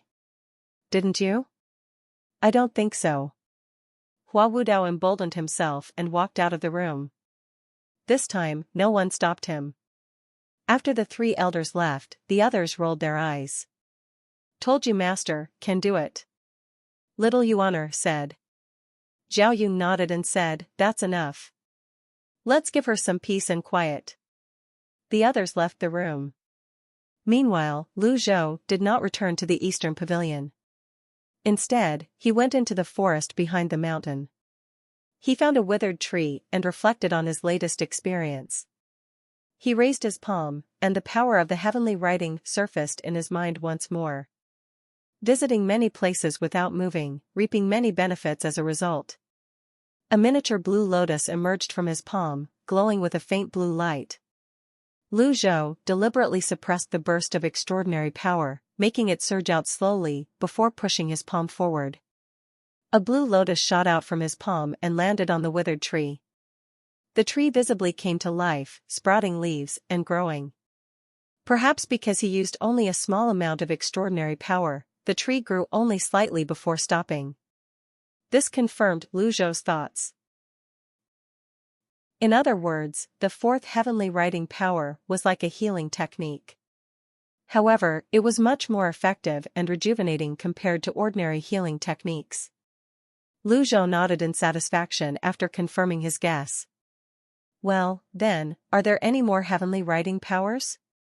Lu Zhou thought to himself as he returned to the eastern pavilion to look at the old parchment drawing. When he finally saw the old parchment, he was shocked to find 9 provinces shown on the map: Yi province in the southwest, Qing and Yong provinces in the east, Ji and Yan provinces in the north, Yong province in the northwest, Liang province in the west, and Yu and Jing provinces in the central area. The map of Great Yan's 9 provinces now lay before him. Is this a hint that the next open heavenly writing scroll is scattered across the 9 provinces? The area the 9 provinces covered was vast. Without a good flying chariot or a mount like Bayan, it would be much easier to ascend to the heavens than to traverse the 9 provinces. Lu Zhou would not encounter much of a problem if he stuck to human settlements. However, it would be exceptionally dangerous once he set foot in uninhabited areas such as forests and deserts. Even with Yu Shangrong's cultivation base, it took him a long time to reach Wuxian Mountain on his sword. The other parts of the parchment were still blank. However, judging by the layout of the land, Lu Zhou could tell that Rongxi was to the west and Rongbei to the north. These were the lands of the other tribes. The old parchment drawing hovered in front of Lu Zhou as he continued to study it. It was much larger than he had expected, and the table could barely support it. He could not help but frown when he saw that there were still many blank parts. Where are these places? Even Ji Tiandao had only ventured as far as Rongxi and Rongbei. Most of the time, he stayed in Great Yan. Ji Tiandao knew little about areas beyond Rongxi and Rongbei. After a moment, Lu Zhou lowered the old parchment map and stopped looking at it. He recalled Si Wuya's words and muttered to himself, that man is unpredictable and cannot be trusted. Is anyone outside? Whoosh, a figure appeared outside the eastern pavilion. Yes, master? It was little Yuaner. Send a letter to Ming Shirin. Have him investigate the darknet, Lu Zhou instructed. Oh, but how are we supposed to find members of the darknet? Little Yuaner asked, scratching her head. The Cave of Reflection. Understood. Little Yuaner turned and left. Meanwhile, in front of the Scholar Cave at the Duanling branch. Many Duanling branch disciples bowed at the cave's entrance. They said in unison, in a thunderous voice, "Congratulations on emerging from secluded cultivation, Patriarch." Whiz, the stone door slid open, and an old man with a white aura emerged from the scholar cave. He did not look energetic, in fact, he appeared quite exhausted. However, his gaze was sharp. No one doubted his status and glory. This old man was none other than Changyan, the old patriarch of the Duanling branch. I know about Changyan. At that moment, the first disciple, Xiao Jinhan, stepped forward and said gloomily, Patriarch, the evil sky pavilion has gone too far. The sword devil, Yu Shangrong, crossed the heavenly moat and killed the sect master. Apart from that, the Celestial Master's sect's Grand Elder, the Hanku branch's Grand Elder, the Good Fortune Temple's Abbot, and many others were also killed by Yu Shangrong. As long as the evil sky pavilion isn't destroyed, we'll never have peace in the cultivation world. We had no choice but to implore you to come out of your secluded cultivation, Patriarch. Changyan looked at the others and asked, the evil sky pavilion? Old villain Ji isn't dead yet?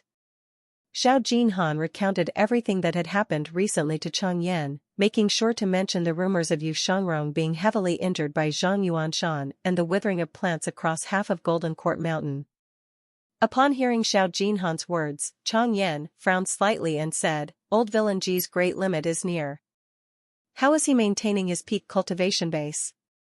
In response to your question, Patriarch, Old villain Ji has absorbed the Golden Court Mountain's barrier to maintain his strength. Currently, the barrier is gone. The 7 major sects of the Noble Path have formed a Fiend Extermination alliance.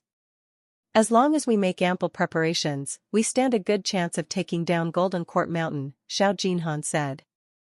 Changyan shook his head and said, I heard that the 10 great sects laid siege to Golden Court Mountain twice and failed. Patriarch, they miscalculated during their first 2 attempts. This time, the Noble Pass Alliance took their time preparing. This is a good opportunity for us to try and gain a firmer footing in the cultivation world. Xiao Jinhan said. Seeing that the Patriarch seemed unmoved, he added, otherwise, are we supposed to let the sect master's death go unavenged?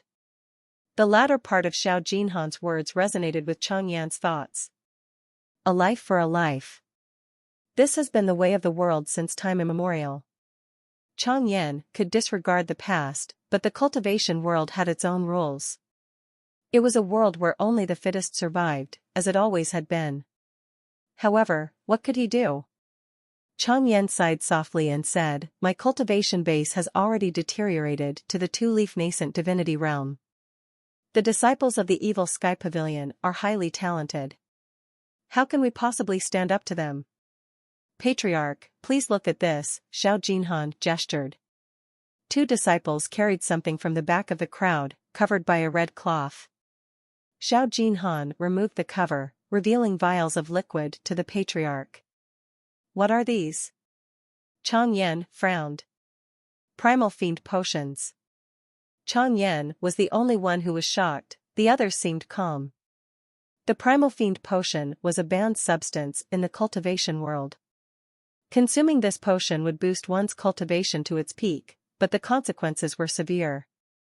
Those with weak minds would be bewitched, losing all sense of reason and descending into madness, leading to a frenzied killing spree. When the potion wore off, the user would experience extreme exhaustion, and there was a significant risk of their cultivation base declining drastically. The side effects were too severe to ignore. Changyan regarded the Primal Fiend potions with a complex gaze. He said in a deep voice, how dare you? Was this not clearly asking him to give up his life? Xiao Jinhan fell to his knees immediately, and the other members prostrated themselves on the ground. Patriarch, we have no other choice. I am willing to accept any punishment. For all your disciples in the branch, please consider this. Xiao Jinhan knocked his head 3 times on the ground. 3 loud thuds echoed in the air. The others also kowtowed. The sight of hundreds of disciples kowtowing in unison was quite impressive. Loud thuds filled the air. Changyan's wizened face twitched, his thoughts complicated. Indeed, his great limit was approaching. He should have spent his remaining days in the Scholar Cave, tending to his health until the day he would be buried with a grand ritual, returning to dust and free from this life's shackles. However, he could not find peace with Chang Jian's death.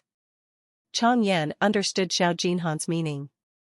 Everyone would die, and his great limit was indeed nearing. Why not use this opportunity to grant them a blessing before his death? In truth, when he learned of Chang Jian's death, this thought had crossed his mind as well. However, he lacked the energy to make a decision. He was in a dilemma as he looked at his kowtowing disciples. Finally, he spoke in a deep, resonant voice, "That's enough." Everyone stopped moving immediately. Chang Yan waved his hand, and a vial flew into it. He said, "I'll consider this proposal, but," he paused before continuing, "we must be cautious in exterminating the evil Sky Pavilion. After all, the Duanling branch is no match for the major sections." Xiao Jinhan was overjoyed. He said, "Don't worry, Patriarch. The Fiend Extermination Alliance has already formulated a plan that ensures our success. All we have to do is cooperate with them. When the time comes, you might not even need the Primal Fiend Potion, Patriarch." Chang Yan glanced at Xiao Jinhan. Without another word, he waved his sleeve and returned to the cave. "Take care, Patriarch." Chang Yan returned to the cave. The Duanling branch disciples stood up. As the first disciple, Xiao Jinhan now oversaw the management of the branch. While the elders remained in secluded cultivation, he had to shoulder the responsibility. "Eldest senior brother, should we inform the Patriarch about the theory of severing the Golden Lotus?" someone asked. Xiao Jinhan shook his head and replied, "Even if we were to tell him, we should only do so after the evil Sky Pavilion is dealt with. The Patriarch's great limit is near, and severing his Golden Lotus would only expedite his death. Having survived until now, the Duanling branch must take drastic measures." The core disciples standing in front of Xiao Jinhan nodded.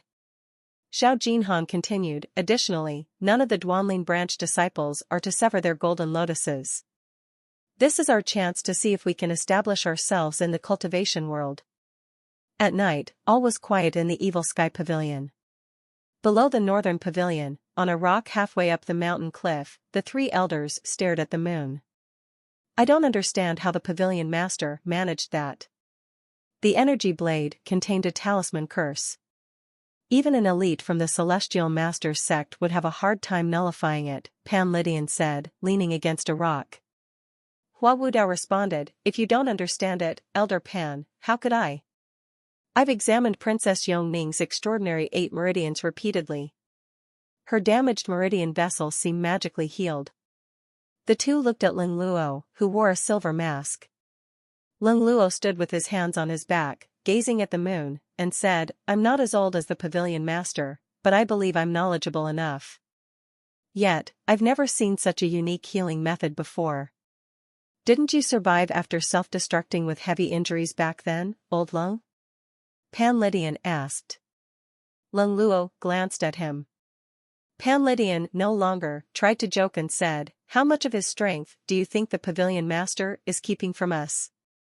Hua Wudao shook his head. "On the surface, the Pavilion Master's cultivation base is only at the Dao transforming stage of the Divine Court realm. However, I believe he's still at the peak of the 8-leaf stage. Indeed, the Pavilion Master's strength is unfathomable.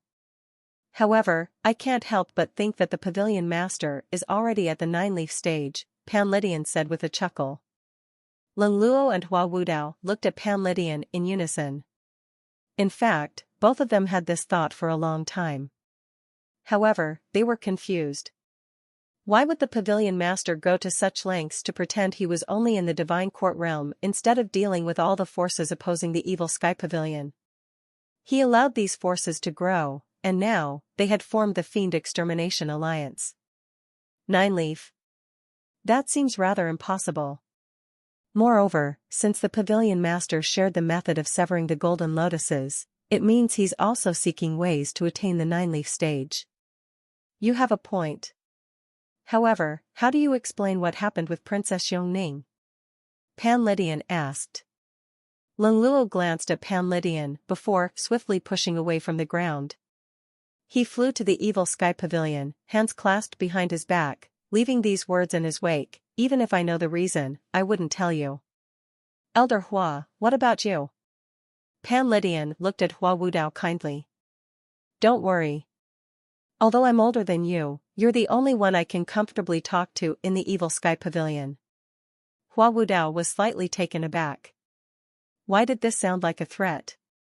He rose to his feet immediately and said, I have something to attend to.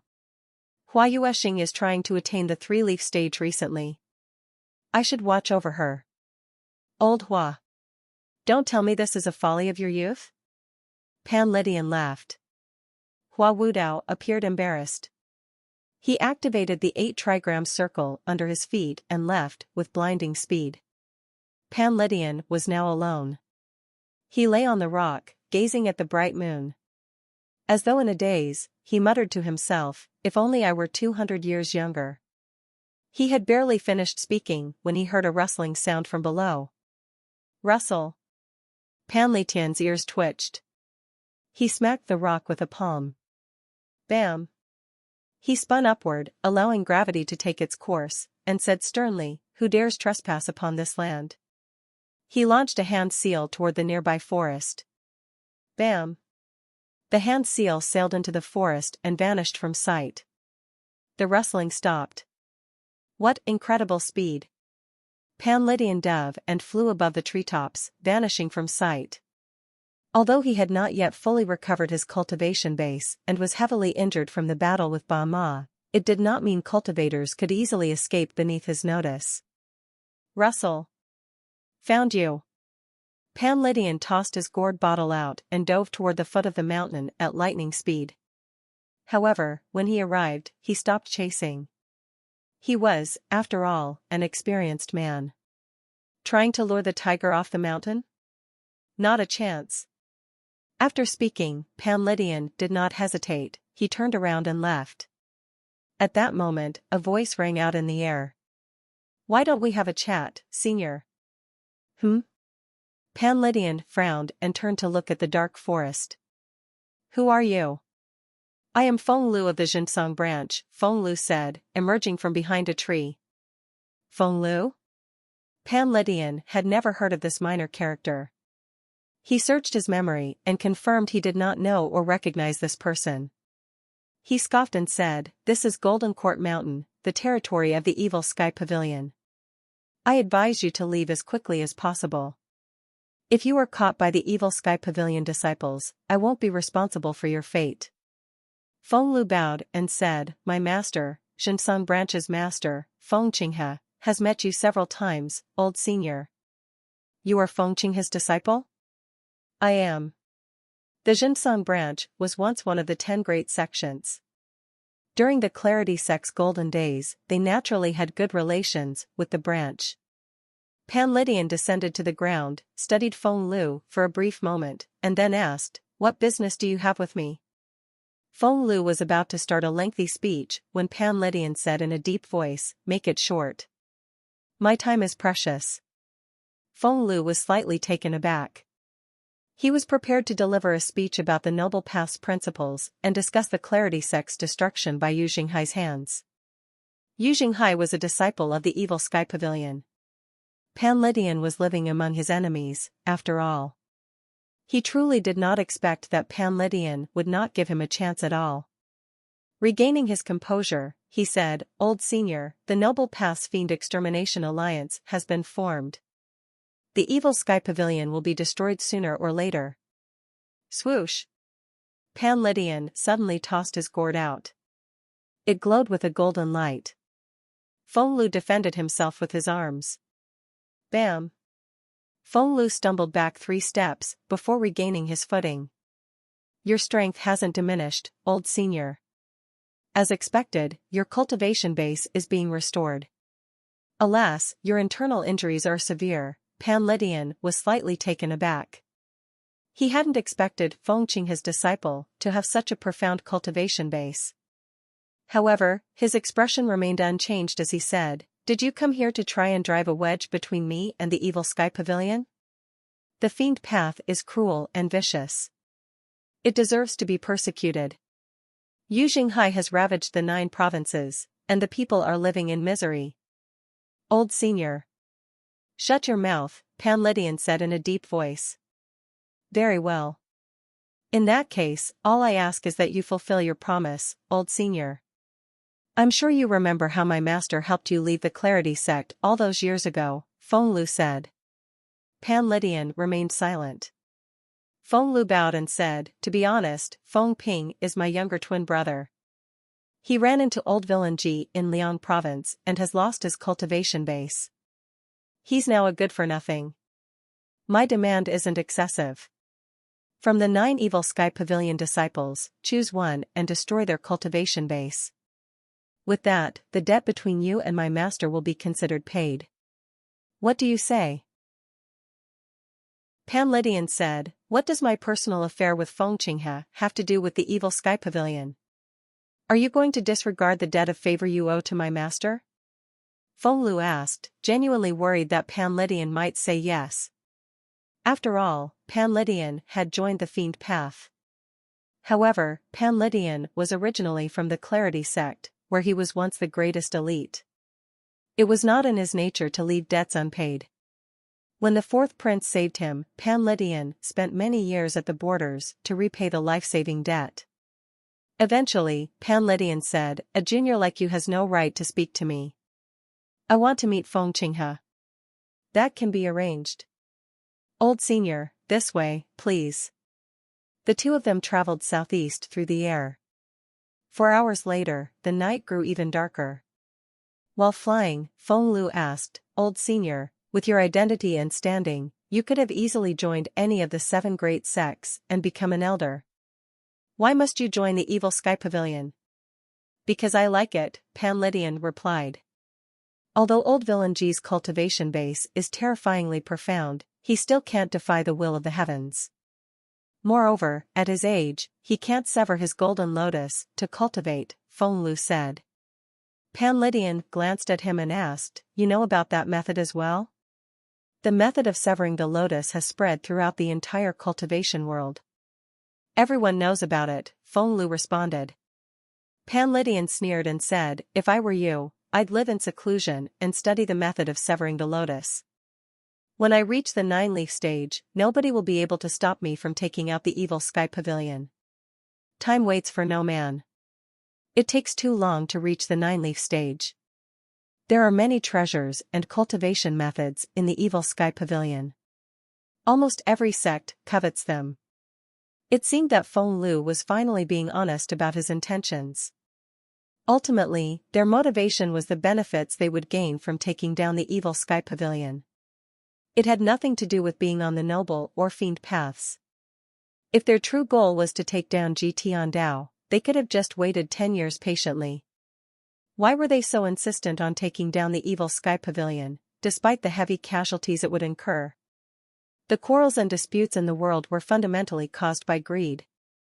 Lu suddenly stopped flying. Hovering in the air, he said, Old Senior. Why don't you join the Zhenghai branch? Our master has said that if you're willing to join us, the seat of the first elder will be yours, Lu said. Pavilion suddenly found this young man's impudence grating. Don't you understand what I've said to you? I don't. You will once I meet Zhenghai, Pavilion said. I'm afraid you won't be meeting my master. Whoosh. Whoosh. Whoosh. 100 cultivators suddenly appeared on the treetops. Several of them knocked their bows, and some circled in the air above. A trap? Pavilion scowled. He did not expect the Zhenghai branches, Lu, to resort to such low methods. Lu retreated in the air.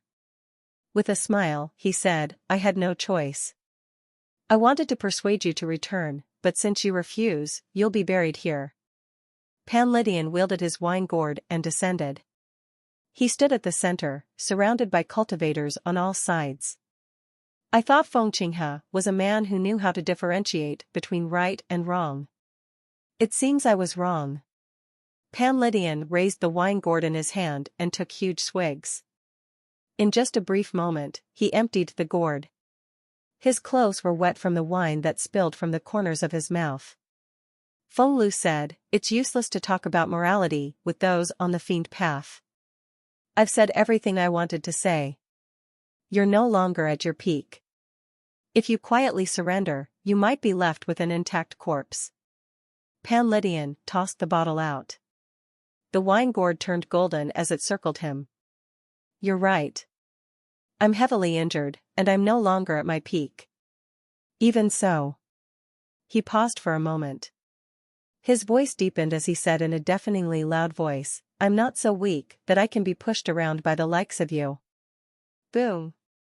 Pavilion stomped his feet on the ground and shot into the air like a fired arrow. He attacked without warning, his wine gourd shining with a blindingly bright golden light.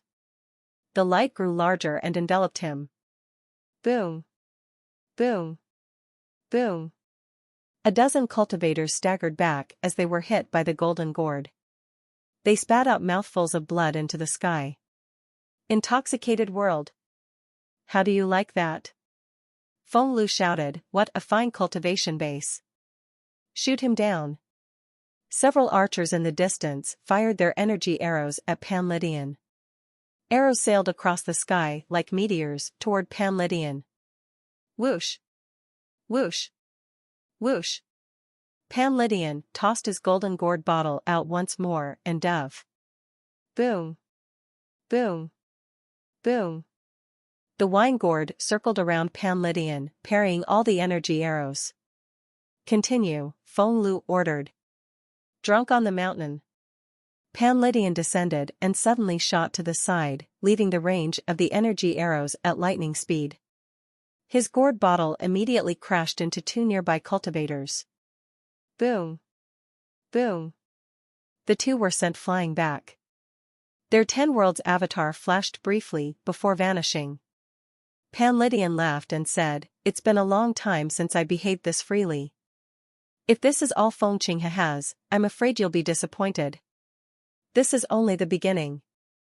Lu waved his hand. More than 10 cultivators lunged at Pavilion from all directions. Being in the center, he felt pressure from all sides. He fought to suppress the lump in his chest and stabilize his old wounds as much as possible. Then, he said, drunk on the battlefield. Swoosh. Pavilion suddenly descended like a massive rock. When his feet touched the ground, a loud boom echoed through the air. After evading the attacks, he threw his golden gourd bottle out again.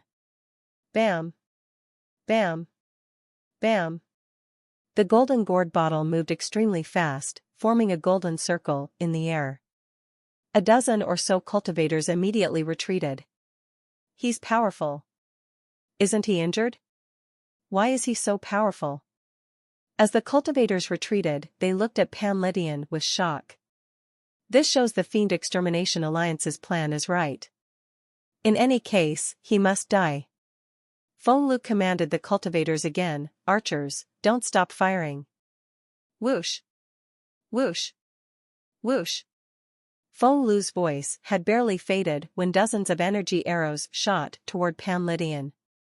Pavilion looked at Lu, and a burst of energy surged out of his body. Bam. Bam. Bam. The energy arrows dispersed. Pavilion flew toward Lu.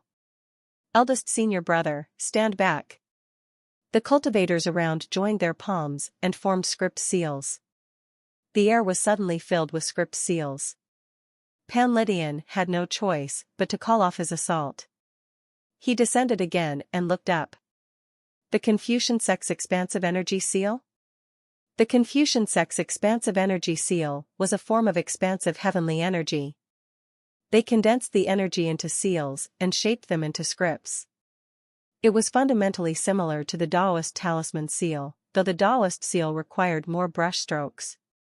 The scripts danced in the skies, consolidating rhythmically and diving toward Pavilion. Block. The golden gourd bottle hovered before him and spun rapidly. The script seals kept attacking, and the gourd bottle parried them. Bam. Bam. Bam.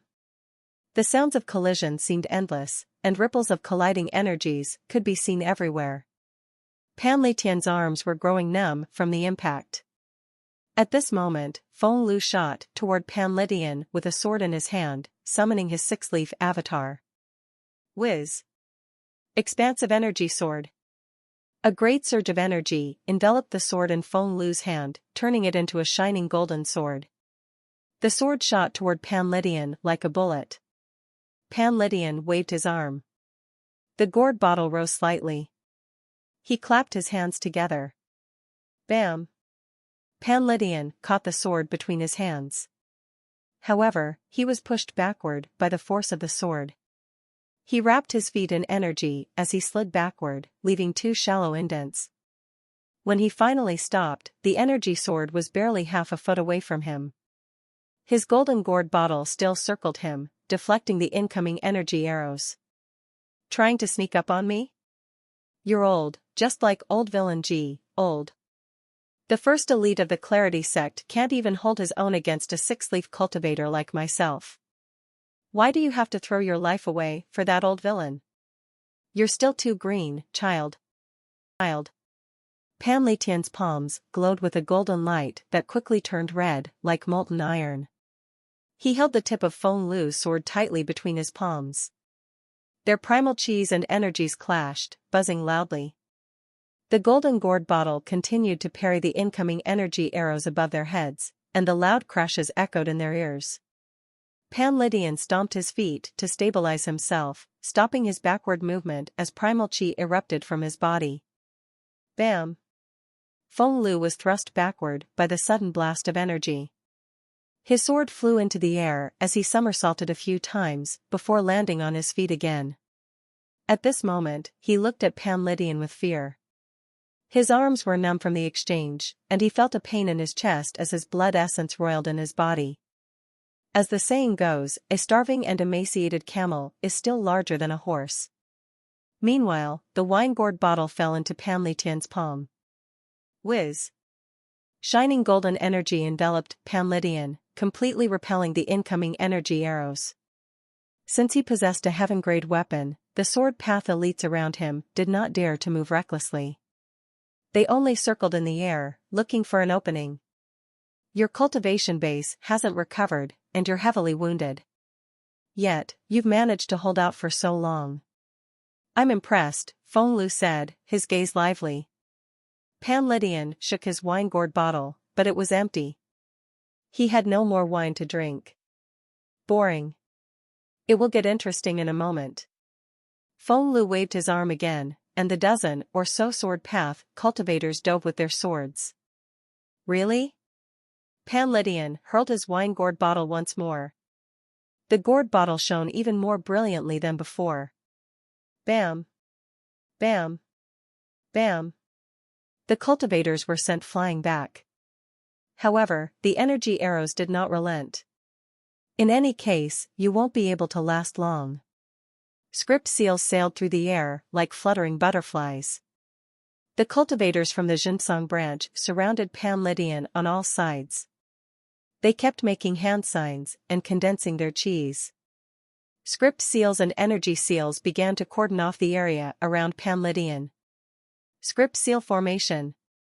More powerful script seals than before flew toward Pavilion. Pavillion's gourd bottle kept the script seals at bay, flying at a greater speed. At this moment, he began to cough. Seeing this, an expression of joy appeared on the faces of the Zhenghai branch disciples. This was their chance. Go! A circle of cultivators advanced with their script seals. Pavilion shouted, thoroughly drunk. As the script seal descended, the wine gourd bottle suddenly unleashed dozens of energy seals. Each energy seal was shaped like the wine gourd bottle, shooting in all directions. Bam! Bam! Bam! Wine gourd bottle seals? Feng Lu frowned slightly. He looked at Pavilion, who was at the center of the Pincere attack, with a grave expression. At this moment, Pavilion vanished from sight. He ricocheted through the surroundings like a fleeting phantom. Swoosh! Swoosh! Swoosh! Bam! Bam! Bam! Two cultivators were sent reeling back. They spat out mouthfuls of blood and died on the spot. The script seals continued to fly toward Pavilion, landing on the wine-gourd bottle energy seals. The collision of energies made the air violently turbulent. Pavilion moved as though he were drunk. He tottered and crashed into someone or something, and a wine-gourd bottle energy seal attacked in coordination. For a time, both sides were engaged in an intense battle. Lu rose into the air and shouted, "Hold him down." He knew Pavilion had internal injuries. There would be no problem as long as they could subdue him. Bam! Bam! Bam! The script seals were attacking with much higher frequency. Lu kept his eyes on the darting Pavilion. Avatar. Whiz. 100 tribulations insight with 6 leaves appeared in the air. The others summoned their avatars as well. It seemed as though the entire forest was aflame. The instant Lu summoned his avatar, he looked at Pavillion's moving figure and said, "Now." His sword sailed through the air. With his avatar in tow, he charged straight for Pavilion, sword first. Pavilion instantly felt a chill on his back and turned around. "Break!" Lu yelled. Pavilion instinctively moved his wine-gourd bottle energy seal in front of him. Bam! This time, Pavilion was sent flying back. However, he did not fly too far, and the altitude was not too high. He landed on the ground with a thud. The script seals and wine-gourd bottle energy seals vanished. The entire place fell silent. The disciples of the Zhenghai branch looked down from the sky at Pavilion, who had fallen to the ground. Lu's attack had successfully landed. Pavilion lay on the ground, looking up into the sky. He felt the lump in his chest threatening to escape. He gave a strange, guttural laugh. It wasn't that he couldn't block Lu's attack, his reflexes just couldn't keep up. He had sufficient experience, knowledge, and skills to counter it. Alas, he still could not keep up. "Accept your fate, old senior," Lu landed, his sword in his right hand as he walked toward Pavilion. Pavilion chuckled, supporting himself with his hands and sitting up with great difficulty. "To think that Zhenghai taught a disciple like you." Lu did not miss the barb in Pavillion's words. He raised his hand and sent a hand seal toward Pavilion. The hand seal struck Pavilion, and with a bang, he crossed his arms to defend, sliding backward. Lu smiled. "The first elite of the Clarity sect, Pavilion? You're nothing." Pavilion began to cough, blood trickling down the corner of his lips. Someone from the side said, "Eldest senior brother, let's not waste words with him. The branch master has told us to finish this as quickly as possible. There's no need to rush. I've never fought an elite like him before. He's an 8-leaf cultivator." Lu smiled, clearly feeling pleased with himself. Everyone desires respect and to be an elite feared and revered by all. When Lu saw Pavilion make no attempt to get up, he raised his hand again and launched another hand seal. Bam! Pavilion slid backward once more. "Senior, please don't hold back. I've always wanted to witness your glorious strength," Lu said mockingly, sending another hand seal. Bam! Pavilion flew backward again. Lu continued moving forward, pushing Pavilion back with his hand seals. "See? This is the so-called 8-leaf expert." Lu reveled in the feeling of trampling on an expert. Perhaps Lu was taking too long. One of the disciples called out again, "Eldest senior brother, we can't afford to dally any longer." Lu nodded, his gaze growing colder. At that moment, the Zhenghai branch disciples surrounded him in the air, looking down at Pavilion lying on the ground. Lu said, "Old senior. If you must blame someone, blame yourself for choosing the wrong side." He raised his sword, wrapping his energy around it, causing the sword to vibrate. Pavilion suddenly burst into another violent coughing fit, his chest heaving heavily as he spat out blood. Afterward, he laughed, his laughter ringing deafeningly in the air as he looked at the Zhenghai branch disciples who were watching him from above. He gazed at the starry sky, and many glorious scenes from days of old flashed before his eyes. He saw himself as a young man full of mettle and continued to laugh. Suddenly, he slammed his palms on the ground. If I could turn back time and become a young man again, I'd wipe those smirks off your faces. Suddenly, primal chi surged from his Dantian sea of chi and condensed into energy swords that shot in all directions. The energy swords charged toward the cultivators like a storm. This is bad. Retreat. Feng Lu's eyes widened as he summoned his avatar and retreated as quickly as he could. The Zhenghai branch disciples also retreated. Pan Letian's gaze was sharp as he summoned his avatar and was surrounded by his energy swords. The 8-leaf golden lotus, the 100 tribulations insight. With one hand tightly gripping the golden gourd bottle, his eyes were fixed on the retreating Feng Lu. Feng Lu's expression changed drastically. He was shaken and flustered, wanting to leave as quickly as possible. However, Pan Letian was already on him. He nearly forgot that his opponent was once the greatest elite of the Clarity sect. It was unthinkable for such a Taoist elite to lack sword skills. Such an elite would never allow himself to be powerless or defenseless. Pan Letian flew at Feng Lu, his avatar and energy swords in tow. Whoosh! Whoosh! Whoosh! The cultivators within the range of the energy swords were dismembered as though the swords were slicing through fruit. Their severed limbs rained down on the forest below. The cultivators who were further away fled as quickly as they could. Pan Letian had eyes only for Feng Lu and followed him relentlessly. An 8-leaf avatar pursuing a 6-leaf avatar was like an adult chasing a child. Feng Lu's despair grew with each passing moment, his eyes brimming with fear. The energy swords left a trail of destruction, flattening the earth and toppling trees like dominoes. Impossible. Feng Lu's voice cracked. The 8-leaf golden lotus avatar loomed above him, just as he had loomed over Pan Letian moments ago. Pan Letian said, "It's been a long time since I've unsealed my golden gourd bottle. I'll unseal it for you today." Whiz. The golden gourd bottle glowed brightly and shot toward Feng Lu.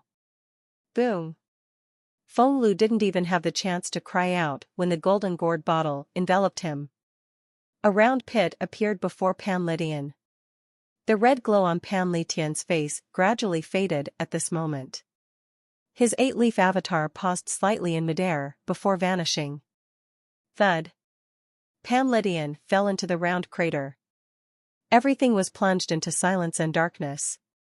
The Zhenghai disciples, who had gone through much trouble to escape, looked at the vanishing avatar in disbelief. Nobody dared to approach. They were already heavily wounded, most of their number had been killed by Pan Letian's sudden attack with his energy swords.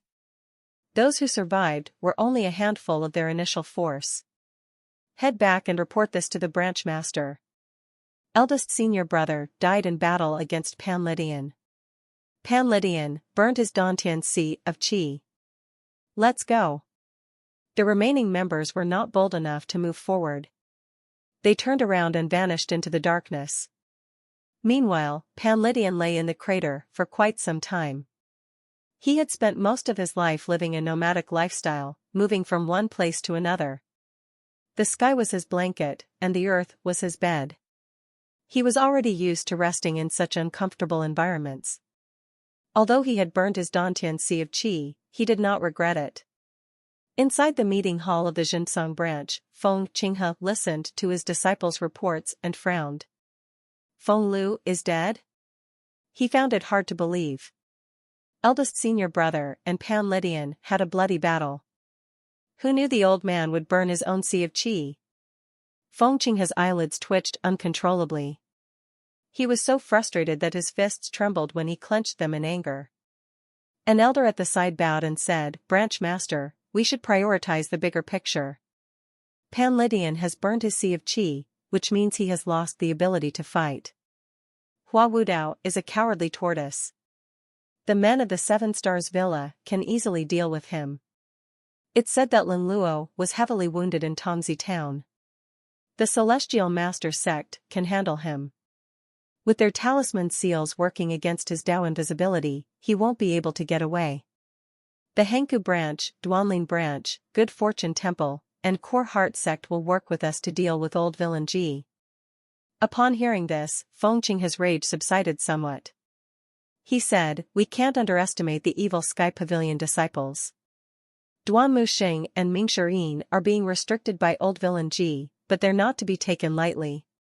Moreover, now that Si Wuya is with them, we have to be careful. Si Wuya is a traitor of the evil Sky Pavilion. Knowing old villain G's temper, Si Wuya won't be treated kindly. Yu Shengrong's fate is unknown, but I doubt he'll appear. The other disciples aren't powerful enough to turn things around. What about Yu Zhenghai? Fengqing was most worried about Yu Zhenghai. After all, Yu Zhenghai was the evil Sky Pavilion's first disciple. On the surface, he was the greatest traitor of the evil Sky Pavilion. However, anyone with keen eyes could tell that even though the Nether sect was powerful, it remained respectful to the evil Sky Pavilion. It was no longer considered news in the cultivation world that the four great protectors would turn tail and run whenever they saw the evil Sky Pavilion's master. Don't worry, Branch Master. Yu Zhenghai is currently fighting with the imperial family. To make things more difficult for him, the people of the Core Heart sect have gone to Roli. Roli? The Nether sect won the battle in Liang province, killing the 4th prince and 2,000 elites from Roli and Lulan. The royals of Roli want nothing more than to tear Yu Zhenghai apart, the elder said. Upon hearing this, Fengqing frowned again. The Core Heart sect is colluding with Roli? The other tribesmen are, after all, other tribesmen. I'm sure their goal is to plunge Great Yen into chaos, right? Then, he paused to sigh before continuing, the 7 great sects can't stop now. The Hanku branch even summoned their patriarch out of seclusion. Although Feng Lu is dead, it's not in vain. If they did not contribute more, what reason would they have to claim a larger share of the loot when the evil Sky Pavilion was destroyed? Fengqing sighed again. Send someone to the battle site. Find Feng Lu's body and give him a proper burial. Understood.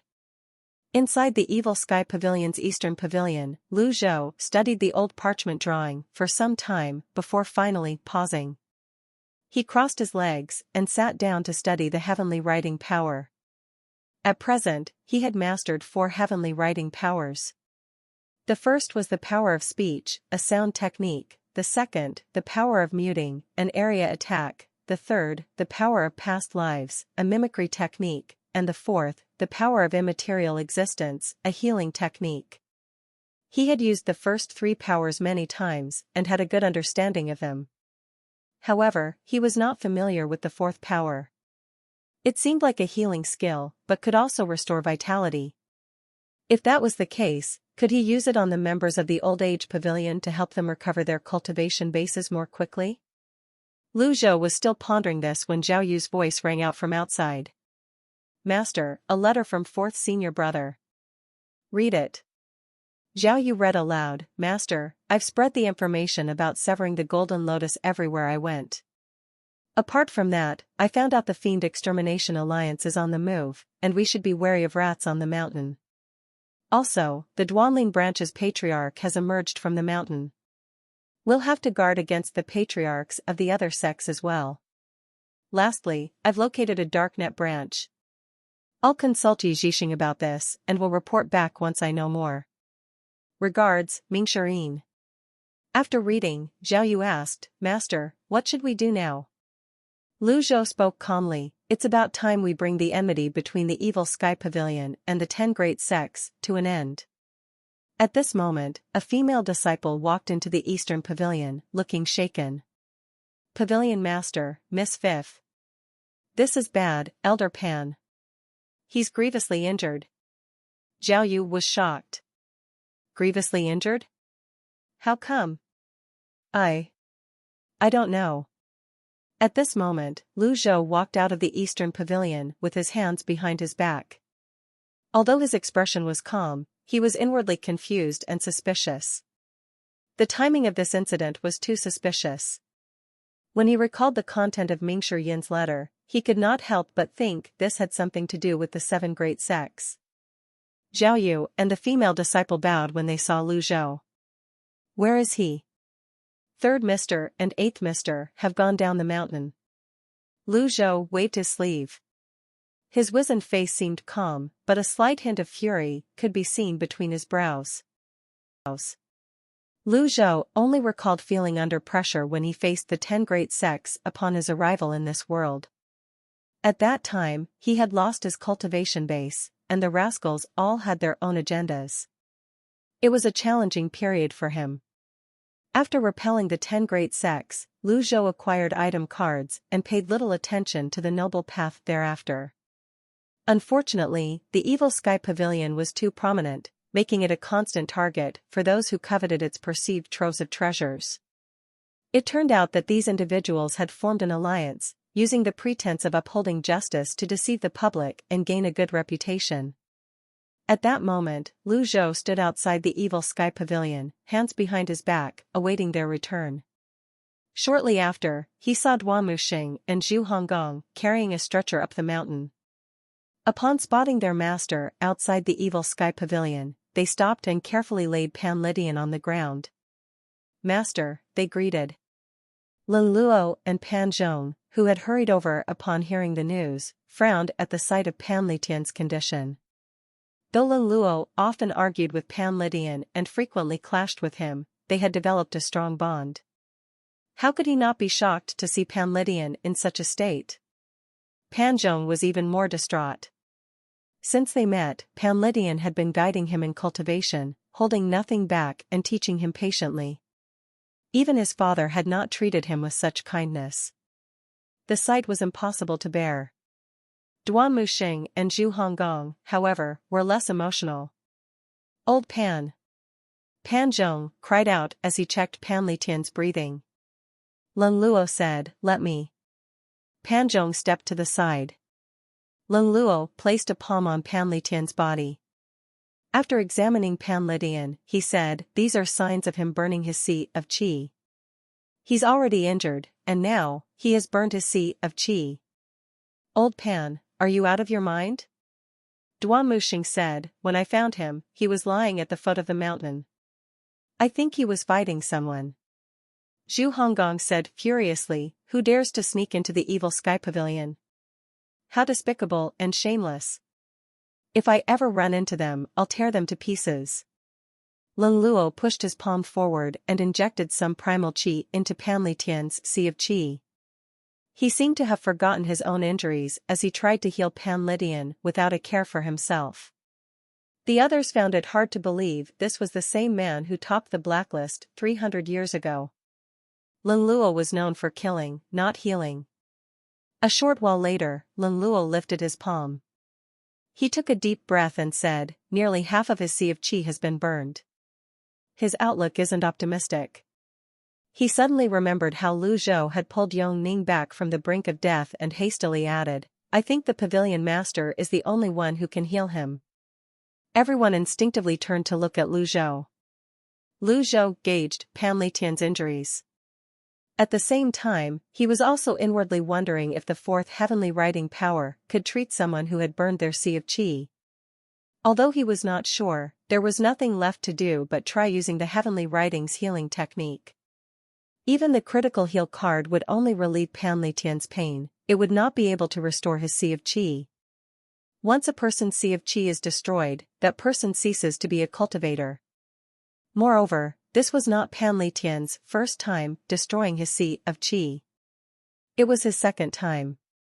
His old wounds had yet to heal, and he was injured again. One could only imagine how difficult it would be to heal him. "Stand back," Lu Zhou said. Lin Luo, Pan Zhong, Duan Muxing, and Zhu Honggong hastily stepped back to make way for Lu Zhou. Lu Zhou walked up to Pan Lydian and raised his right hand. As his sleeve fell, a faint blue lotus appeared in his palm. The others held their breaths, witnessing a familiar scene. They felt the powerful vitality from the blue lotus in Lu Zhou's palm and the terrifying force within it. Under his silver mask, Lin Luo's eyes gleamed. He looked at the blue lotus in shock. They had not seen what happened inside the room when Lu Zhou treated Ning, as the doors and windows were closed. In a way, this was their first time witnessing this. The blue lotus swirled and rippled like the tide. When the blue lotus reached the right size, Lu Zhou pushed it down. The blue lotus fell onto Pan Litian's chest, spun, and then laid down its roots. A bluish energy rippled into the surroundings. The strong vitality and healing power of the blue lotus restored Pan Litian's sea of qi and healed his existing wounds. After 15 minutes, the blue lotus disappeared into thin air. At this moment, Pan Litian began to cough. The others were overjoyed. He's awake. Pan Zhong hastily helped Pan Litian up. When Pan Litian opened his eyes, he felt as though he had emerged from a world of darkness into one of light. He blinked a few times before confirming he was, indeed, alive. He looked around and saw the happy and relieved expressions on everyone's faces. Old Pan. You gave us quite a scare. Are you all right? Who did this to you? You're lucky the Pavilion Master was here, otherwise, you'd be dead. At that time all I could do is watch over your grave. Pan Zhong nudged Pan Litian's shoulder, causing him to cough again. Pan Litian's mind was clearer now. When he heard Pan Zhong's words, he said contemptuously, "Oh, shut up. I won't die yet." Acting tough, Pan Zhong was rendered speechless by Pan Litian's behavior. Pan Litian cupped his fists at Lu Zhou and said, "Thank you, Pavilion Master." Lu Zhou stroked his beard and nodded. Who did this to you? You can tell us without fear. Pan Litian sighed softly and recounted the events to Lu Zhou. When he finished, he added, I wanted to meet Feng Qinghe and get to the bottom of the matter. However, Feng Lu tried to kill me halfway through our journey. Feng Qinghe's first disciple, Feng Lu, is a shady character. When I was attacked, I had no choice but to burn my sea of qi. Fortunately, from this day onward, my debt toward Feng Qinghe can be considered paid. As Lu Zhou had expected, Pan Litian had been assaulted after he left the Evil Sky Pavilion. Your debt is paid? Duan Muxing frowned slightly. To the others, it seemed Pan Litian had received the short end of the stick. Feng Qinghe had secretly helped me when I wanted to leave the Clarity sect back then. No matter, my life isn't valuable. I'm glad to have lived until today, Pan Litian said, then chuckled wryly. They think I'm dead. If I had to, I'd crawl back from hell to the Evil Sky Pavilion. The others felt shocked as they looked at Pan Litian. At this moment, Pan Litian sensed someone looking at him. He turned and saw Lu Zhou gazing at him. Lu Zhou's expression was the same as usual, making it difficult to discern his thoughts. Do you think it can be repaid? Lu Zhou asked. What do you mean, Pavilion Master? Pan Litian responded. Elder Pan. It seems like you've lived in vain all these years. Why don't you understand this basic concept? Lu Zhou shook his head and sighed. Do you know how many are waiting for me to kick the bucket? Do you know how many are waiting to trample on the Evil Sky Pavilion? Pan Litian was speechless. Lu Zhou's words were true. Even if he considered the debt paid, would the Xincheng branch share the same sentiment? Lu Zhou turned around, hands behind his back. He looked at the foot of Golden Court Mountain and said, I will remember this transgression from the Xincheng branch. I can't be blamed for holding a grudge or being heartless. If there was to be any order in the world, the Evil Sky Pavilion could not endure the numerous provocations by these people. Zhu Honggong said at once, You're right, Master. The others looked at Zhu Honggong. He tried to imitate his master's manner, but only looked like a fool instead. Unlike Little Yuaner, it sounded unnatural when these words came from him. Pan Litian nodded, saying nothing more. Lu Zhou said, Your sea of qi isn't completely healed yet. You should recuperate. Thank you. Pan Litian stood up and bowed deeply to Lu Zhou. Lu Zhou felt that using his heavenly writing power this time was worthwhile, even though he had depleted a third of its power. This confirmed that heavenly writing power could heal such injuries. However, to heal his target completely, he would need at least 2 to 3 times the amount of his extraordinary power. That was too much. It was indeed easier to break than to mend. A person's body had countless vessels, and the sea of qi was the most precious part of a cultivator. Healing it was never an easy task. Without the heavenly writing power, Pavilion would have been as good as dead with his injuries. Escort him back, Lu Zhou ordered. Understood. Pan Zhong led Pavilion back to his quarters. At this moment, little Yuan came running from the eastern pavilion. When she saw Pan Zhong supporting Pavilion, she asked, curiously, "Master, what happened to Elder Pan?" "He sustained internal injuries due to his own stupidity." "There's no need to concern yourself," Lu Zhou replied. Upon hearing this, Pavilion staggered and nearly fell over. He could not retort since the pavilion master had called him stupid. All he could do was lean on Pan Zhong's shoulder and say, "Walk faster." "Can you walk faster in this state?" "Just do as I say," Pavilion said through a fit of coughs. The two of them hastened and vanished from sight. Duan Muxing and Zhu Honggong were slightly stunned, as Pavilion did not seem injured at all. Zhu Honggong asked, "Master, is old Pan putting on an act?" "Blabbermouth." Lu Zhou glanced at him pointedly. "I'll slap myself right away." Smack, Zhu Honggong slapped himself. Lu Zhou ignored Zhu Honggong and noticed little Yuan holding a letter in her hand. "There's a letter?" "It's from the shameless Zhenghai. I'll read it." Little Yuan opened the letter and read aloud, "Old Senior, there are two things I want to report. First, there's a report from Liang province that the people of Roli have suddenly crossed the heavenly moat and attacked them. With Si Wuya out of the picture, the Nether sect has weakened considerably. The Nether sect is currently engaged in a battle with Roli's forces. In my opinion, they'll be at it for some time. Second, be careful of the Fiend Extermination Alliance.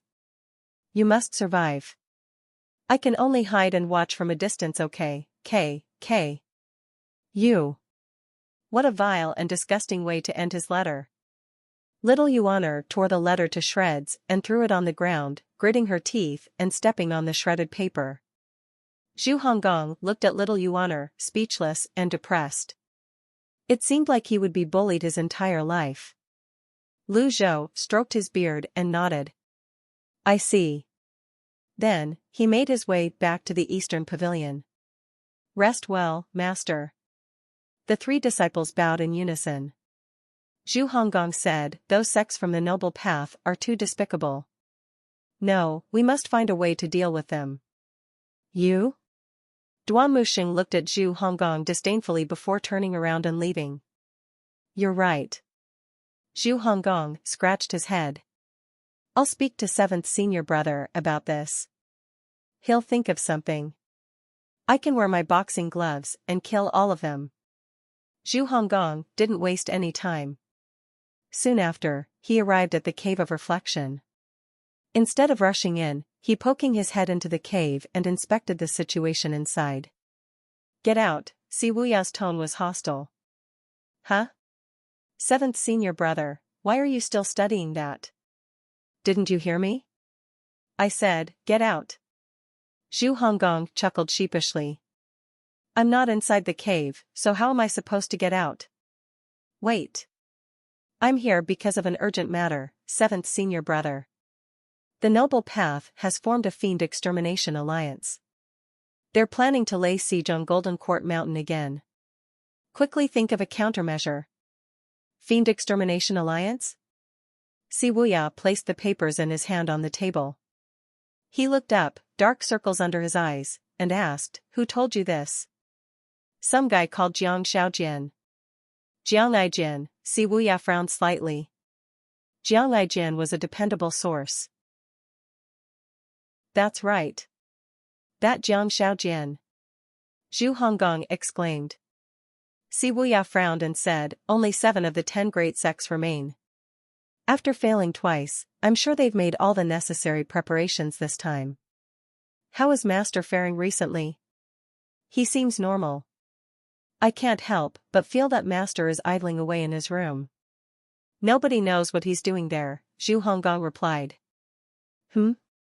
Si Wuya looked at Zhu Honggong. Is that what you think of, Master? Zhu Honggong immediately covered his mouth. How are the three old men's cultivation bases? Don't get me started. That fellow Panlydian was duped by a group of people and ganged up on. If Master hadn't done something, he would have died by now. Elder Hua is skilled in defensive techniques, but he's not much use in offense. Elder Leng has great mobility and is as slick as a loach. However, in a direct fight, none of them is a match for Panlydian. It was the truth. After all, Panlydian possessed the heaven-grade weapon, the wine-gourd bottle. He was a true Daoist elite. In that case, the evil Sky Pavilion might be in danger, Si Wuya said. That Hua Yueshing isn't too bad. She's almost a three-leaf godly archer, Zhu Honggong said. If this were in the past, a cultivator with 5 leaves or less might have been a great help. However, it's different now. It's not enough to serve as a deterrent. With the rumors of severing one's golden lotus and masters approaching great limit running rampant, it's likely that the 7 great sects might decide to take a gamble. Huh? What should we do then? Zhu Honggong asked, slightly worried. Inform eldest senior brother about this, Zhenghai said. Si Wuya immediately thought of Zhenghai. The situation could only be turned around if Zhenghai and the 4 great protectors appeared. What a terrible coincidence. The people of Roli have attacked Liang province and are engaged in a battle with eldest senior brother. Zhu Honggong said. Si Wuya frowned again. Was this truly a coincidence? Any word from second senior brother? Si Wuya asked. Well, no, Zhu Honggong replied. Si Wuya's calm expression turned slightly grim. I think eldest senior brother is being plotted against. With second senior brother missing, it seems like the evil Sky Pavilion can only count on me. Zhu Honggong was speechless. Aren't you worried that you'd be clobbered by Master for talking like that? Old 8th, in 2 days, by hook or by crook, you must convince Master to unseal my cultivation base. Remember that, no matter what. Oh, yeah. You're a 6-leaf cultivator as well, 7th senior brother. Zhu Honggong smacked his own thigh. Ow. A pig-like squeal echoed in the cave of reflection. He had forgotten that he was wearing his boxing gloves again. Meanwhile, on Wuxian Mountain, the nobleman country was a place that never knew spring. It was perpetually stuck in winter, and the landscape was always covered in white snow. Today, however, Wuxian Mountain welcomed rare sunshine. The golden globe shone its rays through the canopy of leaves onto the clean, white snow, like a scene from a painting. Outside the Melilot grave, a small group of cultivators was surreptitiously digging and picking at the stone door. It's King freezing here. Put your backs to it. The mark on the map should be correct. This is the Melilot graveyard that vanished from the world more than 300 years ago. Boss, this is our first time digging up a grave of the other tribes. I'm so excited. Technically, the nobleman country isn't part of the other tribes. The victor becomes the king, while the loser is outlawed. It's been branded into the annals of history. It'll be almost impossible to rewrite it. Who cares about the tribe? It'd better not be empty, or I'd be worked up for nothing. Asterisk click. Clack, asterisk. With the collective effort of the 5 men, the stone door buzzed and slid open. The 5 of them hurried into the Melilot graveyard. Boss, what's that? One of them pulled their leader and pointed at a pack of wolves that appeared on a mound before the Melilot graveyard. Wild wolves? This is a bad sign. We should get out of here. I heard that a graveyard guarded by wolves isn't an auspicious place. Are you scared? You can leave if you are. But don't count on us to give you a share of the loot. The others had no qualms about venturing forth. They walked deeper into the Melilot graveyard. They were finally here and wouldn't call it quits before achieving their goals. They passed through a walkway and entered a dim tunnel. Then, they arrived at a huge, wide area. The piles of bones made them click their tongues in wonder. They searched for valuable items while guarding against any possible traps. After searching for some time, they found some valuables on only 2 skeletons and nothing else. "Boss, look." One of them pointed at another door. Light was shining down from above. "Shoo." The leader's eyes brightened as he caught a glimpse of a sword on the floor beyond the door. He had an eye for treasure. The moment he saw it, he was instantly drawn to the sword's scarlet glow. His heart skipped a beat as he exclaimed excitedly, "Heaven grade." "Heaven grade?" The others looked elated. "Jackpot. We're rich." With a heaven grade weapon, they could feast like kings for the rest of their lives. The 5 of them were now drawn to the sword on the floor. They moved closer and closer. When they reached the stone door, they saw the scattered projectiles on the floor. The leader frowned. "Be careful of hidden weapons. Perhaps some of our colleagues were here before us." "Colleagues? Is that sword theirs?" The leader of this group of 5 was a cultivator with an acceptable cultivation base. He could easily move an item remotely. He was worried there might be hidden contraptions beyond the stone door. So he smiled, raised a hand, and said, "Who cares who it belongs to? Come to Papa." Whiz. The sword shook, but only vibrated on the ground. "HM? I can't seem to move it with my Brahman Sea Realm cultivation base." The 5 of them began to realize something was wrong. "Well, let's see about that." He raised his palm, condensed a huge amount of primal chi into energy, and sent it toward the sword. He gritted his teeth from the effort and from unleashing all his primal chi. Whiz. Whiz. Whiz. The longevity sword shook violently. "Go, boss. Just a little more." "Almost there." Almost. The cultivation bases of the other 4 were weak. They could only cheer him on. They looked at the shaking sword, which wouldn't move even though their leader was in the Brahman Sea Realm. They were even more convinced that the sword was an extraordinary heaven-grade weapon. The thought of this almost made them drool. Whiz. It moved. The sword blade suddenly glowed with a scarlet light, hovered in the air, and shot toward them. Swoosh. The sword flashed briefly as it slashed across 4 men's throats. With a bang, the Brahman Sea Realm cultivator flipped backward and fell to his knees, regarding the sword with extreme shock. He turned to look and saw his 4 comrades staring at him with wide eyes. Their hands were clutching their necks, while their other hands pointed at him. "Boss, you. It wasn't me." Before he could finish explaining. Thud. The 4 men fell to the ground, no longer breathing. The sword hovered beyond the stone door, then flipped and plunged its tip into the ground. Bam! The well cover instantly cracked in half. As the cover broke, the sword's blade glowed even more brightly with a scarlet light. The gravedigger leader felt a chill run down his spine. His face drenched in sweat, he rubbed his eyes. When his vision cleared, a figure materialized before him. A green-robed swordsman with long hair that fell to his shoulders and a chiseled face appeared, his gaze both gentle and cold at the same time. You. The gravedigger leader felt a warm trickle down his legs. He couldn't stop it. It felt scalding in this cold place. His legs trembled violently. The green-robed swordsman said emotionlessly, "Trespassers in the Melilot graveyard shall die."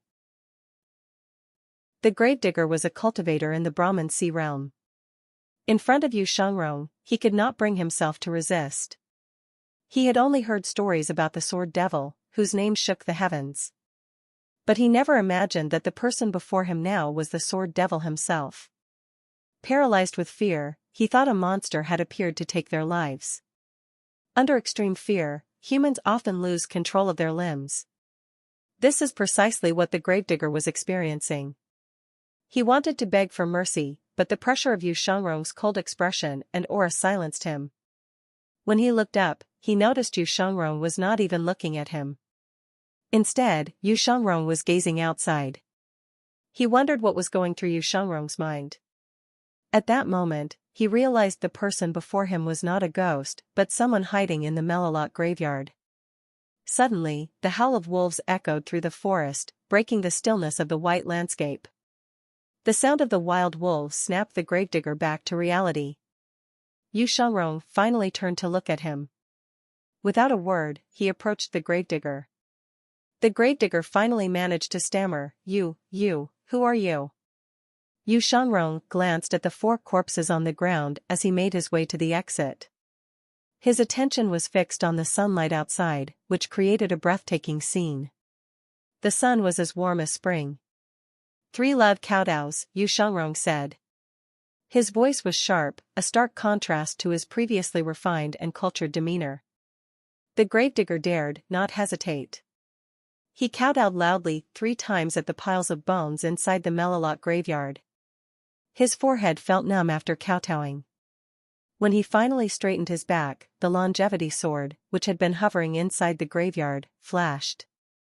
Swish! The longevity sword slashed the gravedigger's throat before returning to Yu Shangrong's scabbard.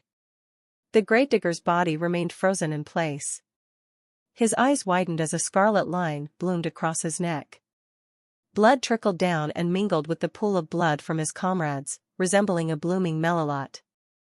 As he fell to the ground, the stone door of the Melilot graveyard slid shut, plunging everything into darkness. Yu Shangrong looked up at the pack of wolves perched atop the mound.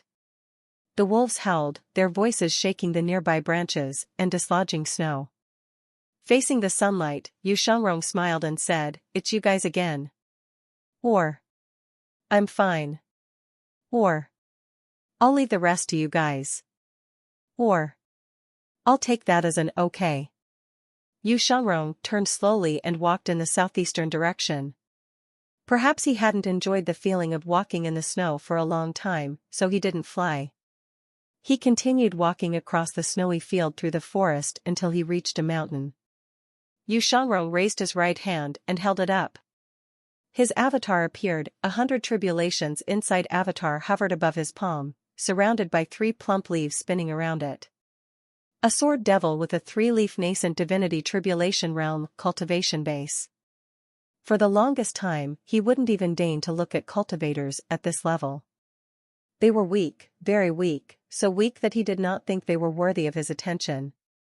Was he the weakest sword devil in history now?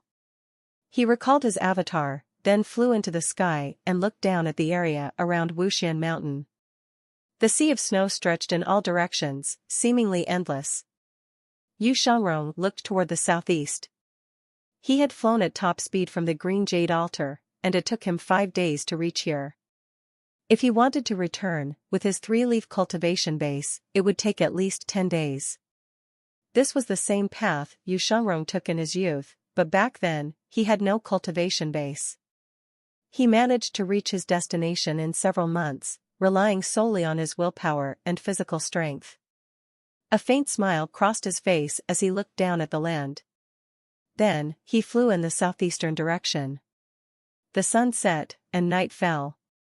Inside the cave of reflection, Si Wuya tossed the question paper aside, then rubbed his eyes, without pretense. He sighed and shook his head. There are all kinds of strange things in the world. Where did Master find these peculiar questions? Up until today, he had only managed to solve the first 2 questions. The answers to the others eluded him, which left him dejected and irritable. Moonlight illuminated the cave of reflection. A rustling noise caught Si Wuya's attention. Who's there? Si Wuya walked toward the cave's entrance and searched with his gaze. Although the sound was muffled, it did not escape his notice. An inner breath technique? Many cultivators cultivated similar techniques to aid in espionage. As the name suggests, the cultivator would breathe into his internal organs and pull back his energy. In all appearances, he would seem dead. However, this state could not be maintained for too long, as it could lead to internal injuries. The main objective was to avoid detection by elites. Therefore, major sects formulated their own formations and barriers to guard against spies. A cultivator who cast the inner breath technique would be like a mortal. Firstly, they would not be able to pass through barriers. If they encountered any formation, they would also be captured. Golden Court Mountain's barrier was long gone. However, due to its reputation, the average cultivator would not dare come close to the evil Sky Pavilion. Who was this bold? Fuh! A figure leaped out from the forest to the right of the Cave of Reflection. The moment the figure revealed itself, it fell to one knee before the cave and cried out, "Sect Master." Si Wuya exclaimed in shock when he saw the person before him, Yi Zhixing. "What are you doing here?" "Shoo." Yi Zhixing looked around. He hurried toward the Cave of Reflection and took out a dagger. "I'm bailing you out." "Wait." Si Wuya raised a hand. "Who sent you?" "Sect Master. Time is of the essence. The 7 great sects have formed an alliance. When the time comes, there will be a bloodbath on Golden Court Mountain. It's dangerous for you to remain here." Yi Zhixing surveyed his surroundings. Upon discovering that Si Wuya's cultivation base had been sealed, he grew even more determined to rescue Si Wuya. Si Wuya shook his head and said, "You've arrived just in time. Tell me about the 7 great sections." "Sect Master." Yi Zhixing raised his dagger anxiously. Si Wuya frowned slightly. His voice was low and imposing as he said, "Yi Zhixing." Yi Zhixing was stunned. Si Wuya continued, "Heed my command." "Understood," Yi Zhixing replied, shuddering. He did not dare to oppose Si Wuya's command. "When you leave, contact our sources in the 7 great sections. Find out about their trump cards," Si Wuya said. "Understood. However, how should I keep you updated, Sect Master?" Yi Zhixing asked, turning to look at the cliff against the night sky. He shuddered at the thought of having to overcome this hurdle every single time. "Just send a letter to the evil Sky Pavilion," Si Wuya replied. "Sect Master?" Yi Zhixing was baffled. "I've made up my mind," Si Wuya said. "Go and do as you're told." Seeing how serious Si Wuya was, Yi Zhixing dared not stay a moment longer. He turned and ventured into the darkness. Meanwhile, Duan Muxing stood atop a huge tree outside the northern pavilion. He swept his gaze across the Cave of Reflection and mumbled to himself, "I'll spare you this once, out of consideration for Old Fourth and Old Eighth. I hope you can be of help." After that, he dove toward a boulder halfway up the mountain. He stabbed his overlord's spear into a crack and stood there like a mountain deity. Daybreak. As usual, Lu Zhou stretched his limbs and did some simple exercises. Then, he checked his remaining life out of habit. It was reduced by 1 day, no surprise there. Next, he opened the door and walked out. Hardly had Lu Zhou stepped out of the room when he saw Zhu Honggong sprawled on the floor outside. "Peace to you, Master, may you live forever and ever." "Good morning, Master," Zhu Honggong greeted. "What is it?" Lu Zhou asked. "Master. The evil Extermination Alliance has gone too far. I've been thinking all night and have come up with a good plan," Zhu Honggong said. "Let's hear it." 7th senior brother has a 6-leaf cultivation base. If he has his Peacock plume, even a 7-leaf cultivator would find him formidable. Therefore, I propose that we unseal his cultivation base, Zhu Honggong replied. "Are you pleading on his behalf?" Lu Zhou had anticipated this. After all, Zhu Honggong had a good relationship with Si Wuya. They had always been on good terms. "I wouldn't dare, but I feel it's necessary for 7th senior brother to step up when the evil Sky Pavilion is in trouble," Zhu Honggong said. "Do you think I can't handle these sects on the noble path?" Lu Zhou asked. "Huh?" Zhu Honggong was taken aback. He shuddered and hastily said, "That's not what I meant." "Never." Lu Zhou glanced at him and said, "You have the protection of your Zen tunic and the boxing gloves as your weapon. Although you have the 100 tribulations inside Avatar, you haven't managed to sprout a single leaf. If you have the time to plead for that rascal, you should use it to cultivate." Zhu Honggong kowtowed and said, "Yes, Master." Zhu Honggong felt like crying.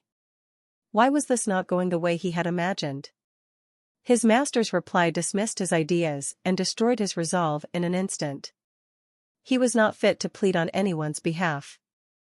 Tell that rascal he has to stay in the cave of reflection until the memory crystal is found. Yes, master. Si Wuya was soon informed of this decision. He sat on the stone bench, perplexed. How is master going to defend the evil sky pavilion if he's being this stubborn? Zhu Honggong shook his head with a sigh and said, I have no choice either. If I said any more, I'd be sent into this cave as well. You're not to blame for this. By the way, have you heard from fourth senior brother? Si Wuya asked. No, Zhu Honggong shrugged. He suddenly felt that none of them were dependable enough in this time of need. Si Wuya paced around the cave with his hands on his back. Even he felt that this was a difficult situation to resolve. In the end, he waved his hand and said, You should head back for now. I'll try to think of something. Zhu Honggong nodded and left. Night fell as the breeze blew gently. Lu Zhou gauged the heavenly writing's extraordinary power. He had used 1/3 of it to heal Pan Lydian. He would need at least 5 days to restore it. Without thinking too much, he closed his eyes and continued to meditate on the heavenly writing scrolls. When he was in his meditative state, he felt an extremely comfortable sensation and lost himself in the experience. The unique scripts of the heavenly writing scroll moved. This reminded Lu Zhou of the Sutra of the Heavenly Writing Powers. Before this, he could not read these scripts at all. However, the open heavenly writing scroll grouped the scripts together to form the basic sutras. It seemed to pick scripts from a vast sea of characters to form sentences. Before he knew it, he fell into an immersive meditation state again. Like the previous day, Duan Muxing was practicing with his overlord spear around the waist of the mountain. He thought today would be just as peaceful when he noticed a flash of fire at the foot of Golden Court Mountain. Duan Muxing frowned. He activated his 100 Tribulations Insight avatar. The resonance of the avatar was enough to draw the attention of the evil sky pavilion, essentially alerting the others about this. Figures shot out of the southern pavilion and hovered in midair. Lung Luo, whose cultivation base was the most profound, arrived first. He hovered at a high altitude and looked down at the foot of the mountain. The moonlight shone on his silver mask as he looked at Duan Muxing's 100 Tribulations Insight avatar and asked, Are the 7 great sects here? I'm not sure, but something's off about that fire, Duan Muxing said, recalling his avatar and turning to look again. He manifested his avatar at the foot of the mountain to warn the people there to stay away. At this moment, Hua Wudao appeared beside them in the air. Don't fall for their ploy to lure us away. Agreed, Duan Muxing nodded. With Pan Lydian's experience as a reference, they were more cautious now. Meanwhile, Hua Yuexing appeared outside the evil sky pavilion's great hall. With a tap of her feet, she landed on the highest point of the pavilion, her movements as graceful as a swallow. She gripped her falling moon bow tightly. It resembled a slender, tough sculpture. Hua Wudao glanced at her and projected his voice. Yuexing. Elder Hua. You'll keep watch tonight. Understood. Hua Yuexing was now a 3-leaf godly archer. With her abilities, so long as she had a high vantage point, she could hit anything in view. She was the best choice to keep watch throughout the night. At that moment, fire flashed in the distance again. Unlike before, the flames formed a horizontal line, rushing toward Golden Court Mountain at a terrifying speed like a red carpet. With the help of the wind, it shot toward Golden Court Mountain like a tidal wave. A fire attack? Duan Muxing raised his overlord spear and shouted, How dare you? Duan Muxing, don't do anything rash. Hua Wudao called out, trying to stop Duan Muxing from leaping into action. Are we supposed to let the fire rage on? Dried trees and weeds dominated the foot of the mountain, and the fire would soon spread to Golden Court Mountain. Hua Wudao shook his head. Yuexing. I see them. From the top of the evil sky pavilion, Hua Yuexing wielded her falling moon bow, now wrapped in golden energy. Whiz. Whiz. Whiz. The energy that enveloped the falling moon bow soon grew as tall as herself. She pulled the bowstring with her right hand, and a thick energy arrow appeared. The moment the energy arrow formed, bam! The energy arrow was fired. At a distance from Golden Court Mountain. It was nearly impossible to see the top of the evil sky pavilion. The moon shone behind it. Some of the cultivators setting fire to the forest heard a strange buzzing sound. Did someone activate their avatar on the mountain to try and scare us off again? Whoosh! They looked up and saw an energy arrow sailing toward them. Pooh! It penetrated the chest of one of the cultivators. The man widened his eyes, looking incredulously in the direction of the evil sky pavilion. Then, he fell backward with a loud thud. God! Godly archer! When the others saw this, they were shocked. Quick! Quickly now! The fire is already going strong, let's retreat. Fall back! Just as they turned around, several energy arrows flew toward them from the evil sky pavilion, with the moon behind their backs. Pooh! Pooh! Pooh! 3 early-stage Brahman Sea Realm cultivators were struck, falling to the ground, powerless to put up any resistance. The other cultivators scattered and fled. Yet, the fire was still spreading toward Golden Court Mountain, the wind feeding it with much-needed oxygen. At the top of the evil sky pavilion, Hua Yueshing said, I've taken down 4 of them. I can't see the rest. They're well hidden, and I can't get a clean shot. Most of them have fled. I see, Hua Wudao nodded. Scoundrels will be scoundrels. Is this all they can do to the evil sky pavilion? Lin Luo shook his head. Duan Muxing looked at the incoming flames and said, Don't forget about the fire. Hua Wudao said in a booming voice, Allow me. He stepped forward in the air. Radiant circles spread out with every step he took as he descended. The shining golden scripts appeared in the air, circling Hua Wudao. Then, they dropped down in a radiant circle. Lin Luo, Hua Yueshing, and Duan Muxing looked down from above. When Hua Wudao landed, the fire had already spread out in a line, gaining speed as it progressed toward Golden Court Mountain. However, he was in no hurry. He merely observed the direction and position of the fire with a slight frown.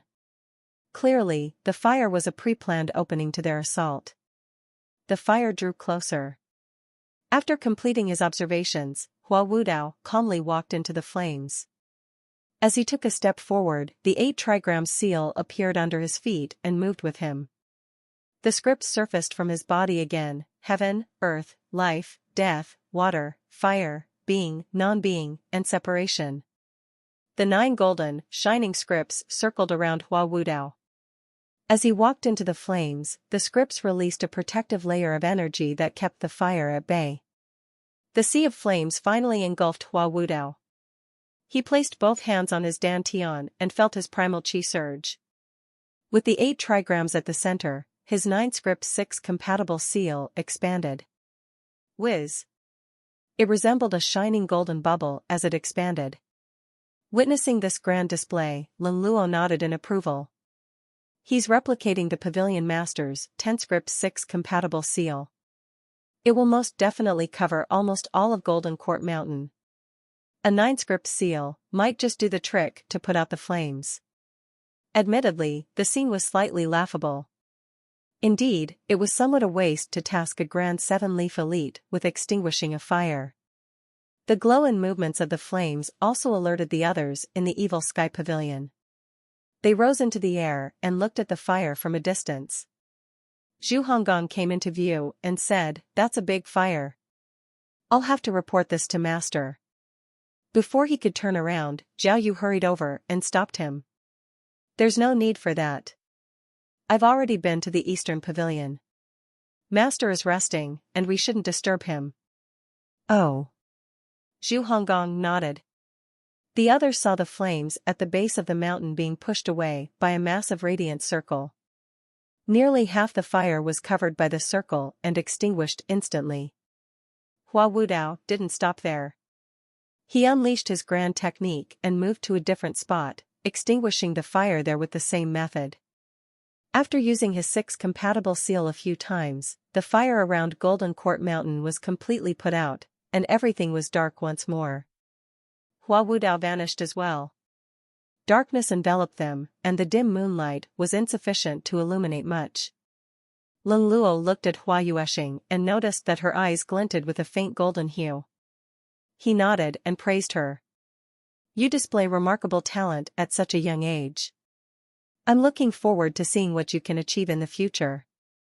Duan Muxing also noticed Hua Yueshing's peculiar display and asked, "What cultivation method is this?" Godly archers typically engage in long-range attacks, requiring great visual strength and the ability to fire rapidly. Most godly archers focus on increasing their cultivation bases to improve their rapid-fire ability. However, focal strength is a secret art of the Luo sect. It greatly enhances the user's night vision, Lin Luo explained. "I see." Lin Luo sighed and said, "The younger generation is catching up, it seems." Hua Yueshing stopped using her secret art. Her eyes returned to normal, and she said, "Elder Hua is still at the foot of the mountain. The fire was blazing earlier, and it can easily rekindle. He's planning to wait." The others nodded. Zhu Honggong quickly grew bored. "Here I was hoping for a show. If I'd known this was going to happen, I would have continued sleeping." Hua Wudao was indeed keeping an eye on the situation, intending to prevent the people from rekindling the fire. He flew low above the ground, completely extinguishing the flames, before landing. Satisfied that there were no more issues, Hua Wudao shook his head, feeling sorry to see the scenery before him. For a few hundred meters, everything had turned to ash. Just as he was about to turn around and leave, more than 10 people flew toward him. They did not make much noise, but Hua Wudao could just pick up the sounds of their movements. He frowned slightly, thinking it better to return to the mountain as fast as he could. The dozen or so men were flying toward him at top speed. Hua Wudao. Hua Wudao was slightly shocked. He looked ahead. When the newcomers were finally in sight, he saw their faces illuminated by the moonlight. Yun Sect's Grand Elder Feng Wenxian? Hua Wudao was confused. He did not think the Yun sect was part of the Fiend Extermination Alliance. Moreover, the Evil Sky Pavilion had visited the Luo sect's first holy land and had decided not to hold any past grudges with the Yun sect. What were they doing here? They were showing themselves after the Great Fire. This was too much of a coincidence. It was definitely suspicious. Feng Wenxian brought more than 10 men with him. They stopped and hovered in the air near Hua Wudao. "Hua Wudao, on the orders of the Patriarch, we are to take you back with us. If you would kindly cooperate." Feng Wenxian raised a hand and made an inviting gesture.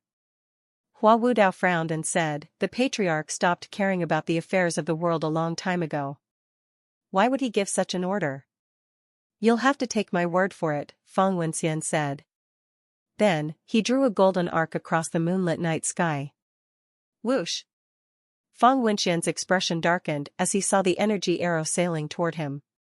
He retreated and launched hand seals into the air to repel the attack. Hua Yueshing? This energy arrow was shot by Hua Yueshing, the 3-leaf godly archer atop the Evil Sky Pavilion. When she saw what was happening, she had mercilessly fired the shot. The fierce energy arrow shocked Feng Wenxian. Hua Wudao chuckled and said, "Considering we are from the same sect, you should leave. If the others are here, you won't be able to leave even if you want to." Feng Wenxian's expression remained unchanged as he chuckled and said, "We are already here, aren't we? We won't be leaving so easily." He waved his hand. The men he brought with him removed their hats, exposing their faces. Hua Wudao's eyes widened in shock. "The 10 elders of the Yun sect? You." He pointed a finger at Feng Wenxian, furious. However, when he recalled that he was no longer one of the 10 elders of the Yun sect and that his position had been taken by someone else, he realized there was no need for him to care. He suppressed his anger, waved his hand, and said, "Get lost now." Otherwise, don't blame me for being merciless. Fang Wenxian smiled and said, that won't do, unless the evil Sky Pavilion's Patriarch is willing to surrender the Patriarch's chessboard. The item stored by the Patriarch within the chessboard is a treasure of the three sects. How can we hand it over to the evil Sky Pavilion for nothing? Fang Wenxian smiled and gestured with his hand. At this moment, behind the 10 elders hovering in the air, a younger cultivator appeared. The young cultivator bowed in midair and said, Master. Hua Wudao scowled and said, Zhang Fifan? It was Zhang Fifan who accompanied him during his first visit to the evil Sky Pavilion. At the time, he had no idea he would be staying there. He had kicked Zhang Fifan away because he had no choice and to save his life. A long time had passed since then, and things seemed to have taken an unexpected turn. Zhang Fifan said, This will be the last time I address you as my master. Please repent before it's too late. Is that how you talk to your master? Hua Wudao seethed with anger. If you repent, I'll continue to be your disciple, Zhang Fifan bowed. Get lost. His sound wave rolled toward them. Just as the sound wave was about to reach Zhang Fifan, the 10 elders gathered and blocked it, dissipating it into nothingness. Hua Wudao, you're a senior, aren't you? I feel ashamed on your behalf to see you bullying a junior, one of the elders said mockingly. The 8 trigrams appeared beneath Hua Wudao's feet, and a radiant circle emerged. Seems like you're here to look for trouble? Fang Wenxian spread his arms and said, with the same tone, looks like you have no intention of repenting. The 10 elders took to the air, and scripts emerged from Hua Wudao's body once more. 10 energy arrows shot down from the direction of the evil Sky Pavilion, targeting the 10 elders. Bam! Bam! Bam! The 10 elders launched hand seals at the arrows. Hua Wudao's 6 compatible seal burst into radiance. Instead of moving forward, he retreated at top speed. At this moment, a black silhouette appeared in the skies behind Hua Wudao. The moonlight glinted off his silver mask.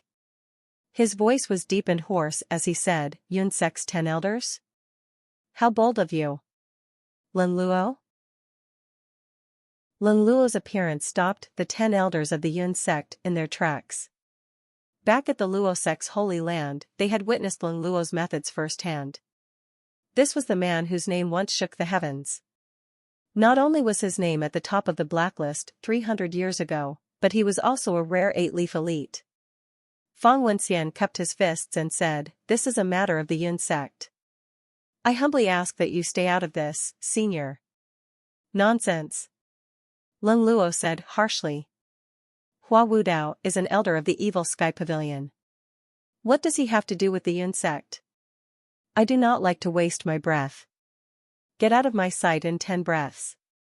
After he said this, he moved rapidly to the front of Hua Wudao. The display of this Dao invisibility technique left the 10 elders in awe. They exchanged a glance among themselves. Fang Wenxian said lightly, I heard that you detonated your Sea of Qi when you fought the Grand Shaman, Mo Li, and your cultivation base isn't fully restored yet. Once the leader of the Black Knights, Fan Shouwen, would look at you now and see nothing but a lackey of the evil Sky Pavilion. How ironic. HM? Not many knew about these details. How did Fang Wenxian find out? Die. Lin Luo would not tolerate any slight. With lightning speed, he charged at the 10 elders. He did not waste time and summoned his 8-leaf avatar. Boom.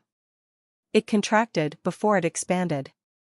The 10 elders were sent flying through the air, their blood essence surging.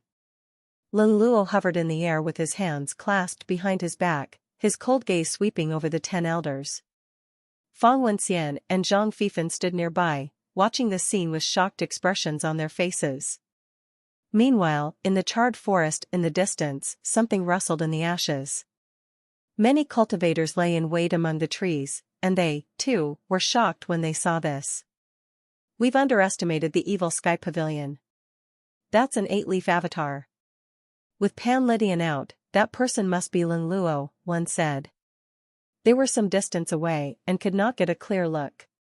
Let's continue watching. The rustling continued as the crowd remained hidden in the dark forest, observing the battle at the foot of Golden Court Mountain from a distance. Lung Luo's attack connected with his targets. Standing with his hands on his back, he said, "Wine sacks and food bags." The 10 elders stabilized themselves and looked at Lung Luo in fear. Fang Wenxian clicked his tongue and said, "Lung Luo, are you the only one keeping the evil sky pavilion afloat? 300 years ago, you committed every atrocity imaginable. Why are you trying to be a guardian deity all of a sudden? Why don't you defect? When the evil sky pavilion is destroyed, you'll be hailed as one of the greatest contributors. How about that?" This time, Lung Luo did not reply. He vanished from where he stood. Fang Wenxian felt his heart sink. The 10 elders were also caught off guard. Was Lung Luo not hurt? Boom! Lung Luo's avatar reappeared, this time beside Fang Wenxian. Simultaneously, Lung Luo struck with his palm. Fang Wenxian frowned, blocking with his arms. Bam! The others were sent flying again. Shadow Strata. Lung Luo folded his palms and moved them back and forth. His primal chi surged as he vanished from sight once again. In the next second, dark shadows covered the skies. They charged toward the reeling Fang Wenxian. Asterisk bam. Bam. Bam, asterisk densely packed hand seals glowed with golden radiance. The butterflies flying in the air landed on Fang Wenxian's body. Grand Elder. The others were frightened. Lung Luo was too powerful. An 8-leaf elite was too terrifying. Hua Wudao was overwhelmed with emotion at the sight. The evil sky pavilion disciples were excited as well. Asterisk bam. Bam. Bam, asterisk from the moment Fang Wenxian reeled back to the moment he fell, only a few breaths had passed. They lost count of the number of hand seals Lung Luo launched in this short span of time. Boom, Fang Wenxian crashed to the ground. Lung Luo hovered in midair, hands on his back, looking down at them. Is that all? The scene was as silent as a graveyard. The 10 elders did not expect Lung Luo to be this powerful. Hua Wudao was also stunned by Lung Luo's combat strength. The evil sky pavilion disciples thought Lung Luo was skilled in fleeing and that his combat strength was not as powerful as Pan Li Tian's. They did not expect him to be this terrifying in a frenzy. Fang Wenxian broke into a coughing fit. He sat up with difficulty and spat out a mouthful of blood. He looked up at the sky and laughed, saying, "Well, it's clear you're injured." If Lung Luo was uninjured, Fang Wenxian would have died with that strike. Grand Elder. The 10 elders approached Fang Wenxian and stood before him, their eyes fixed on Lung Luo in the air. They said in unison, "Combined strength." The 10 of them arranged themselves in a triangular formation. The elder at the front extended his hands, while the others placed their hands on the back of the person before them. Their primal chi flowed along their arms and quickly entered the elder at the lead. A huge hand seal sailed toward Lung Luo. Lung Luo struck the air and moved backward. Combined strength again. Another huge hand seal sailed toward Lung Luo. This time, its speed was clearly much faster. Boom. Suddenly, Hua Wudao's 6 compatible seal burst forth with a golden radiance, shrouding Lung Luo. The huge hand seal collided with the 6 compatible seal. A large radiant circle expanded, and energy scattered into the surroundings. "Master, listen to me. Leave the evil sky pavilion at once," Zhang Fifan called out from the back.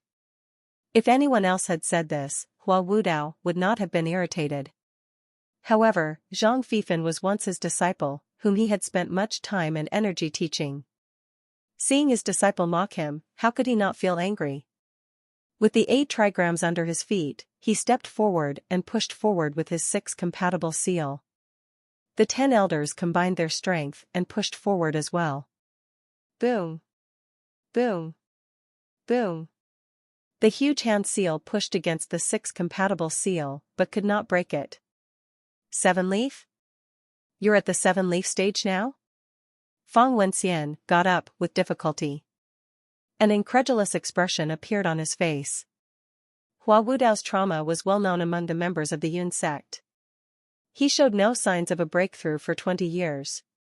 Feng Wenxian did not expect him to reach the 7-leaf stage after joining the evil Sky Pavilion. A 7-leaf cultivator and an injured 8-leaf cultivator. The 10 elders had varying cultivation levels, but the strongest among them was only at the 5-leaf stage. How were they supposed to fight these two? The formation. Feng Wenxian ordered. Roger. The 10 elders stopped their hand seals and adjusted their positions. At that moment, Lin Luo's body vanished again. Too late. After images shot toward them, Lin Luo appeared among them and unleashed his 8-leaf avatar once more. When there was a difference in realms, the crushing force of an avatar became even more apparent. Before their opponents, an avatar's height, toughness, width, and the force of its expansion could crush a weaker avatar. There was no other way to deal with such an attack except by dodging it. However, Lin Luo was known for his speed and would never give them the opportunity to evade him. Boom! They were thrown back. Hua Wudao stepped into the air at this moment, striking with his palm. Bam! One of them was thrown back and collided with the inner wall of the 6 compatible seal. He spat out a mouthful of blood. Hua Wudao has learned how to attack. Duamu Xingdove, spear in hand. When Zhu Honggong saw this, he laughed and said, "All hail the evil Sky Pavilion. All hail the elders." Zhao Yu looked at Zhu Honggong in disgust. Meanwhile, Lin Luo erupted with his power again and lunged at Feng Wenxian. Hua Wudao trapped the 10 elders in the 6 compatible seal, leaving them nowhere to run. Who said the 6 compatible seal could only be used for defense? This was an effective and wonderful mobile prison. It was like a giant net. At this moment, they suddenly realized that the powerful one here was not Lin Luo, but Hua Wudao. Hua Wudao shrank his 6 compatible seal, causing the 10 elders to be drawn closer together. Avatars! The 10 elders shouted in unison. 10 avatars pushed against each other in the cramped space, their golden radiance overlapping and almost blinding. Boom! Die, Hua Wudao! The 10 elders came to a tacit agreement, well-versed in coordinated attacks. Was this explosion within the 6 compatible seal not placing themselves at the tiger's mouth? The tides of battle were effervescent, and no one could predict the outcome until the very end. The numerous cultivators in the forest watching the battle felt nervous. This is bad. Elder Hua is in trouble. Whoosh! Whoosh! Energy arrows soared from the evil Sky Pavilion. Hua Yuexing pulled her bow with a furious expression, applying all she had learned. The speed at which she formed the energy arrows reached its peak. Bam! Bam! Bam! The energy arrows struck the nearest elder. Very good. Hua Wudao retreated through the air, briefly retracting his 6 compatible seal, before unleashing it again. It was enough to hit one of them, disrupting the elders' concerted efforts. Boom! The others were pushed away by Hua Wudao's 6 compatible seal. Nice one. You're doing great, old man. This was the strength of the old age pavilion. The 10 elders fell to the ground. Meanwhile, Lin Luo's tidal wave of hand seals landed on Feng Wenxian, who, isolated and without help, took the brunt of the attacks. His face was bruised and swollen. Bam! Bam! Bam! Bam! Bam! Feng Wenxian was being hung and beaten by Lin Luo. Lin Luo's body flitted around his target. Eventually, he hovered in midair and brought his foot down. Although Feng Wenxian had activated his protective energy and was desperately defending himself against Lin Luo's advances, in front of someone with such high agility, his defenses were full of holes that were easily exploited. Boom! Feng Wenxian crashed to the ground again. Zhang Fifan, Hua Wudao's former disciple, was stunned as he watched the battle nearby. He thought this move would force Hua Wudao and Lin Luo into desperate straits, even if they could not kill those two. At that time, the evil Sky Pavilion disciples would be drawn out. He did not expect Feng Wenxian to suffer a crushing defeat at the hands of Ling Luo before he could even do anything. Zhang Fifen's lips trembled. He looked at Feng Wenxian, lying in the pit, and ran over. Grand Elder. It was as though he had forgotten about Ling Luo, who was standing above Feng Wenxian. Ling Luo looked down coldly from his perch in midair, hands on his back. Technically, no one in the evil Sky Pavilion could be as merciless as Ling Luo. The Yun sect's Grand Elder, Feng Wenxian, could not even retaliate before he was defeated under the barrage of attacks. It was unclear if he would survive this. Zhang Fifen propped him up as best he could. Feng Wenxian spat out a mouthful of blood. Under the moonlight, his blood stained the ground a vivid red. His lips trembled as he grabbed Zhang Fifen's right arm. His blood-soaked hand left a bloody imprint on Zhang Fifen's arm. Zhang Fifen's sleeve was forcibly torn away. At this moment, his head lolled to the side, and he breathed his last breath. He's dead? Zhang Fifen widened his eyes. The Grand Elder is dead. Grand Elder. The other 10 elders did not expect Ling Luo to be this powerful. They struggled to sit up, fearfully looking at Ling Luo. Ling Luo pressed on his chest to subdue the pain. He seemed strained from the effort. The 10 elders were not in much better shape themselves. The moment they were sent flying by Hua Wudao's 6 compatible seal, they all sustained varying degrees of injuries. When Feng Wenxian died, the 10 of them were flustered. They gathered in the center, backs against each other, forming an outward-facing circle. They looked up at Ling Luo and Hua Wudao. Whoosh! At the point where the moon shone the brightest, a thick, powerful arrow whistled through the air. The energy arrow pierced one of the elders, who possessed only a 3-leaf cultivation base, through his body and heart.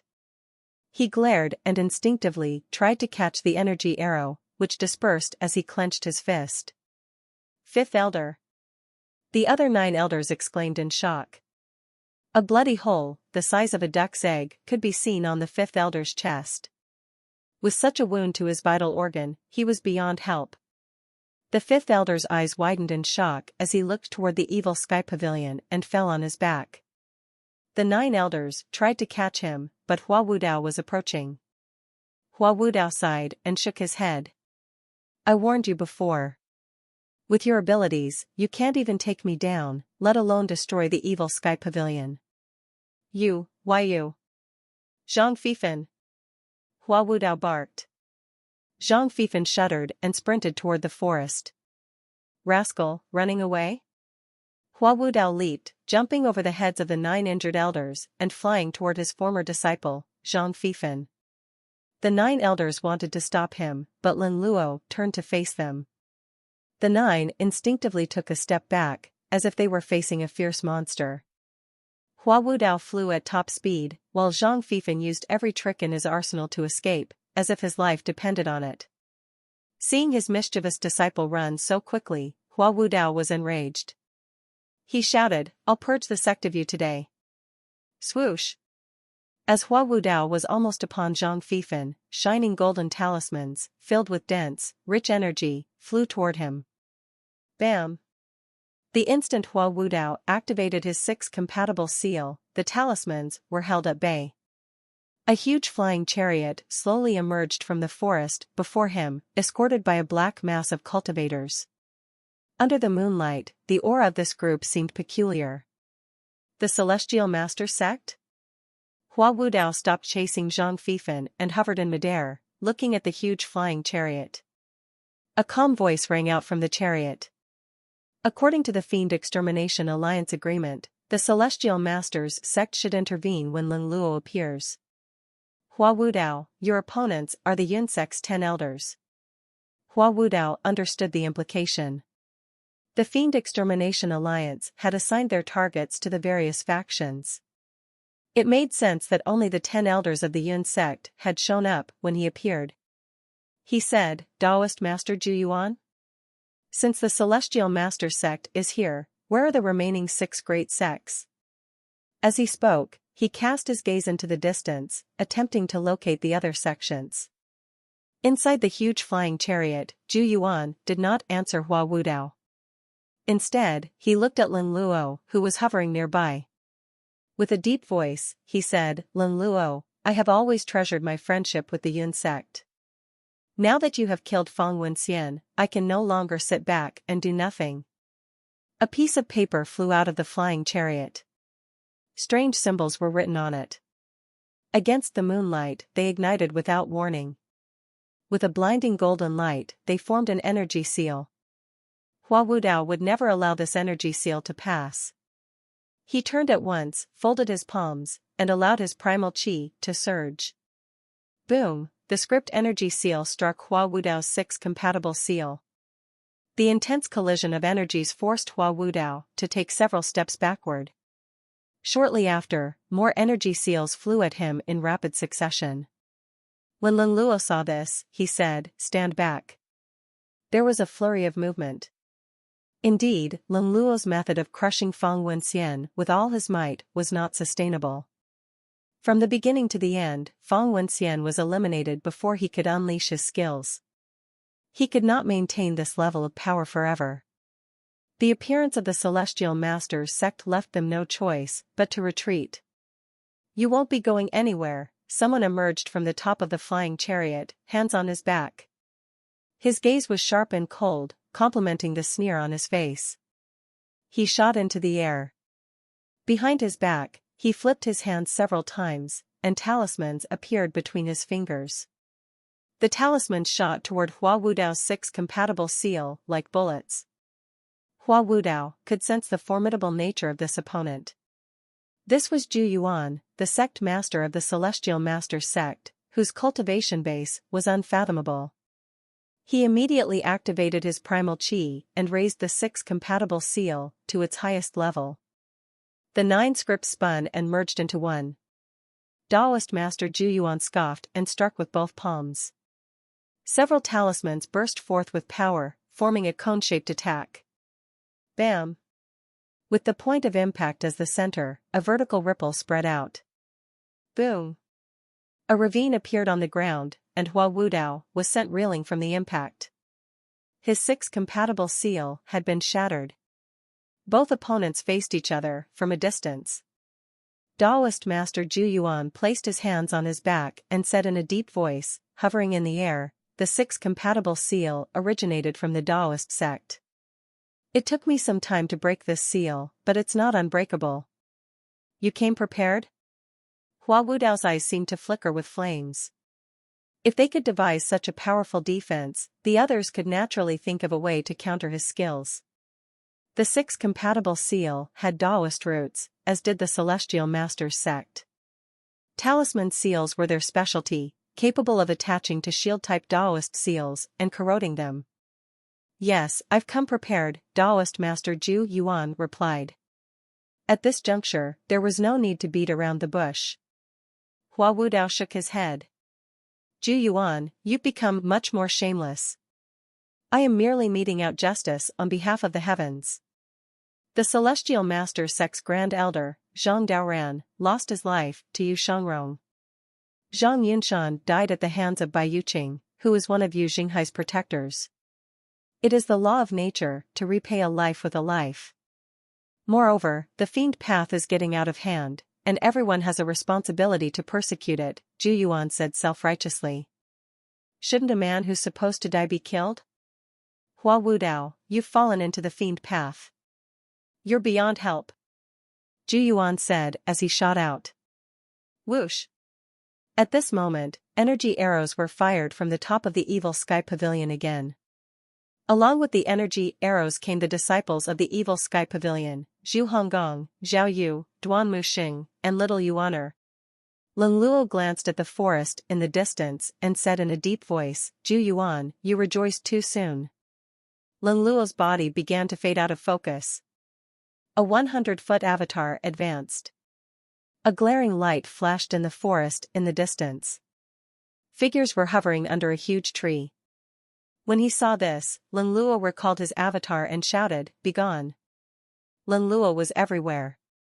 He was an 8-leaf cultivator, after all, and not someone whom 7-leaf cultivators could hope to match. With terrifying speed, he brought Hua Wudao away. Bam! Bam! Bam! The energy arrows collided with the rapidly launched script energy seals, as if fireworks were being launched into the air. What a skilled godly archer! Zhu Yuan was slightly annoyed. Hua Yuesheng's energy arrows seemed to be shot in a frenzy, raining down on Zhu Yuan ceaselessly, cutting off his attacks. Zhu Yuan turned and said, "What are you waiting for?"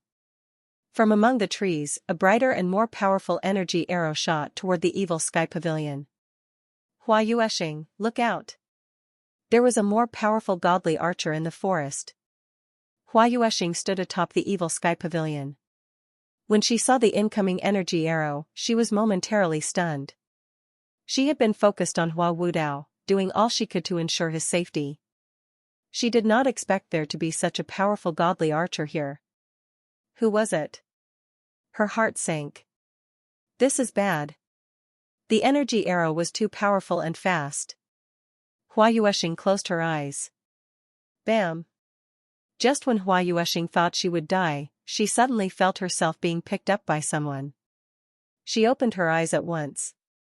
What she saw was a faint bluish shield before her. The evil sky pavilion's master, Lu Zhou, wielded the shield in his right hand. His left hand held her shoulder as they descended slowly. Pavilion master? Lu Zhou flipped his hand, and the shield disappeared. The two of them stood in the darkness, before the great hall, hidden from their enemies. Lu Zhou placed Hua Yuesheng down and said, "There's no need to be afraid." Lu Zhou waved his hand. A surge of energy brought her back to her feet as he said, "This isn't the time for that." Understood. Hua Yuesheng immediately adjusted her posture. She wielded her falling moon bow and said, "There should be a godly archer at the southwestern corner, at least at the 5-leaf stage." "He's not just at the 5-leaf stage," Lu Zhou said, stroking his beard. "Huh?" Lu Zhou stepped forward. Outside the great hall, he looked down at the battlefield. Hua Wudao had also witnessed the shocking arrow shot. Hua Yuesheng was no longer visible where the moonlight was brightest. His eyes widened, turning red, as he felt his old and tired heart break. He moved his arms, breaking free from Lin Luo's grasp. "Hua Yuesheng. Elder Hua, what are you doing?" Lin Luo frowned. Compared to him, Lin Luo was much calmer and more rational. Hua Wudao broke free and advanced, instead of retreating. The evil sky pavilion disciples hovering before the mountain wore shocked expressions. "Elder Hua, are you out of your mind?" Yet, Hua Wudao did not seem to hear them. His eyes blazed as he unleashed his 9-6 compatible seal. Primal chi surged wildly from his body. "You'll pay with your life," he roared. The most powerful 6-compatible Si in history appeared. Taoist Master Zhu Yuan, the sect master of the Celestial Masters sect, who was charging forward, was taken aback by this development. Perhaps, Hua Wudao's fighting style had been one of passive defense all his life. Over the past 20 years, he struggled against his trauma, determined to prove that a cultivator could pursue a simple aspect of cultivation to its extremes. His determination and tenacity were evident. He was willing to spend 20 years overcoming a trauma, 100 years to rectify a regret, and would avenge his kin with his life. The 9 scripts of the 6-compatible seal spun at an unprecedented speed. Hua Wudao stood among his Taoist seals and clasped his hands. In his sight, only one person remained, Zhu Yuan, the sect master of the Celestial Masters sect. The vast 6-compatible seal shot past the heads of the Yun sect's 9 elders. Energy scattered, and they reeled back. Blood rained down on the surroundings, clearly displaying the gap in their strengths. Zhu Yuan, however, looked excited. He rose into the air, and dozens of talismans flew out, ignited, merged, and formed a round energy shield resembling an 8-trigram. The shield appeared before him, creating a slightly comical scene. Hua Wudao, the skilled defender, was now the attacker, while Zhu Yuan, the skilled attacker, was now the defender. One was throwing his life away, while the other was trying to preserve his own. Just as the sixth compatible seal reached Zhu Yuan, Hua Wudao's reddened eyes gleamed coldly. He shouted, "Die!" Clasping his hands perpendicularly, he pushed forward. The 9 scripts of his sixth compatible seal converged between his palms, forming an energy sword. He thrust it forward, and the energy sword pierced Zhu Yuan's chest. Sect Master. The disciples and elders of the Celestial Masters sect were shocked. Time and space seemed to freeze. Hua Wudao was indeed skilled in defense. However, this did not mean he did not know how to attack, he was merely not as proficient in it.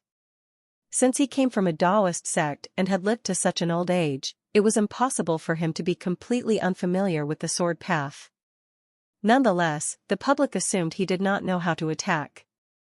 At this moment, the sixth compatible seal was transformed into an attack. This was likely Hua Wudao's final trump card and his last stand. The sword he used remained sharp, and the old man remained resolute. Having a sword pierce through one's chest did not feel good. Only when the pain registered in his mind did Zhu Yan realize he had been stabbed. His blood gushed out and dripped to the ground. His expression turned murderous. He scattered all his talismans with his dissipating primal chi. The talismans utilized the primal chi within 100 meters and formed energy swords. The talismans continued to burn as primal chi gathered around them. Hua Wudao chuckled. If Hua Yueshing is dead, there's no reason for me to continue living. The talisman sword formation Zhu Yuan unleashed in his final moments was almost complete. What a madman, Lin Luo shook his head. Both of them were fighting with their lives. At the Evil Sky Pavilion, Lu Zhou saw this scene and shook his head. Hua Wudao thinks you're dead. When Hua Yueshing heard this, she was worried. She knew Hua Wudao treated her differently. For a moment, she struggled to express her thoughts and emotions. Finally, she cried out, "Pavilion Master, please do something." Lu Zhou looked around. The 7 great sects were still in hiding. If he could not take them out in one fell swoop, it would be a shame. However, if he did not save Hua Wudao would certainly die. At this moment, 2 figures seemed to be pulled by Lin Luo over to Hua Wudao. Lu Zhou focused his gaze. Was that not Duan Muxing and Little Yuaner? Lin Luo said in a deep voice, "Little girl, your Nirvana sash." Oh. Little Yuaner had been honing her control over her weapon for a long time now. She finally had the chance to put it into practice. Her Nirvana sash danced in the air and flew toward Hua Wudao at a terrifying speed. Duan Muxing pushed Lin Luo from behind, supporting him with his vigorous primal chi. Lin Luo kept sending out hand seals, coordinating with Little Yuaner as she sent the Nirvana sash toward Hua Wudao to protect him. The remaining Evil Sky Pavilion disciples stared with their mouths agape. Zhu Honggong said excitedly, "You can do that? Awesome. Little junior sister, you're amazing." The sword formation in the air advanced on Hua Wudao. The 7 great sects communicated among themselves within the forest. Get ready. The Evil Sky Pavilion disciples are making a move. Get ready. Tell the 2 of them to sneak up on old villain Ji from the back of the mountain. This time, up to 1,000 cultivators from the 7 great sects swarmed out.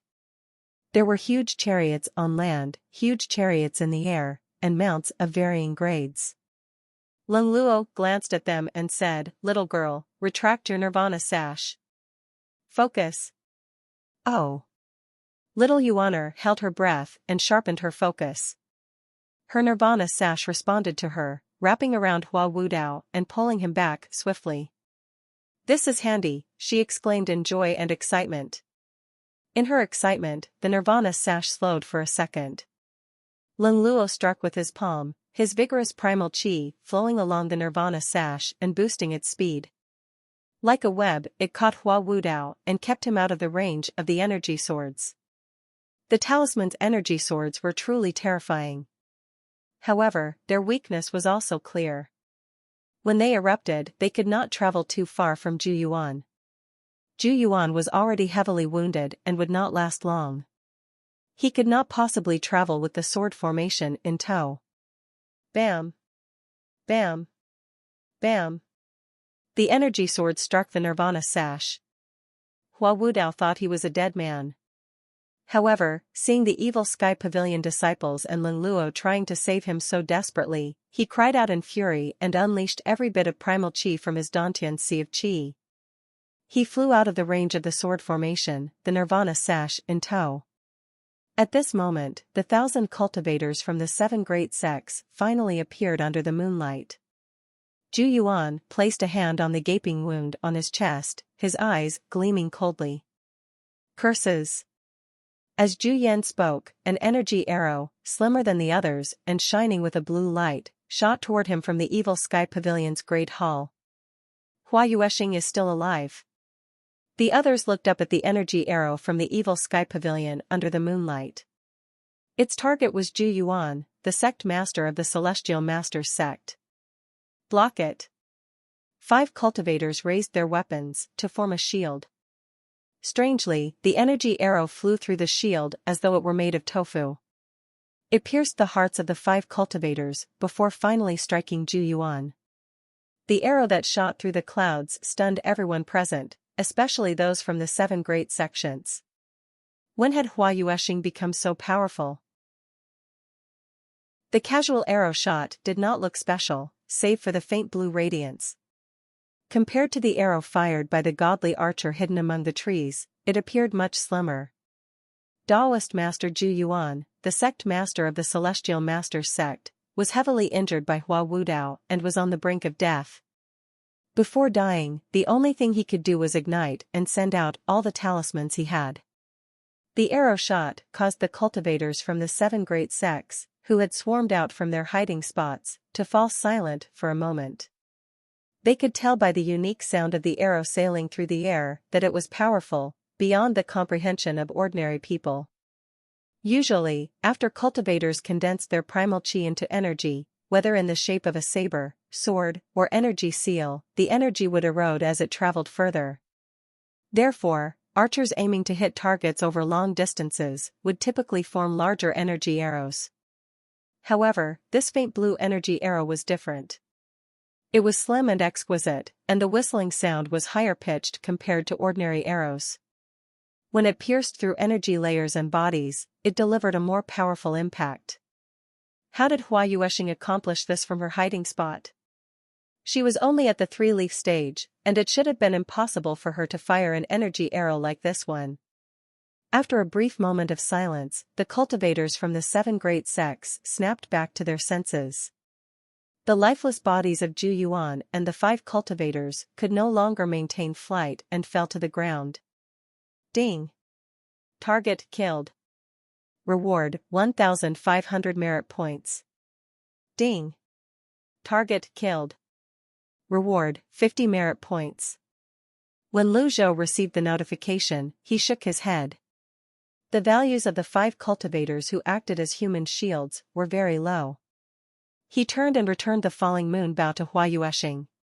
Seeing her staring at him with her mouth agape, he reminded her, "Take this." Of course." Hua Yueshing snapped back to her senses and hastily took the bow. "You should use the most suitable energy arrows when firing rapidly, instead of focusing on power alone," Lu Zhou said. "Thank you for your guidance, Pavilion Master." She had gained a lot from witnessing this arrow shot. When she fired her arrows previously, she merely sought speed and power. Often, her target was already too far away while she was still condensing a large energy arrow, making it counterproductive. "Pavilion Master, aren't you continuing?" After learning so much from a single arrow shot from an elite displaying his skills, Hua Yueshing naturally wanted to see more. Lu Zhou flipped his right hand, and Unnamed materialized in his grasp. Before Hua Yueshing could get a good look, Unnamed had already transformed into a mini bow. "This is Unnamed bow." Lu Zhou looked down at the battlefield. Hua Yueshing felt excited, gazing at Unnamed bow, which was smaller than her falling moon bow. She could tell that Lu Zhou's bow was much superior to hers. After all, there were differences even among heaven-grade weapons. Lu Zhou stroked his beard and waited for his opportunity. The extraordinary power of the heavenly writing, combined with a heaven-grade weapon, could effectively suppress the elites of the 7 great sects if used well. As he watched the approaching elites from the 7 great sects, he muttered to himself, "They're only the vanguard. Since they like to hide, I'll play along." Hua Yuesheng frowned at first. However, she soon understood that it was only natural for an archer to remain hidden in the distance and fire arrows at unsuspecting enemies. Her aiming spot had been too open earlier, which nearly got her taken out by the enemy's godly archer. A senior's experience and insights in combat were something that left juniors far behind. Meanwhile, after Zhu Yuan, the sect master of the Celestial Masters sect, died, Hua Wudao safely returned to Zhu Honggong and Zhao Yu's sides. However, due to the intense expenditure of energy before, he seemed pale. When he landed, he staggered slightly before stabilizing himself. Zhu Honggong supported Hua Wudao. "That was amazing. The tortoiseshell technique has truly broadened my horizons." Hua Wudao had no time for Zhu Honggong's flattery. He glanced at the evil sky pavilion's great hall, annoyed. The troops from the 7 great sects advanced slowly, and the Yun sect's 9 elders felt relieved as they blended in with the others.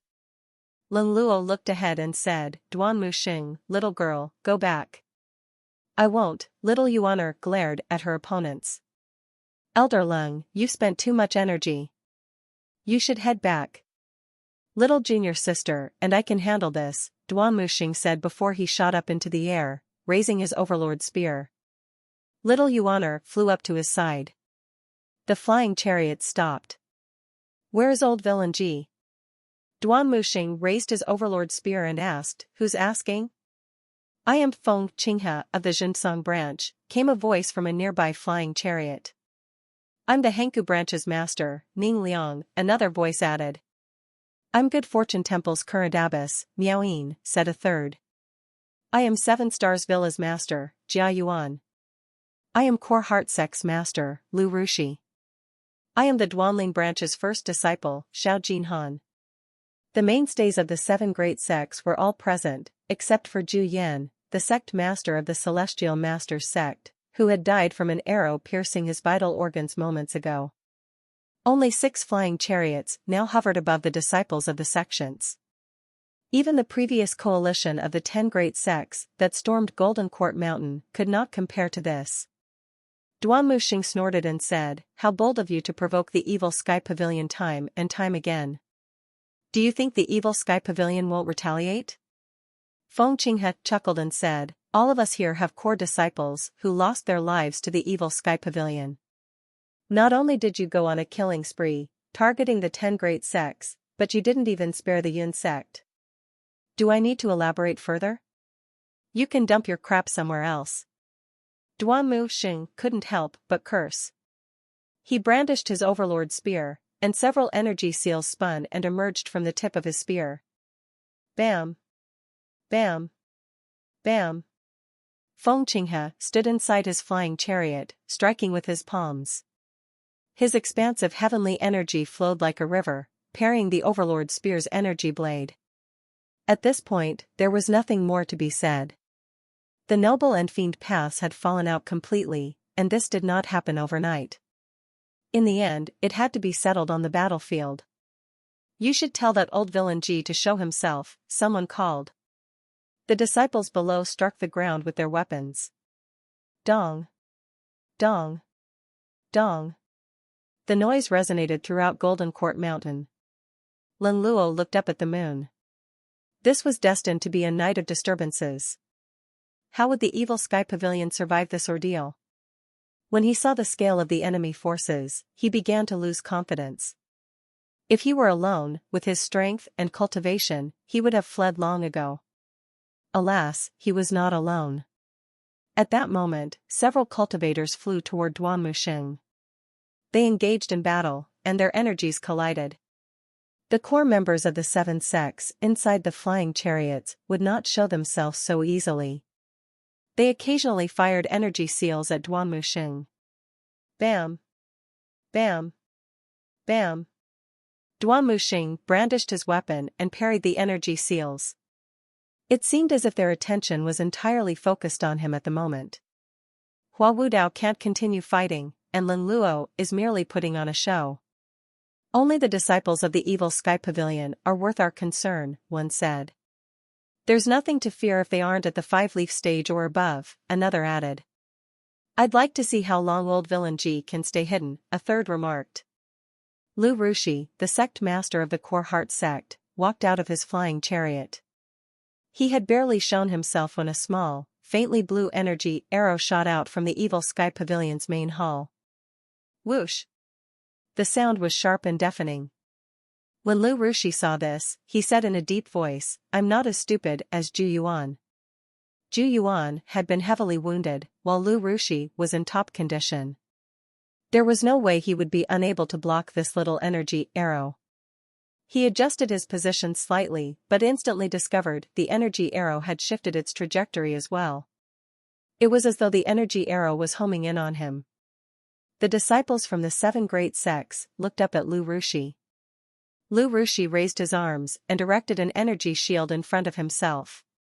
He seemed to shine with a golden light. Whoosh! The energy arrow easily pierced through the energy shield, Lu Rushi's body, the flying chariot behind him, and the cultivator who manned the helm at the back of the flying chariot. Lu Rushi's eyes widened as he stared at the evil Sky Pavilion. This? The air seemed to freeze again. Sect Master Lu.